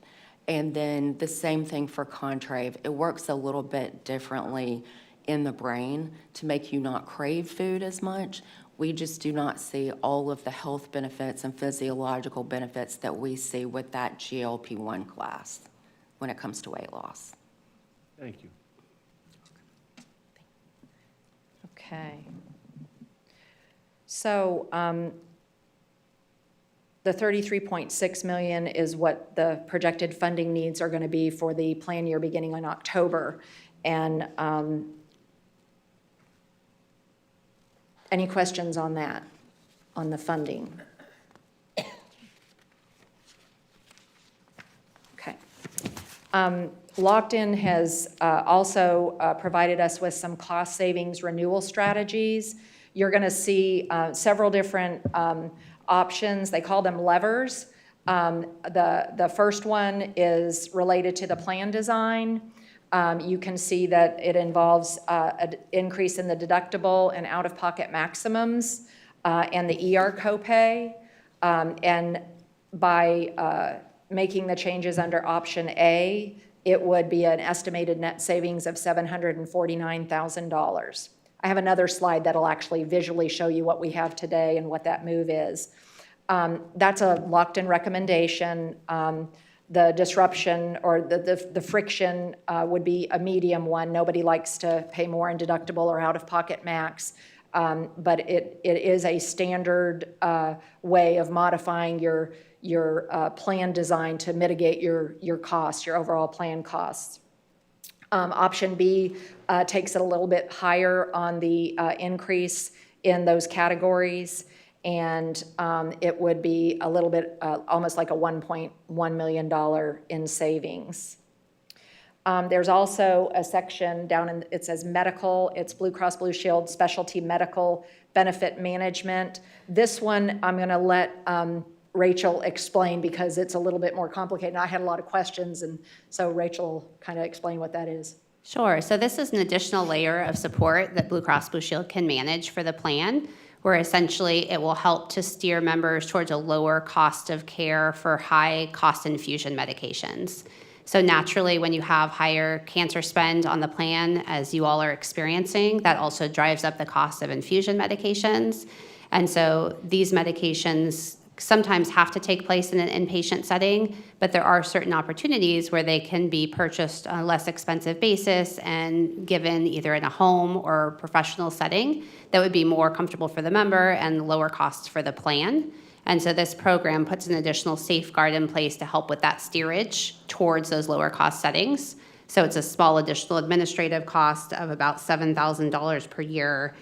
Estimated savings just based on plan spend and the infusion medications today is $40,000, but it's an important way to think about it that it helps future potential of a medication that may be purchased for 10 times the price it should be at an inpatient setting when that really could have gone through an outpatient or at-home setting. So it's a good safeguard for the future as well. And Rachel, this bolded information, the data insight, is this currently a $1.5 million spend for these types of infusions? So that's the total medical specialty spend, that's correct. Okay. So a portion of those would be eligible to relocate. Obviously, it's a small portion, looking at that $40,000 in savings, but again, future opportunities could exist as well. Do you have any questions about these things so far? Okay. Then we drop down to the GLP-1. A couple of options here to remove the GLP-1 from the plan. We're looking at a $3.3 million savings on that. And then we are also looking at a secondary option would be to provide a level of support to our employees to get access to direct-to-consumer pricing. We have reached out to Rightway, who's our pharmacy benefit manager, and they have a pilot program that they have had it in the works for a few months, and they would be willing to turn that on for us and basically provide assistance with getting our members from where they are today to accessing these direct-to-consumer pricing programs and facilitate that. Explain a little bit more about that, Rachel, please. Yeah, so it's called the Rightway Cash Pay card. And so essentially, they would provide members with a separate card that would be funded with the member's credit card information. And to have that card, Indian River County would be assessed a small admin fee of $10 per fill. And that would essentially take Right Way's current customer service health advocates and work with those members to direct them to that direct-to-consumer pricing. So now they would be able to access those same GLP-1s they're getting today for less cost than the plan is paying. But of course, it would be an increased cost to the member based on the copay that they're paying today. But it would take out the administrative burden for the member to have to vet that process themselves. So what we were hoping to do is provide our members with support, because when something's removed and you're left with the now what, we were wanting to make sure that we had something in place to help these 259 members with getting access to their medications. It would be off our plan.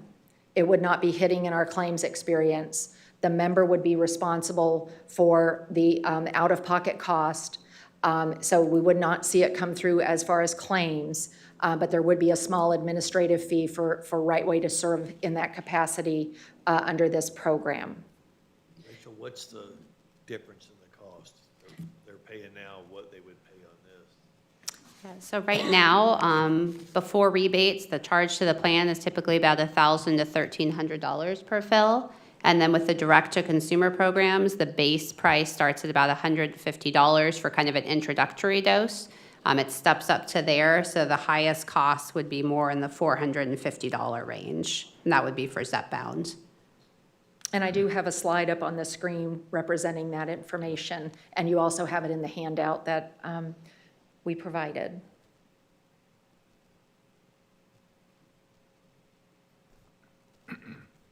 So in other words, Susan, if we, first of all, we look at this globally and we look at, you mentioned low-hanging fruit. I think we're all hypersensitive over the GLP, but Sure. we can't get lost in that. Fact is, that's, there's another 74% that we should be concerned about. And historically, when we look at our trends, if you will, the 38, whatever we want to call them, high claimants, if you will. 51 We know now. historically that those numbers are unusually high this time of the timeline that we're looking at. In fact, a few years ago, I think we were kind of quasi-celebrating that our numbers were low, and this is an inherent peak, coupled with what Commissioner Adams said with the cost of everything, right? So Commissioners, we're tasked today with looking at solving a problem, and collectively, I believe, through the administrator and Suzanne, they have, in fact, came up with that. When you talk about the GLP-1 pricing, I look at it as a soft landing for some 259 employees that not only would save us money, but they would also be afforded essentially that, a soft landing with the ideas and the hope that at some point there would be a complete reduction of that. That would be, as Commissioner Flesher mentioned, an immediate savings. But in the interest of something that this agency has started, instead of ripping the rug out from under them, so to speak, and saying all of a sudden we're done, this in fact is a soft landing that would in fact cost them and not the county as much. It's not lost on us that there's over 200 GLP participants in our constitutional officers arena, not just here. In fact, if you look per capita from our agency to collectively the other the 5 constitutionals, in fact, they're greater than we are. So that needs to be mindful, although that's separate and distinct with the cost that we're realizing. However, we are at a crossroads now where we have to make a decision on how we are going to go forward. Everyone's seen the chart. It reminds us of some other charts that we've seen. And as Commissioner Adams mentioned, we haven't raised our premiums, and I believe it's 5 years. We're going to be looking at, unfortunately, inevitably, an increase in premiums, an increase in deductibles. And that, unfortunately, is the facts. We are adverse into using fund balance because of the trends that we're seeing. And we've already have used, in my opinion, too much of our reserve in the last 3 years. I do think instead of removing completely the GLP, by having this, this factor through Rite Aid, I think is a soft landing for our employees. And we have some additional cost savings renewal strategies that Lockton is also proposing. On this next slide, you're familiar with Lantern? Yes. We are seeing that the data insight is that we had 512,000 in joint surgeries on the plan for 20 members and $593,000 in the spinal spend for 10 members with surgeries. There is an opportunity to do a narrow that to where it's required under the plan to have those types of surgeries and procedures performed through Lantern. It would be a net savings of $627,000. We are already paying Lantern a fee to be there for us and to voluntarily take care of some of these issues for us. I'll let Lockton speak to why they are recommending this type of a change. So it would help with providing this as a center of excellence for these types of surgeries. It would help to reduce overall costs by ensuring that you're going to a high-quality, low-cost provider that's associated with Lantern's process. It would also help to reduce any rates of kind of repeat visitors as far as these spine and joint procedures, which have a rate of members having to go back for other surgeries or having complications. So that is where the savings come from, kind of a combination of those lower cost providers that are delivering high quality and, working for Lantern as a kind of bundled surgery, high quality arrangement. Now, it would be disruptive to these members because they would no longer have that choice. So anytime you take away that choice from a member, there could be some noise. But with that, we would have the opportunity to educate them ahead of time and let them know that this would be the new process and the positives of using a surgical center of excellence. Now, the positives related to that, there's a lot of member benefit to it because it does not hit the plan. You don't have to meet your deductible. You don't have to pay co-insurance. You don't have to pay co-pays. It's a completely covered by Lantern, and there's no out-of-pocket costs. And members receive a card that is preloaded. It covers gas. It covers if lodging is needed. It covers food. So with all of that, no out-of-pocket cost for the member. It covers transportation if somebody needs to drive a little bit. It gives members choice within the network of Lantern. They typically will send you 3 specialists who have been vetted out as being top surgeons performing that type of procedure. They transfer all of your medical records for you. They arrange for your appointments. It's pretty high touch.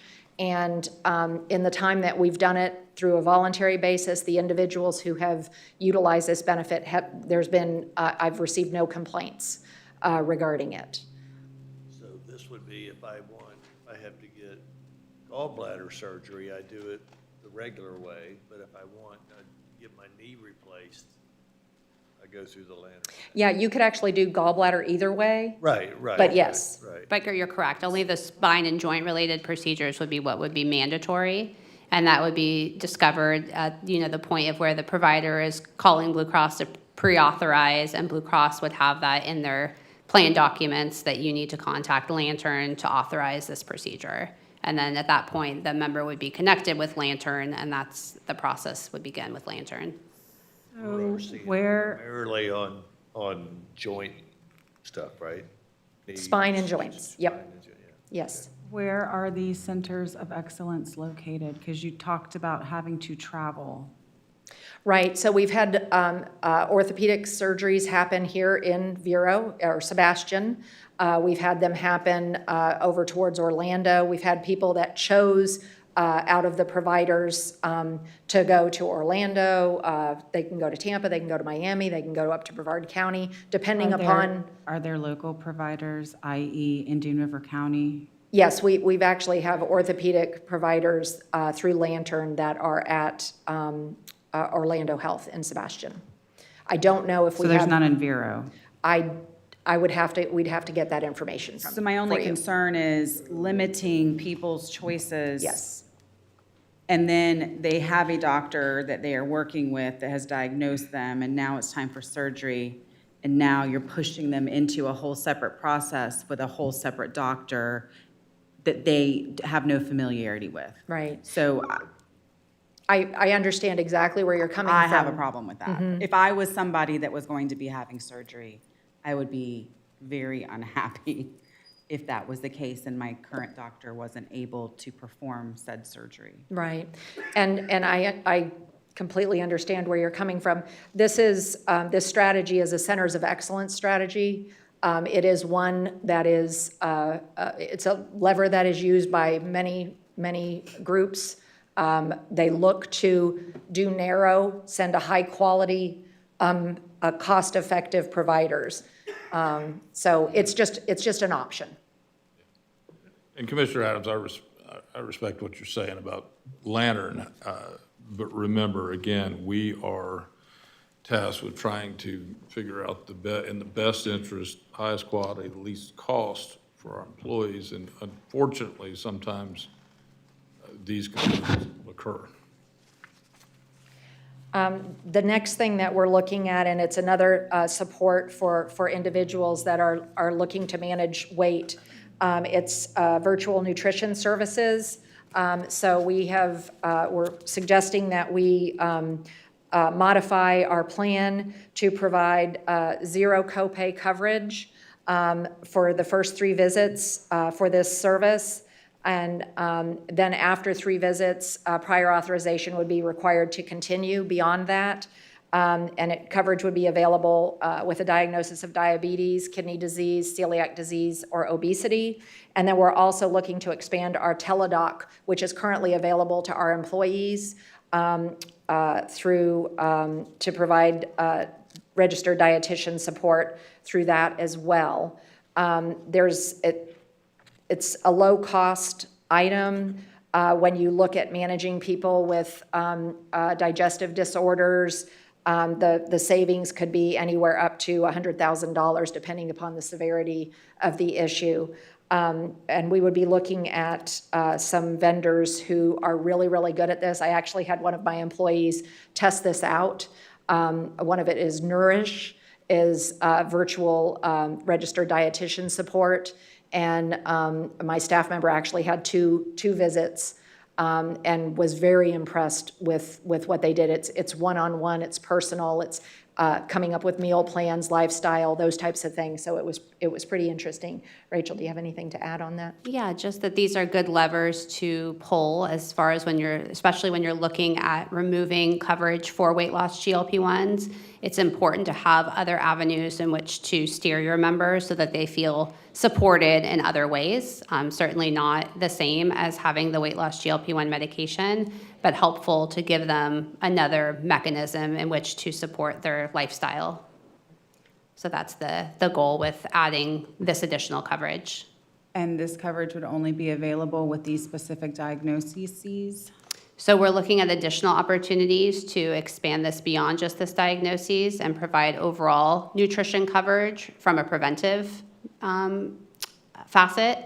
So that's continuing to be vetted right now, and we'll bring back more information about that. But for right now, the prior authorization process and this proposal would exist for these diagnoses. Okay, well, I would encourage us to look at expanding that to any member of the plan, because I know those are your traditional, if you're looking at it from a weight loss perspective, but there's other needs for nutrition, counseling. Pregnancy support is a big one that comes to mind. There's other things, whether it's vitamin deficiencies or other similar things, that nutrition is very important for. So I would just hate to limit it solely to those 4 diagnoses. And that was a discussion we had on Friday. In fact, that was my last, that's when I got the information related to March information. And yes, that's why they're exploring that. We just didn't have enough time to get anything back to you, but hopefully by our next meeting, we'll be able to bring you some additional information. But we believe that's important as well. And then on this page, we also have expanding our teledoc to provide mental health support for ongoing behavioral health therapies to happen. So we're trying to really support our workforce with access to the care that they might need. This would have a slight administrative cost, $5.6 thousand, so less than $6,000.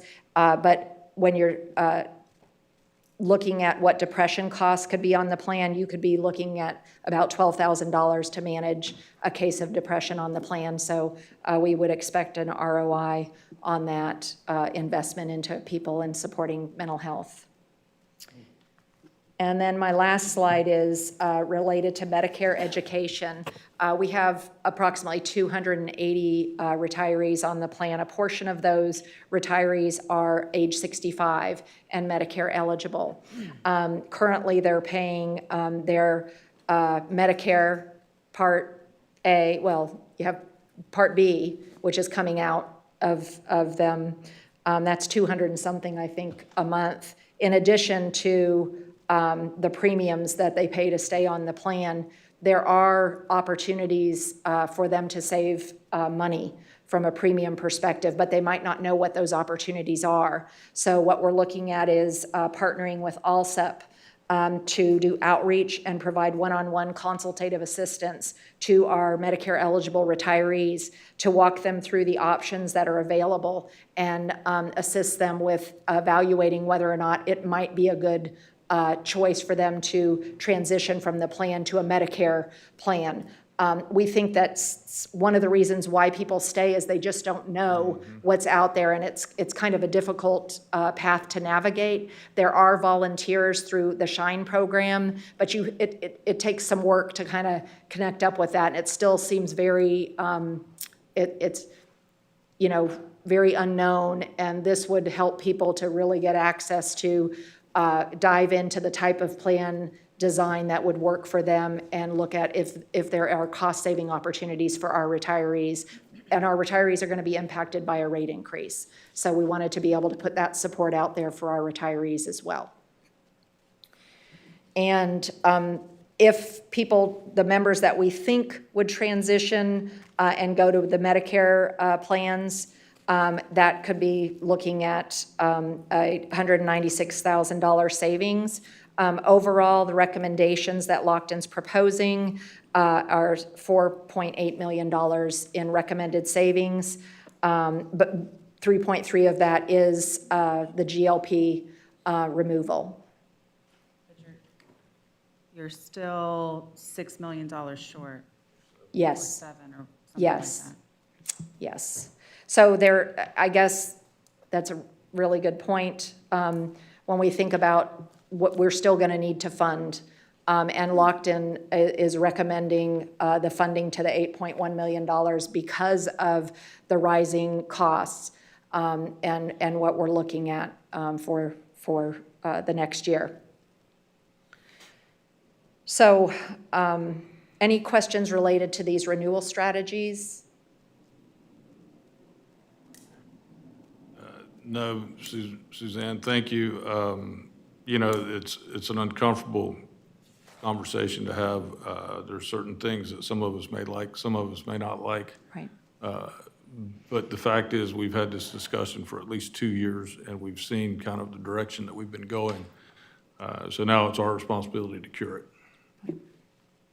All right, well, let's move on to our plan and where we're at. This is an interesting slide. In the middle, you're going to see some benchmark data where we look at just general employers that are between 1,000 and 2,500 members. You'll see that that benchmark, that 84%, what that refers to is how much the health plan actually covers on healthcare expenses. And then the number to the right, there's a $173 premium. That's a monthly premium amount on average for employers of this size. Then you have a government services benchmark, which the plan's covering about 86% on average, and the cost is $144 a month for coverage for an 86% plan. That's single coverage. Then you can look at our two plans. You'll see that we are, the gold plan is 88.6%, with premiums at $110 a month for single coverage. And then our silver plan provides a lower benefit and has a lower cost as well. So it's an 82.9% plan with a $15 cost on the monthly premium. So the arrow on the right, that's the employee contribution amount, and then the arrow on the bottom is richer benefits. So the further you go over to the right, the higher the benefit level is going to be under the plan, and then the higher you go up on the chart is the higher the cost would be to the employees. So that's just to let you know where our plan is today.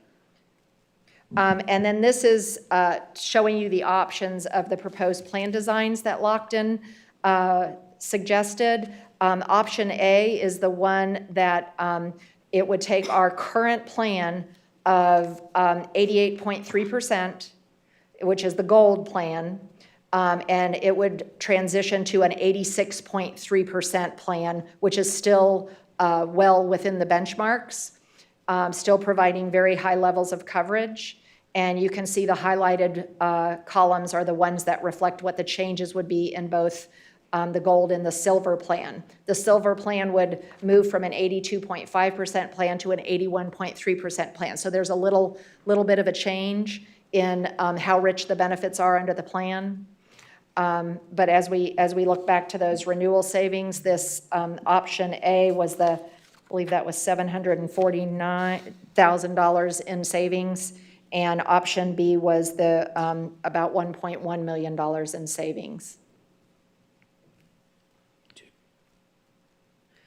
This is a decision coverage guide, a GLP-1 coverage decision guide. It just kind of shows in a little bit different way what the options are, how it's going to impact the people, and then that direct-to-consumer pricing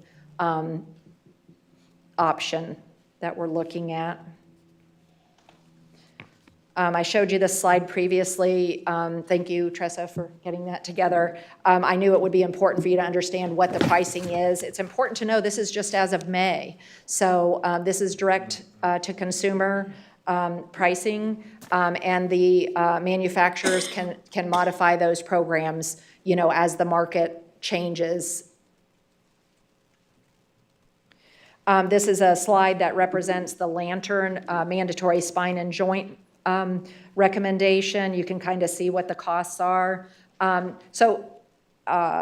We had 10 folks with the joint replacement, and then the spinal surgeries were at 6. And then what that translates to, had those procedures come through on the Lantern benefit. You can kind of see the difference, the average procedure cost, and then the average Lantern cost. And the interesting thing about the Lantern model and what was being spoken of before is the rate of reinfection or the need to revise surgeries is very, very low with Lantern because they vet out those surgeons and they deal with surgeons of excellence. So their model is one that has a very low reinfection or revision rate to it. It's high-quality care. This is a slide that represents the virtual nutrition services, the Nourish or the FAY. It's one-on-one, it's personalized.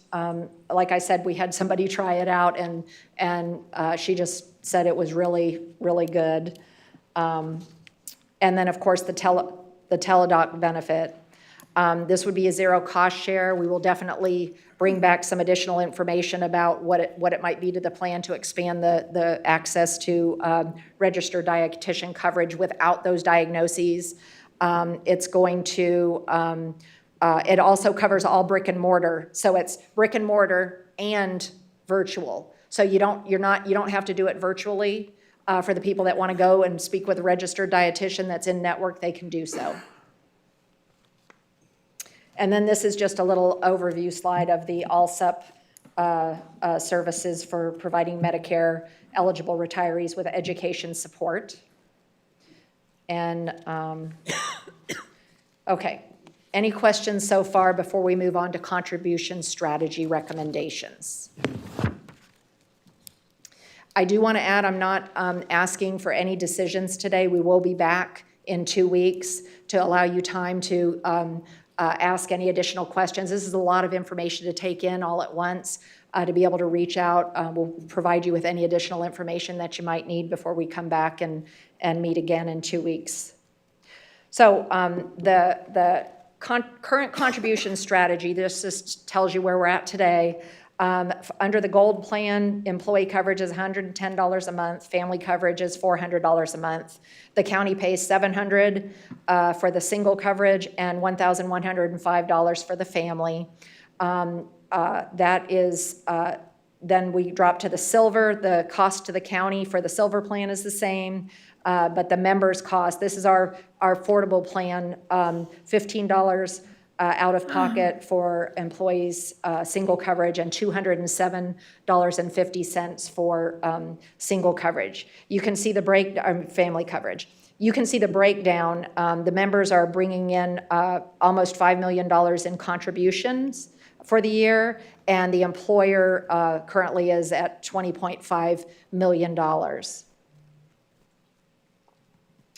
And if we look at going into our next year, we already discussed this, but the current level of benefits would require $11.4 million in additional premiums to get us up to $36.9 million.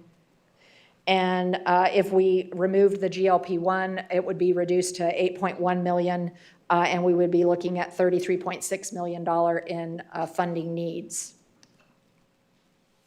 So what we did is we put in place information related to the contribution strategy to get us to where we need to be from a funding perspective. You can see the current is on the left, and on the right it's the 2027 monthly rates, which would give us the $33.6 million. The employee contribution is being recommended to increase to $137.50 for single coverage under the gold and $500 for family. That's an increase of $27.50 a month for the single coverage and $100 a month for the family. Under the silver plan, we would increase to $18.75 for single coverage and $259.38 for family coverage. So it's an additional $375 a month for single and $51.88 for family. This represents a change in the employee's premium of 25%. Down below on the bottom left, I annualize that so you could see annually what that would be. An employee on single coverage under the gold plan would pay an additional $330 a year, and the county would pay an additional $2,742.87. So the county is taking on the lion's share of the premium increase. Family coverage would go up to it'd be an extra $1,200 a year for family coverage, with the county paying an additional $4,509.47 under the gold plan. Dropping down to the silver plan, it would be a change for the employee of $45 annually for the employee on the single plan silver, and $622.50 employee change or annual change for family coverage under the silver. And then the county would be paying an additional $4,356.69 in order to get us to our $33.6 million that is needed to fund our benefits. Just to kind of go over the way that the gold plan and the silver plan are performing, if we look back at our March financials, the silver plan is performing well. You know, it's coming within budget. The gold plan is exceeding budget because it's providing a higher level benefit to a larger number of members than the silver plan is. and I don't have it in there, but I wanted to, let me refer to it really quickly, just so you know. Okay. My plan's 12 months. Yeah, so the gold year-to-date loss ratio is 145%, and the silver plan is 87%. So that's why there's a difference in the amount of the increase. Even though it's 25%, it's 25% of a lower premium. Thank you, Rachel. So, recommendations for you to consider as we, prepare for the next meeting are the plan design changes, the specialty medical benefit management, which is related to the infusion medications, the GLP, and, piloting that direct-to-consumer program, the Lantern spine and joint procedures, making that a mandatory thing, changing the nutrition counseling, and we will bring back information on expanding that coverage as suggested. The Teladoc mental health support, partnering with Allsop to provide Medicare-eligible retirees with plan selection assistance and education, and then considering our contribution increases that are needed for the upcoming plan year. And with that, if you have any questions that you'd like to ask. Just one question. What if, Suzanne, if a particular employee did not want to utilize Lantern, they wouldn't be penalized, they would just have to pay substantially more, is that correct? So I had asked that question, and under this particular model, it would be a mandatory. So if they went outside, there wouldn't be coverage under the plan. Now, I don't know if it's an option to provide an out-of-network benefit. I'm not sure. I'd have to defer to Lockton for that. Yes, it would most likely be considered out-of-network, because essentially you're making the network Lantern. So if they did not go through Lantern, it would be considered out-of-network. So they would incur a higher cost. And that's for a specific procedure, Yes. and we had 200, how many of those did we have last year? So we only had a total of 16, I think is what we were looking at, 16. But it was over $1 million, was it over $1 million in spend, 1.5 million? Yes. For those 16 procedures? When you say out of network, that's usually what, That's higher out-of-pocket cost. pennies on a dollar, basically, right? We're being realistic when you say they're compelled to go out of network, basically going to give. It Given increases your cost co-insurance, your co-pay, your out-of-pocket max, because you're out of network. Right. But you still will have insurance, you're just going to pay more than going to Lantern. Right. Suzanne, I'm just asking, for those mandatory, Substantially more, substantially. And then anytime you go out of network, you always have the risk of being balance billed. So you don't have the protection of having those provider contractual arrangements. So while you have your plan designed to protect you, the provider does have the option to bill the member the difference between what they're charging and what the member is paying. So the member would want to work that out up front with the provider to ensure that doesn't happen. my question was just on the mandatory procedures are there local providers for all those mandatory procedures? Because I'll just speak from experience. I used Lantern for my shoulder replacement, and it's awesome. I use the Man and Sebastian, but I have talked to employees who've told me that all of the doctors that they were offered were out of the area, and that's disruptive. I mean, this is not a policy choice of mine, but I did get that feedback from people. So with these mandatory procedures, would they all have local choices, or? So it would depend on the Lantern network, and we could get some information on that and bring it back to the next meeting. We can bring back a detailed analysis so you can see exactly where the disruption lays. And it is a disruptive tech lever to pull. So certainly, disruption comes with that $627,000 in estimated savings, but to Suzanne's point, we just wanted to make all levers available. But in the end, the answer is no, that we don't have every condition that might be needed local for a physician or surgeon local. And I was just asking for the mandatory ones. Yes. The mandatory Right. ones. Oh, Right. for the You wouldn't have a mandatory. choice with, you have to Okay. use Lantern. And we'll- perhaps what will we they can all just have a do local is choice? bring back the local Lantern Network doctors, provide that to us so we can kind of get a feel for what is available locally. Yes. Yes. Thank you. Commissioners, we have our homework for the next 2 weeks. Director Boyle, do you have any further? I don't think so. No, that's it. Commissioners, Thank any you. questions, concerned? Time is 1:49 PM. We will take a recess until 2 PM.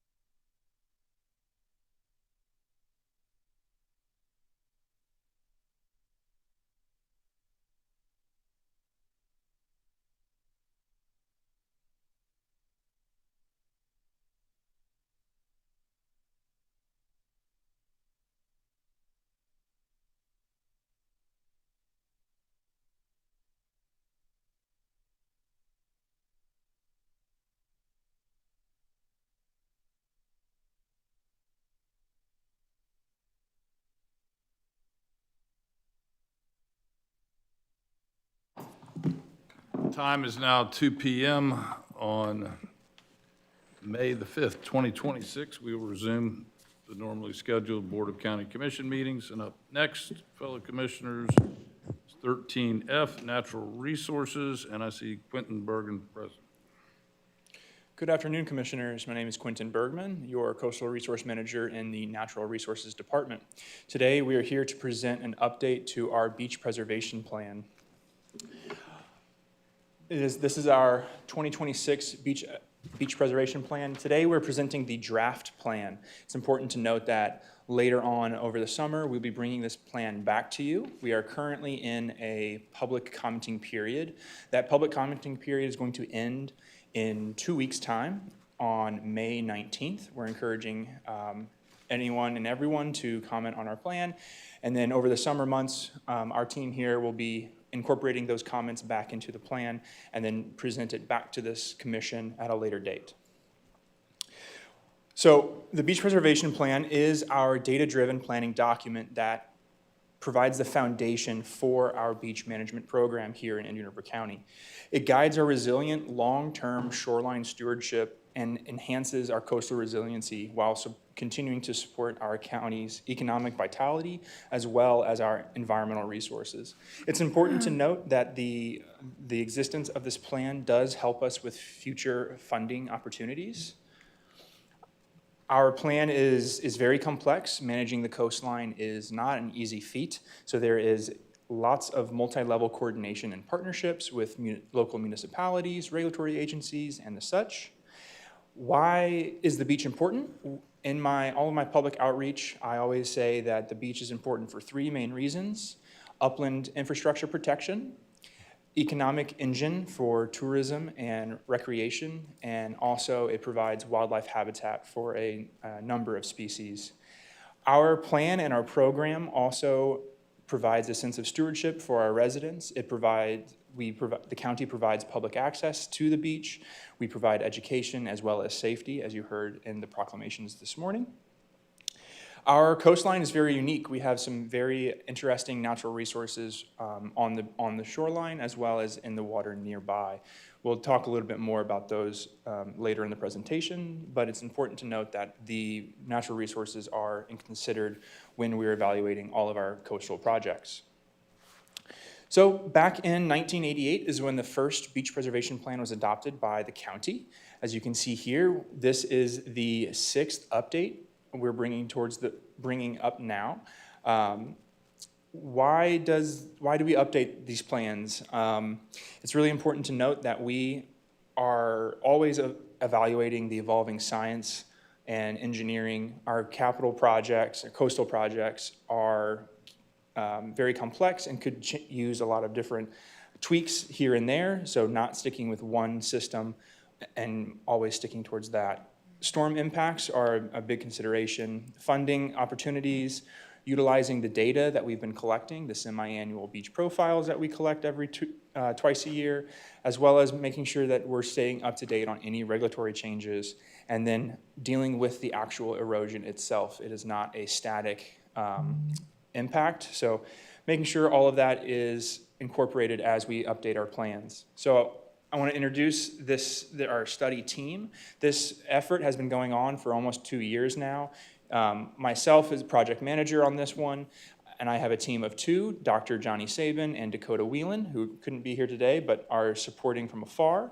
And then our leaders, Dr. Kylie Yanchula, as well as Eric Charist, leaders of our Natural Resources Department. And then from our consulting team, we have Bill Lynch with us, Dr. Christopher Bender, Wendy Laurent, and Nicole Philippou. Between the 4 of them, they bring in many decades of expertise in coastal systems and processes, lots of experience throughout the state of Florida as well as beyond. Very happy with the results that we've gotten from our consultants, and I'll be handing it over now to one of our consultants, Wendy, to deliver the rest of the presentation. Thank you. All right, so now getting into the thick of things. This report, if you haven't looked at it yet, it is very dense. There's a lot of information in it. There's 11 chapters, and it's also accompanied by a series of technical appendices. So if there's something you're very interested in, most likely there's even more information in these appendices that you can go read more about.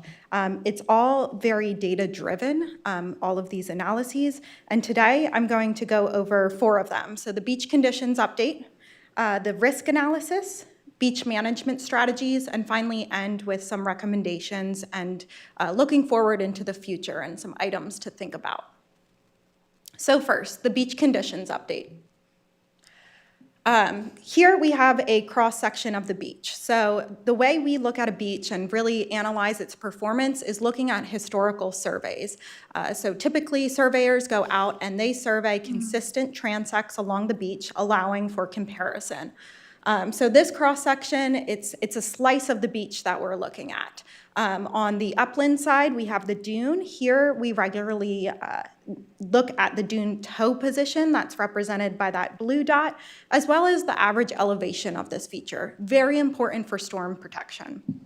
Moving across the beach, we then have the beach berm. This is where the public typically likes to recreate. So here we look again at the average elevation of this feature, as well as the width. We define the width as the distance between the dune position and the mean high water position. That's the MHW on the plot. That's the approximate high tide line. This is, we also call it the shoreline position. You'll hear me reference that throughout this presentation. And it's a really important metric because really that's your buffer that the beach is providing, and also the recreational space.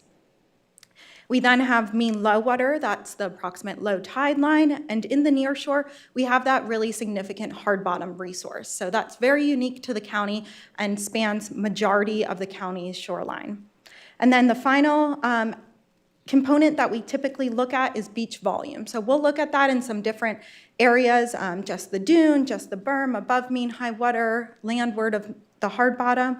So that's all contained in this report.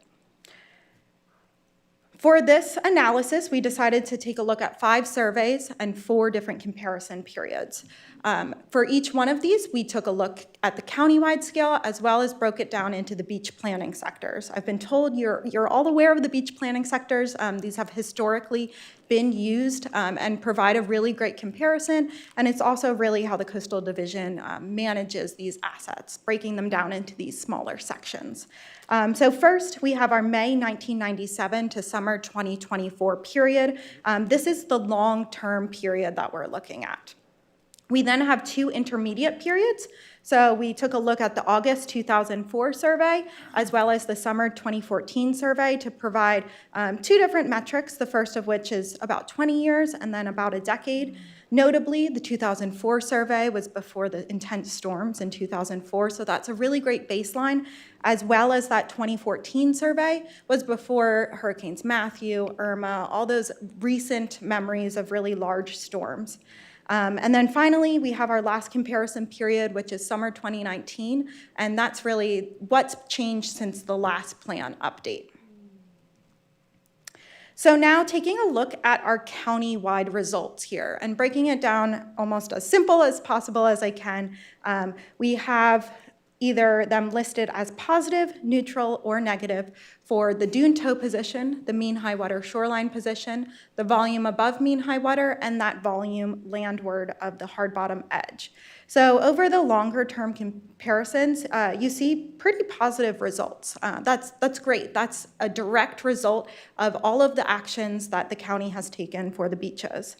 In the more near term, there's pretty stable neutral results throughout, and those 2 red minuses might be catching your eye, but really when you compare the dune toe position over those near-term comparisons, they're -5, -6 feet, but over the long term, we have 13 feet. So a net positive there, I'm looking at it.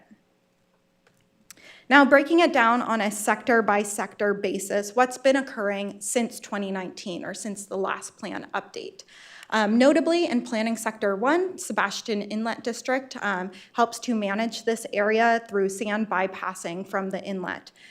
So thanks to that, we've seen some minor dune retreat and overall a stable shoreline with minimal volume changes. And then, however, in Planning Sector 2, we are seeing some shoreline retreat and average volume losses. And that will come out a little more in our recommendations. So planning sector 3, there have been multiple placement events here. You can see those down in the right-hand corner, and that's really led to dune growth as well as a stable shoreline in this area and volume gains. Planning sector 4, we're seeing significant long-term dune retreat here, as well as shoreline retreat and volume losses. However, I do want to mention that a project has recently been completed there in 2025, and that was not captured by this survey. So it would be interesting to go back and assess that in the next year. Looking at planning sector 5, we are seeing some moderate dune retreat, but overall a stable shoreline and minimal volume change. And then planning sector 6, this is really the anomaly here. This is where South Beach Park is, and we're seeing very significant shoreline advance and significant volume gains here. Planning sector 7, I think you are all aware that this is an erosion hotspot. There's significant erosion in this region, and that is also what the data is reflecting. And then planning sector 8, pretty minimal changes here with some average volume gains, so that's a positive. Switching gears and now moving on to our risk analysis. So we decided to run a risk analysis, and in order to do this, our methodology, we first set up a few vulnerability parameters. We looked at these on a parcel-by-parcel basis and then averaged them to create an overall community risk index for each one of the sectors. So I'm going to go through a few of our vulnerability parameters, the first of which is shoreline encroachment. This is the horizontal distance between upland infrastructure and that mean high water approximate high tide position. Next, we have infrastructure exposure. That is that vertical change. So for that, instead of looking at mean high water and that distance between the infrastructure and the ocean, we actually took into account a storm water level. So we used the Army Corps of Engineers South Atlantic Comprehensive Coastal Studies 1% annual exceedance probability still water elevation level. That's a very, very complex way to say approximately the 100-year stormwater level. So if a piece of infrastructure fell within 1 foot of that water level, we marked it as vulnerable. We took into account the historical erosion rate that's been occurring since 2019 in that last plan update, as well as numerous other factors, including is the parcel armored? Does it have a seawall that's present? How does it respond during storms? And we also made a table of other important information that helps decision makers, such as community demographics, public access points, et cetera. So getting into our results, your eyes are not going bad here. I wanted to walk you through this table before I show you the results. So on the left, we have each of the planning sectors, and across the top, we have the vulnerability parameters. In order to actually make this a metric, we decided to apply points and bin these into high, medium, and low risk. We determined those bins based on the data and the results that are specific for Indian River County. We then decided that 2 of these parameters are more so primary, while the other vulnerability parameters are secondary, and assigned a weighting. So overall, a higher total score means higher risk. And the way the results shaped out, planning sector 5 is the most at risk, primarily due to the limited buffer between upland infrastructure and that high tide line. Followed by that, we have planning sector 7. This is a highly erosive area, and you see 3 high designations across those secondary parameters. And then planning sector 2. Moving into some management strategies. So how can you manage your coastline? What are all the tools in the toolkit? So we took a look at 10 different options of how coastlines are typically managed and different strategies that you can take into account. So in our report, we mention what is the function of each one of these strategies. We mention if there are benefits or drawbacks associated with them, what is the risk and uncertainty, as well as is this really feasible within the county and at a larger scale where the county would also take action. Across the bottom, in this table, we have a summary of existing management strategies and future considerations. So currently, the county is implementing no action in some sectors, so not not doing any actions. Also doing beach and dune nourishment, more so in a non-impacting design. I'll get to that in a second. Completing vegetative plantings, and the PEP reef in Vero acts as a breakwater and a nearshore artificial reef. Homeowners are also implementing their own actions. So some homeowners are completing dune nourishments with vegetative plantings, and others have some more structural solutions in front of their properties, such as seawalls, revetments, or geotubes. And some considerations that we recommend within this report include structural relocation if needed. Sometimes if a parcel or a piece of infrastructure is getting far too close to the limit of erosion, that opportunity could present itself to buy that lot and turn it into a public space. So that is included, although it's maybe not a top recommendation, but something to consider. We also have beach and dune nourishment, more so an impacting design. So I'm talking about larger projects here. Right now, the county is focused more so on dune and small-scale berm projects, primarily because of the nearshore hard bottom resource. So this would be projects that impact that resource, and mitigation would need to occur. How extreme that mitigation is, that would all come out in the permitting process. So it's very well vetted. You work together with the permitting agencies, and it's often in the form of creating another reef structure elsewhere. And then on here, I have two structural solutions, groins or breakwaters. So these we would only recommend at very, very limited portions of the shoreline. We would also recommend that they need to be studied extensively through coastal modeling studies to make sure that any structures that are being put in actually meet the goals of helping to stabilize the beach. And these would also likely need to be paired with sand placement events that are recurring as well. So moving into our summaries and recommendations, there's a lot of information on each one of these slides. Due to time, I'm not going to go all of it, but I do want to note that there are highlights. And within these highlights, there's some really important aspects, including public beach access, as well as what percentage of the shoreline is designated as critically eroded by the Florida Department of Environmental Protection. So those are really important when it comes to funding availability and competition. So within Planning Sector 1, we do recommend to continue to coordinate with the Sebastian Inlet District and keep an eye on this area. The same goes for Planning Sector 2. And if necessary within these sectors, to supplement these bypassing activities with a truck haul or a project of that nature. Within Planning Sector 3, we recommend to continue doing the beach and dune nourishment events that are occurring here. And also, this could be a planning sector that might be a good candidate for one of the impacting larger scale beach nourishment events. Planning Sector 4, as I mentioned earlier, we saw losses in our beach conditions update, but that didn't include the most recent nourishment. So keep an eye on the performance of that and re-nourish as needed. Planning Sector 5, similar to Planning Sector 3, we identified this as another planning sector that may benefit from a larger scale beach nourishment project, and also to continue completing maintenance as needed and for that beach and dune project. Planning Sector 6, so this is the sector that's really been growing and seeing a lot of accretional trends. Right now, we recommend no action, but to continue to monitor this area, and should the trends change, adjust your plan accordingly. And then in Planning Sector 7, this is one of the erosion hotspots and experiencing a lot of difficulties throughout this sector.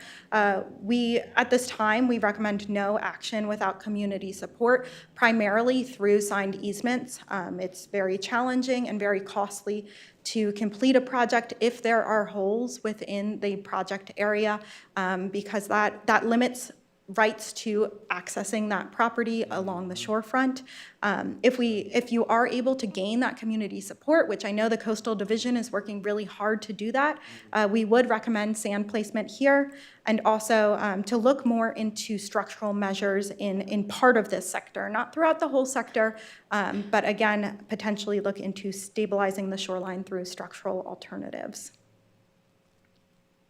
And then in Planning Sector 8, we have no management at this point in time, but keep an eye on it. If things do change, potentially implement a project there. I do want to mention that Round Island is in this area, and that was a formerly used defense site, so that complicates projects a little bit more and just something that should be taken into consideration. So now some future challenges, the first of which is funding. That's always a big question.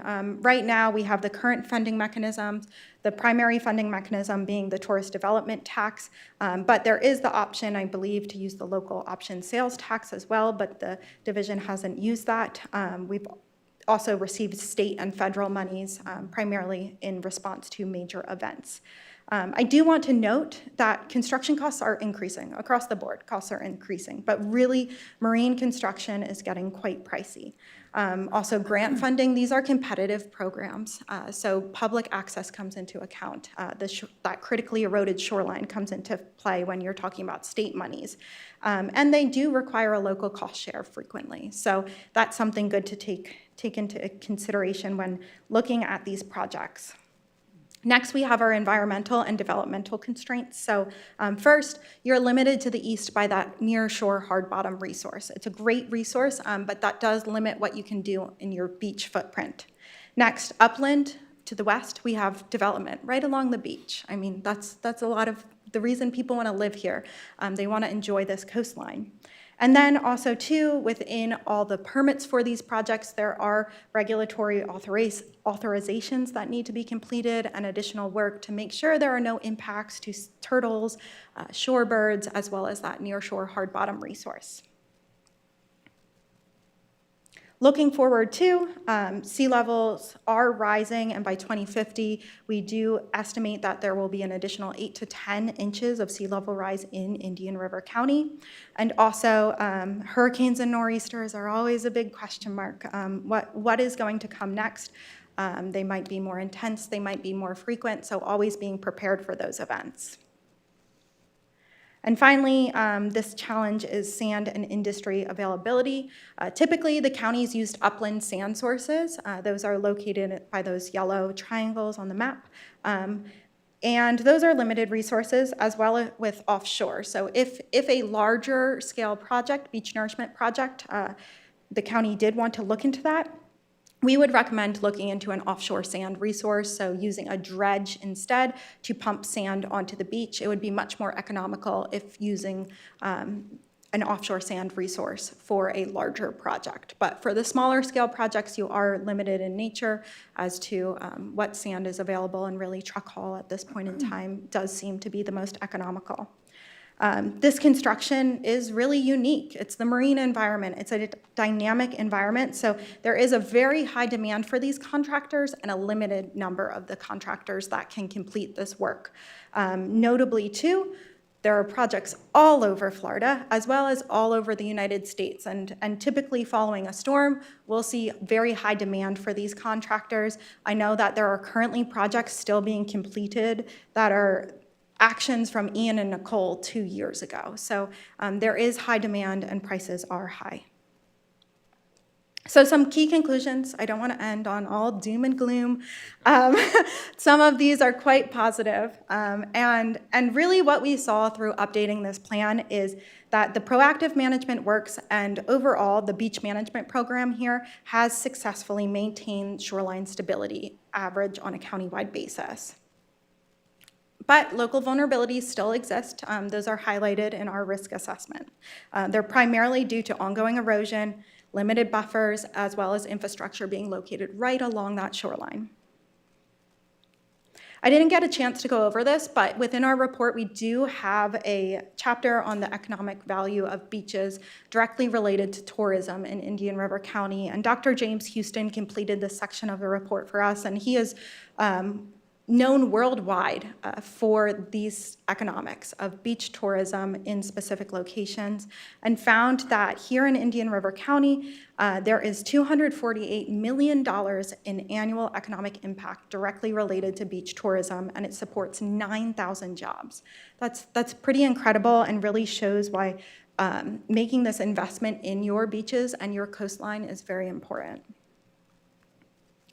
Overall, nourishment remains the most effective strategy. It's the most reliable, environmentally compatible, and it's what we recommend throughout this report.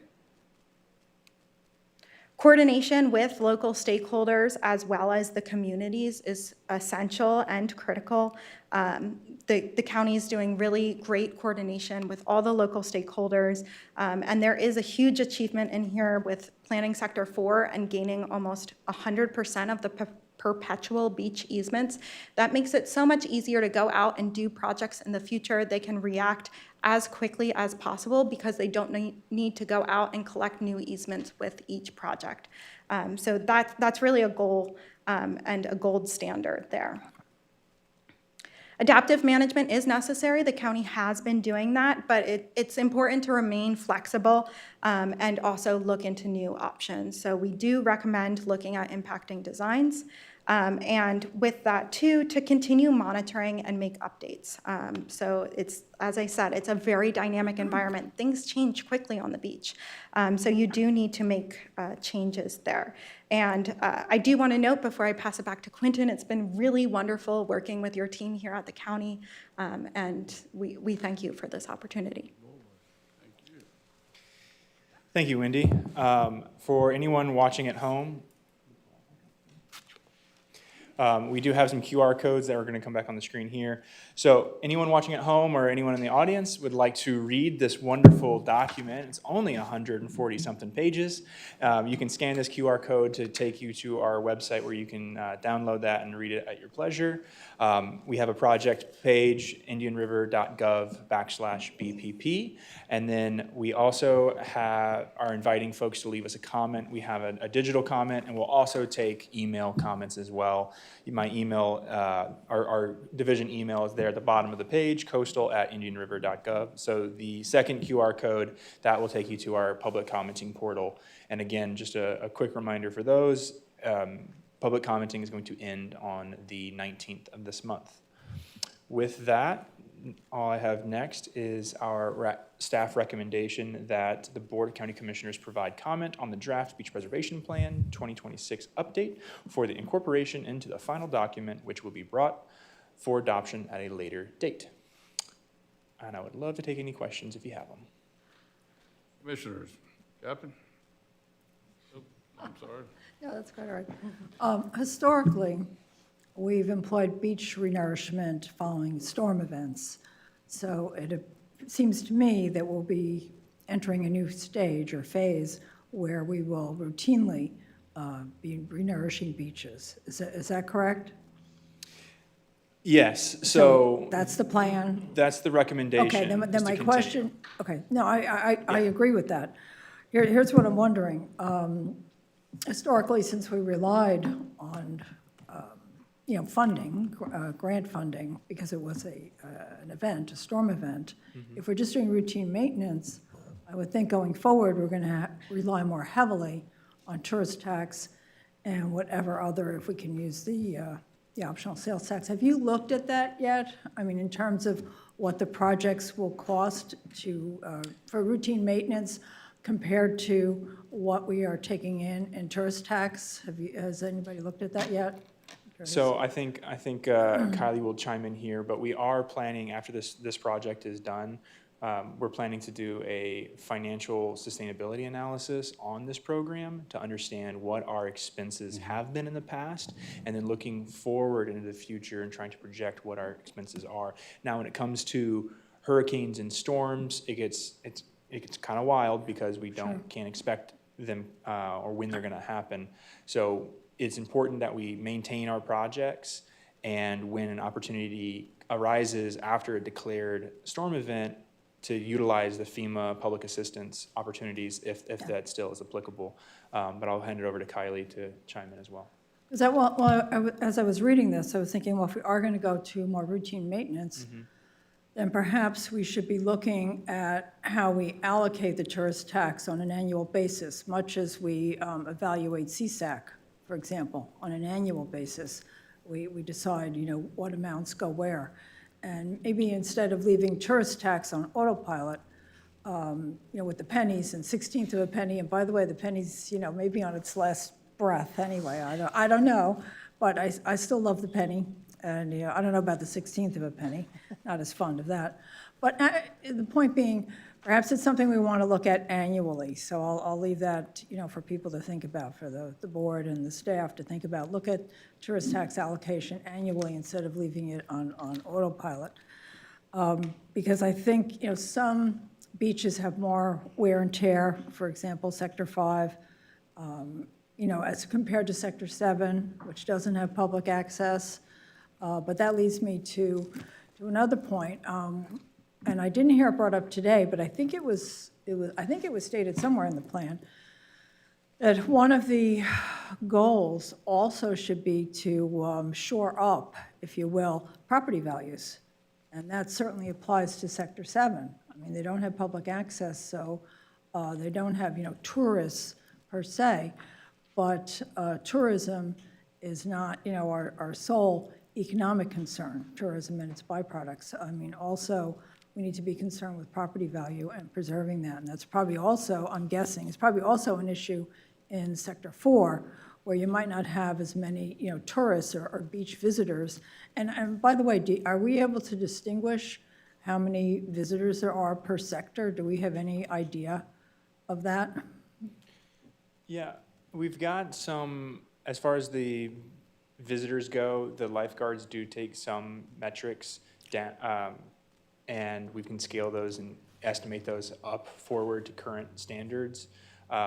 But I don't know if it's specifically listed in here because we did not do a specific survey of the public accesses to understand how many people are. Well, I think you know, it might be interesting to know for the future, and you know, just and going forward, since we're looking at revising some things and hopefully doing things better. Yeah, and I just wanted to, Kylie Anchula, Natural Resources Director, for the record, a point of clarity on our beach management projects and how we strategize the funding and whatnot. So we do typically try to pair a repair event with a maintenance event, so we're reducing mobilization costs. So basically, a portion of the project is considered maintenance, a portion of the project is associated with storm damage. So that's a way that we can go ahead and try to leverage every dollar. Yeah, that's great. I don't remember now if this was mentioned in the plan, but how many easements or what percentage do we need for Sector 7? I mean, I think you mentioned at the meeting, like the Army Corps of Engineers needs 100%. Yeah. But that's if they're funding it? Yeah. So, all right, so Army Corps of Engineers aside, if it's being funded from other sources, I don't recall now, what is a healthy percentage of easements obtained? We have some flexibility because our projects are what's considered locally sponsored, meaning that we're putting this project on and that the Army Corps is not a participant in the funding or construction oversight. We still receive Army Corps permits, but for a federally sponsored project, the Army Corps, all intents and purposes, drives the boat. They fund it, they have a lot more say in the construction oversight. Back to what our projects are as locally sponsored, we have some flexibility in what our easement, how many easements we can allow to go unnourished, how many parcels can go unnourished. So back in the day, this commission actually set a goal of 90% of easements as a benchmark for us to aim towards for Sector 7. Now, all of the other beach projects that we do have, we don't have any that are at 100%. Sector 4 is the closest. We have, I think it's 87 out of 88 parcels with a perpetual beach easement, which is great. Sector 3, we have a sufficient amount of easements that allows us to construct a worthwhile project. Same in Sector 5. Sector 5 is a little bit unique because there's so much public access and city property that the overall length of the project is still worthwhile. Now, when we get to Sector 7, it's 82 single-family home parcels with 0 publicly owned parcels, 0 public parks. So that we are constantly looking at to see what is a constructible project. The easements we currently have, staff does not recommend, nor their engineer recommends moving forward on a project because there would be too many gaps. It would be too much of a checkerboard, and if we were to put that sand, if we went ahead and put sand in Sector 7 on the easements we currently have, we would estimate that sand to disappear in about 2 to 3 years. So cost-benefit analysis shows that we want to get more sand out there when we have the opportunity, so we're looking for more easements than what we currently Do you have. recall the percentage that you have currently, percentage of easements for Sector 7, approximately? Eric? It's in the 60s. 62% we currently have. 62%, okay. Yeah. Well, And- I mean, the most important thing about Sector 7 here is constructability. So as Quentin was saying, so you have certain geographic limitations that are present in Sector 7 that make the northern part of that critical in terms of getting a project that's going to perform well. And by perform well, we mean last the 5 to 7 years.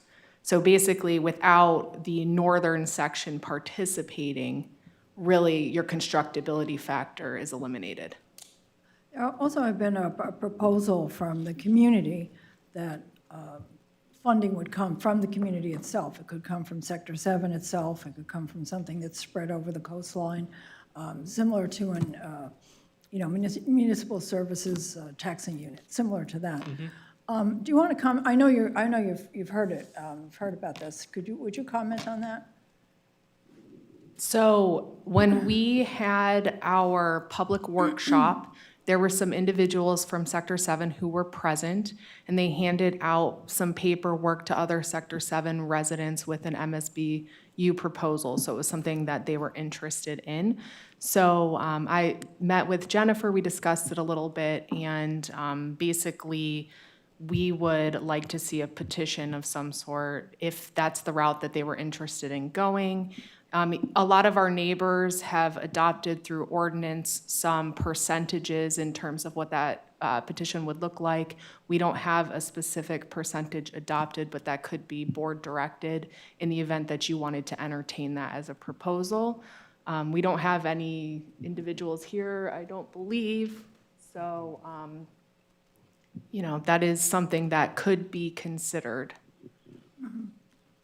But regardless, the one important factor that Eric was kind enough to remind me of is that even if we were to establish an MSBU through the petition process and et cetera, following our procedure, that we still require legal access to property in order for sand to be placed. So that is really a significant challenge that remains. So perhaps the period of performance matters less in that circumstance, but you still really need that legal access to property because we need to be able to draw, and I don't just mean legal access from pavement to the beach, I mean legal access along the beach to actually do the sand placement. So you've got two things that you're missing there. So you've got the construction access, which may not be insurmountable, but then you also have the access to place the material on the actual sand. So regardless, the easements is critical. Yeah, thank you for explaining that. I will add on to that comment too, that we're throwing around the word access a lot. We have 3 different types of access that is really required for a construction project to move forward. Legal access is, in the terms that we're using, is the beach easement. So that is access to the sandy portion of the property where the vegetation line stops or the seawall stops towards the water. That is the easement area, not the lawn, not the yard, the driveway. None of that area is included in the beach easement. So legal access is required for us to traverse our equipment on the beach north and south. Very important to note. Then we have a construction access, which we're going to use to get equipment, material, supplies from the roads, pavement, over to the beach. That is something that we can pursue at a later date once we have sufficient easements, the legal access established. And then lastly, to the term public access, we're referring to a public park, something that has a parking lot, possibly a bathroom, a sufficient amount of parking spaces. That is the public access aspect. I just wanted to clarify that for the record and for everyone watching at home as well on that. But Yeah, thank you, I appreciate that. Chairman. Yes, sir. What you've heard our staff say is the battle that we've been fighting for 6 years now on 7. I'm not going to repeat anything they've said. They've covered it all with the problems we're facing and everything else. The Beach and Shore Committee is very aware of it. It gets discussed almost every meeting. And tomorrow, myself and some of our staff are going to go meet with some of the Sector 7 people that are the ones that are trying to lead this battle to get the easement signed and things like that. It's ongoing. Nothing has really changed in the last year, the last 2 years. Nothing's really changed with it. We understand, the Beach and Shore Committee understands, I think you all understand, we all understand how bad we do need sand there, but we are up against some tough, very tough obstacles in reference to basically basically the people that don't live on the beach that live in, say, Seagrove, for instance, are being held hostage by those that won't sign the easement to do that. We're thinking of other options of what to do with regards to this easement thing. I might try even personally contacting, and I may ask Commissioner Moss's help on this, to contact each individual person that hasn't signed one, maybe personally, that we go. There's no doubt in my mind that it would be like some of the issues in Johns Island that we had when we did Sector 4, that once they see the sand being put on the beach, they're like, oh, now I see what you're doing, we'll do it. But the problem down there is, again, let's go back to access and other things. It's a very tough to literally put it between the old saying, we're in between a rock and a hard place on this. And it's very difficult to move forward, so. But we're gonna have a discussion tomorrow. It might be a lively discussion, but we'll see. Thank you for that, Commissioner Ehrman, and thank you for the staff, not only for the sequentials that you have to back brief us before these meetings. For that, I say thank you. Something that was brought up about the tourist tax, I believe it was about 2 years and about a month or so past that we increased the dollar amount that would be going to beach renourishment. And thank you, Captain. It did add significantly, but never to the value in which we have incurred in the past. I can remember numbers of $19.5 million, $32.3 million to sand renourishment projects. Thank you to the federal government and to the state and to the also to the inlet district. We have been able to meet those means. There may be room for more of the tax of the tourist tax dollar to be able to be diverted in that. That would require a significant amount of work here. I don't think it would match the financial needs and complete the financial burden of replenishment, but it would significantly improve. And again, every dollar that we can put in will also be a satisfaction for the match that may be available with your hard work. Correct? Thank you for that. It's something up the road. All right. Anything further? We'll be available for questions if anyone has them. Happy to bring this back when it's ready. Thank you. Thank you. Thank you for your time. And for our guests and visitors, thank you. A lot of smart people in here this afternoon. Yeah. I always get nervous around smart people. I don't say so, sure. Rightfully so. Commissioners, that moves us to the next item. As you know, the shade meeting was canceled that about 12 hours ago, it seems like. Next up is Commissioner Matters, and that will be with Commissioner Joseph Ehrman. Good afternoon. Mr. Chairman, thank you. I'm going to make this as fast as I can, but I do need to read the section that talks about the nomination to name the old Dodgertown Golf Course property after the O'Malley family. I think this is very relevant, and it's very important that we do something like this. So let me read a part of it, and I can read the whole thing. Hopefully y'all have read it. It talks about the various history behind this and why it's important to our culture. So, Indian River County's Commemorative Works Policy allows for a special request for name dedication to be considered by the Board of County Commissioners upon showing a special circumstance or good cause as presented and sponsored by a county commissioner holding office. As Indian River County begins the process of developing the former Dodgertown Golf Club property into a public park, I would like to present and sponsor the name of this park as the O'Malley Park in recognition of the O'Malley family, whose impact on Indian River County and the city of Vero Beach extends far beyond baseball and whose legacy helped shape both our community and our nation. Walter O'Malley, a longtime owner of the Brooklyn, mural neck of the woods, and the Los Angeles Dodgers, played a transformative role in establishing Indian River County as a nationally recognized destination. Beginning in the late 1940s and solidified through a long-term commitment back in the 1950s, early 50s, the O'Malleys brought the Dodger spring training to Vero Beach, facilities which are still operating today as the Jackie Robinson Training Complex. So for more than 6 decades, this relationship brought economic vitality, national attention, and a unique identity to our county. But Walter O'Malley and his family's legacy is not defined by baseball alone. At a time when segregation was deeply entrenched across the South, Walter O'Malley made the deliberate and courageous decision to foster equality within the Dodgers organization. He required that players of all races live, train, and dine together, creating one of the first fully integrated environments in professional sports.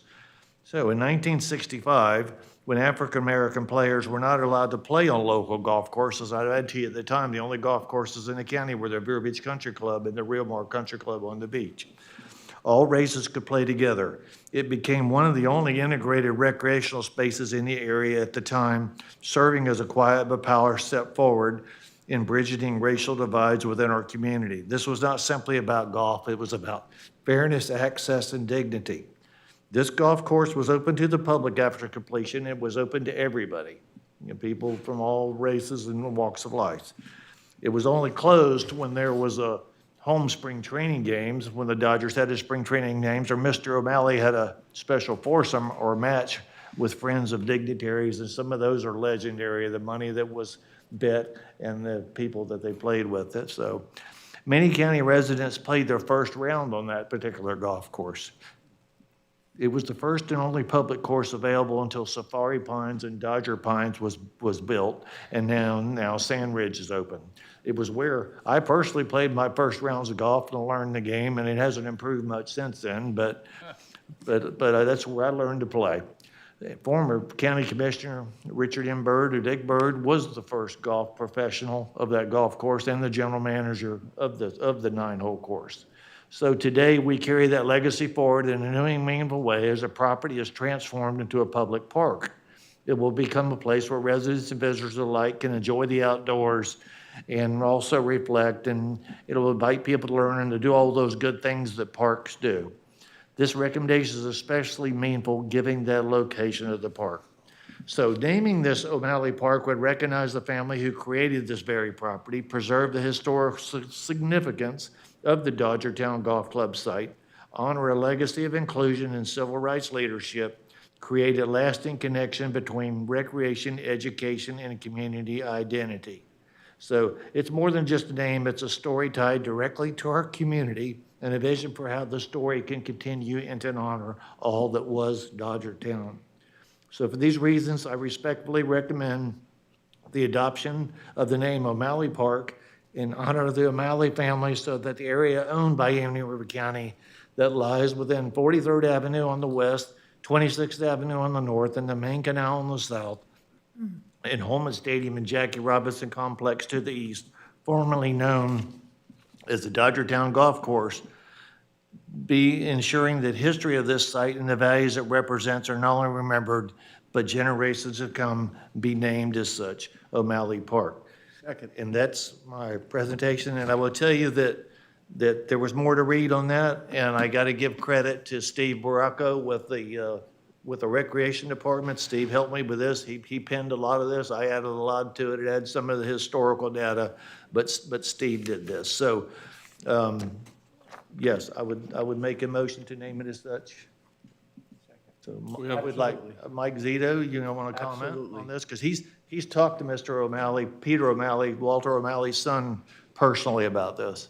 Thank you. It's really nice to hear you read those words. It means so much. Yeah. It makes me proud to serve this commission, this administration. With respect to Mr. O'Malley, I can tell you none of this is his idea. He's one of the most humble men you'll ever meet. He's very concerned that if we're going to name the park, that we honor the family and not him personally. And I know he's watching from afar and is very proud today. So given the length of the day, I'll spare you some of the sentiment and save that for another time. But I'm just grateful for your emotion, sir. Thank you. We thank you, Mr. Zito, and we thank you, Commissioner Erman, for bringing this forward. We have a motion. Erman, Motion. second by Commissioner Flesher. Any further discussion? I just want to say what you wrote was really great, Joe. Well, thank you. I enjoyed reading it. It's very nicely done. Thank you. We have a motion, and we have concluded our discussions. All in favor? Aye. Aye. And the motion carries. This time, we'll have an opportunity for public comment on anything that is non-related matters. Bill, now is your opportunity. Hearing none and seeing none, the time now is 2:52 PM. We are adjourned.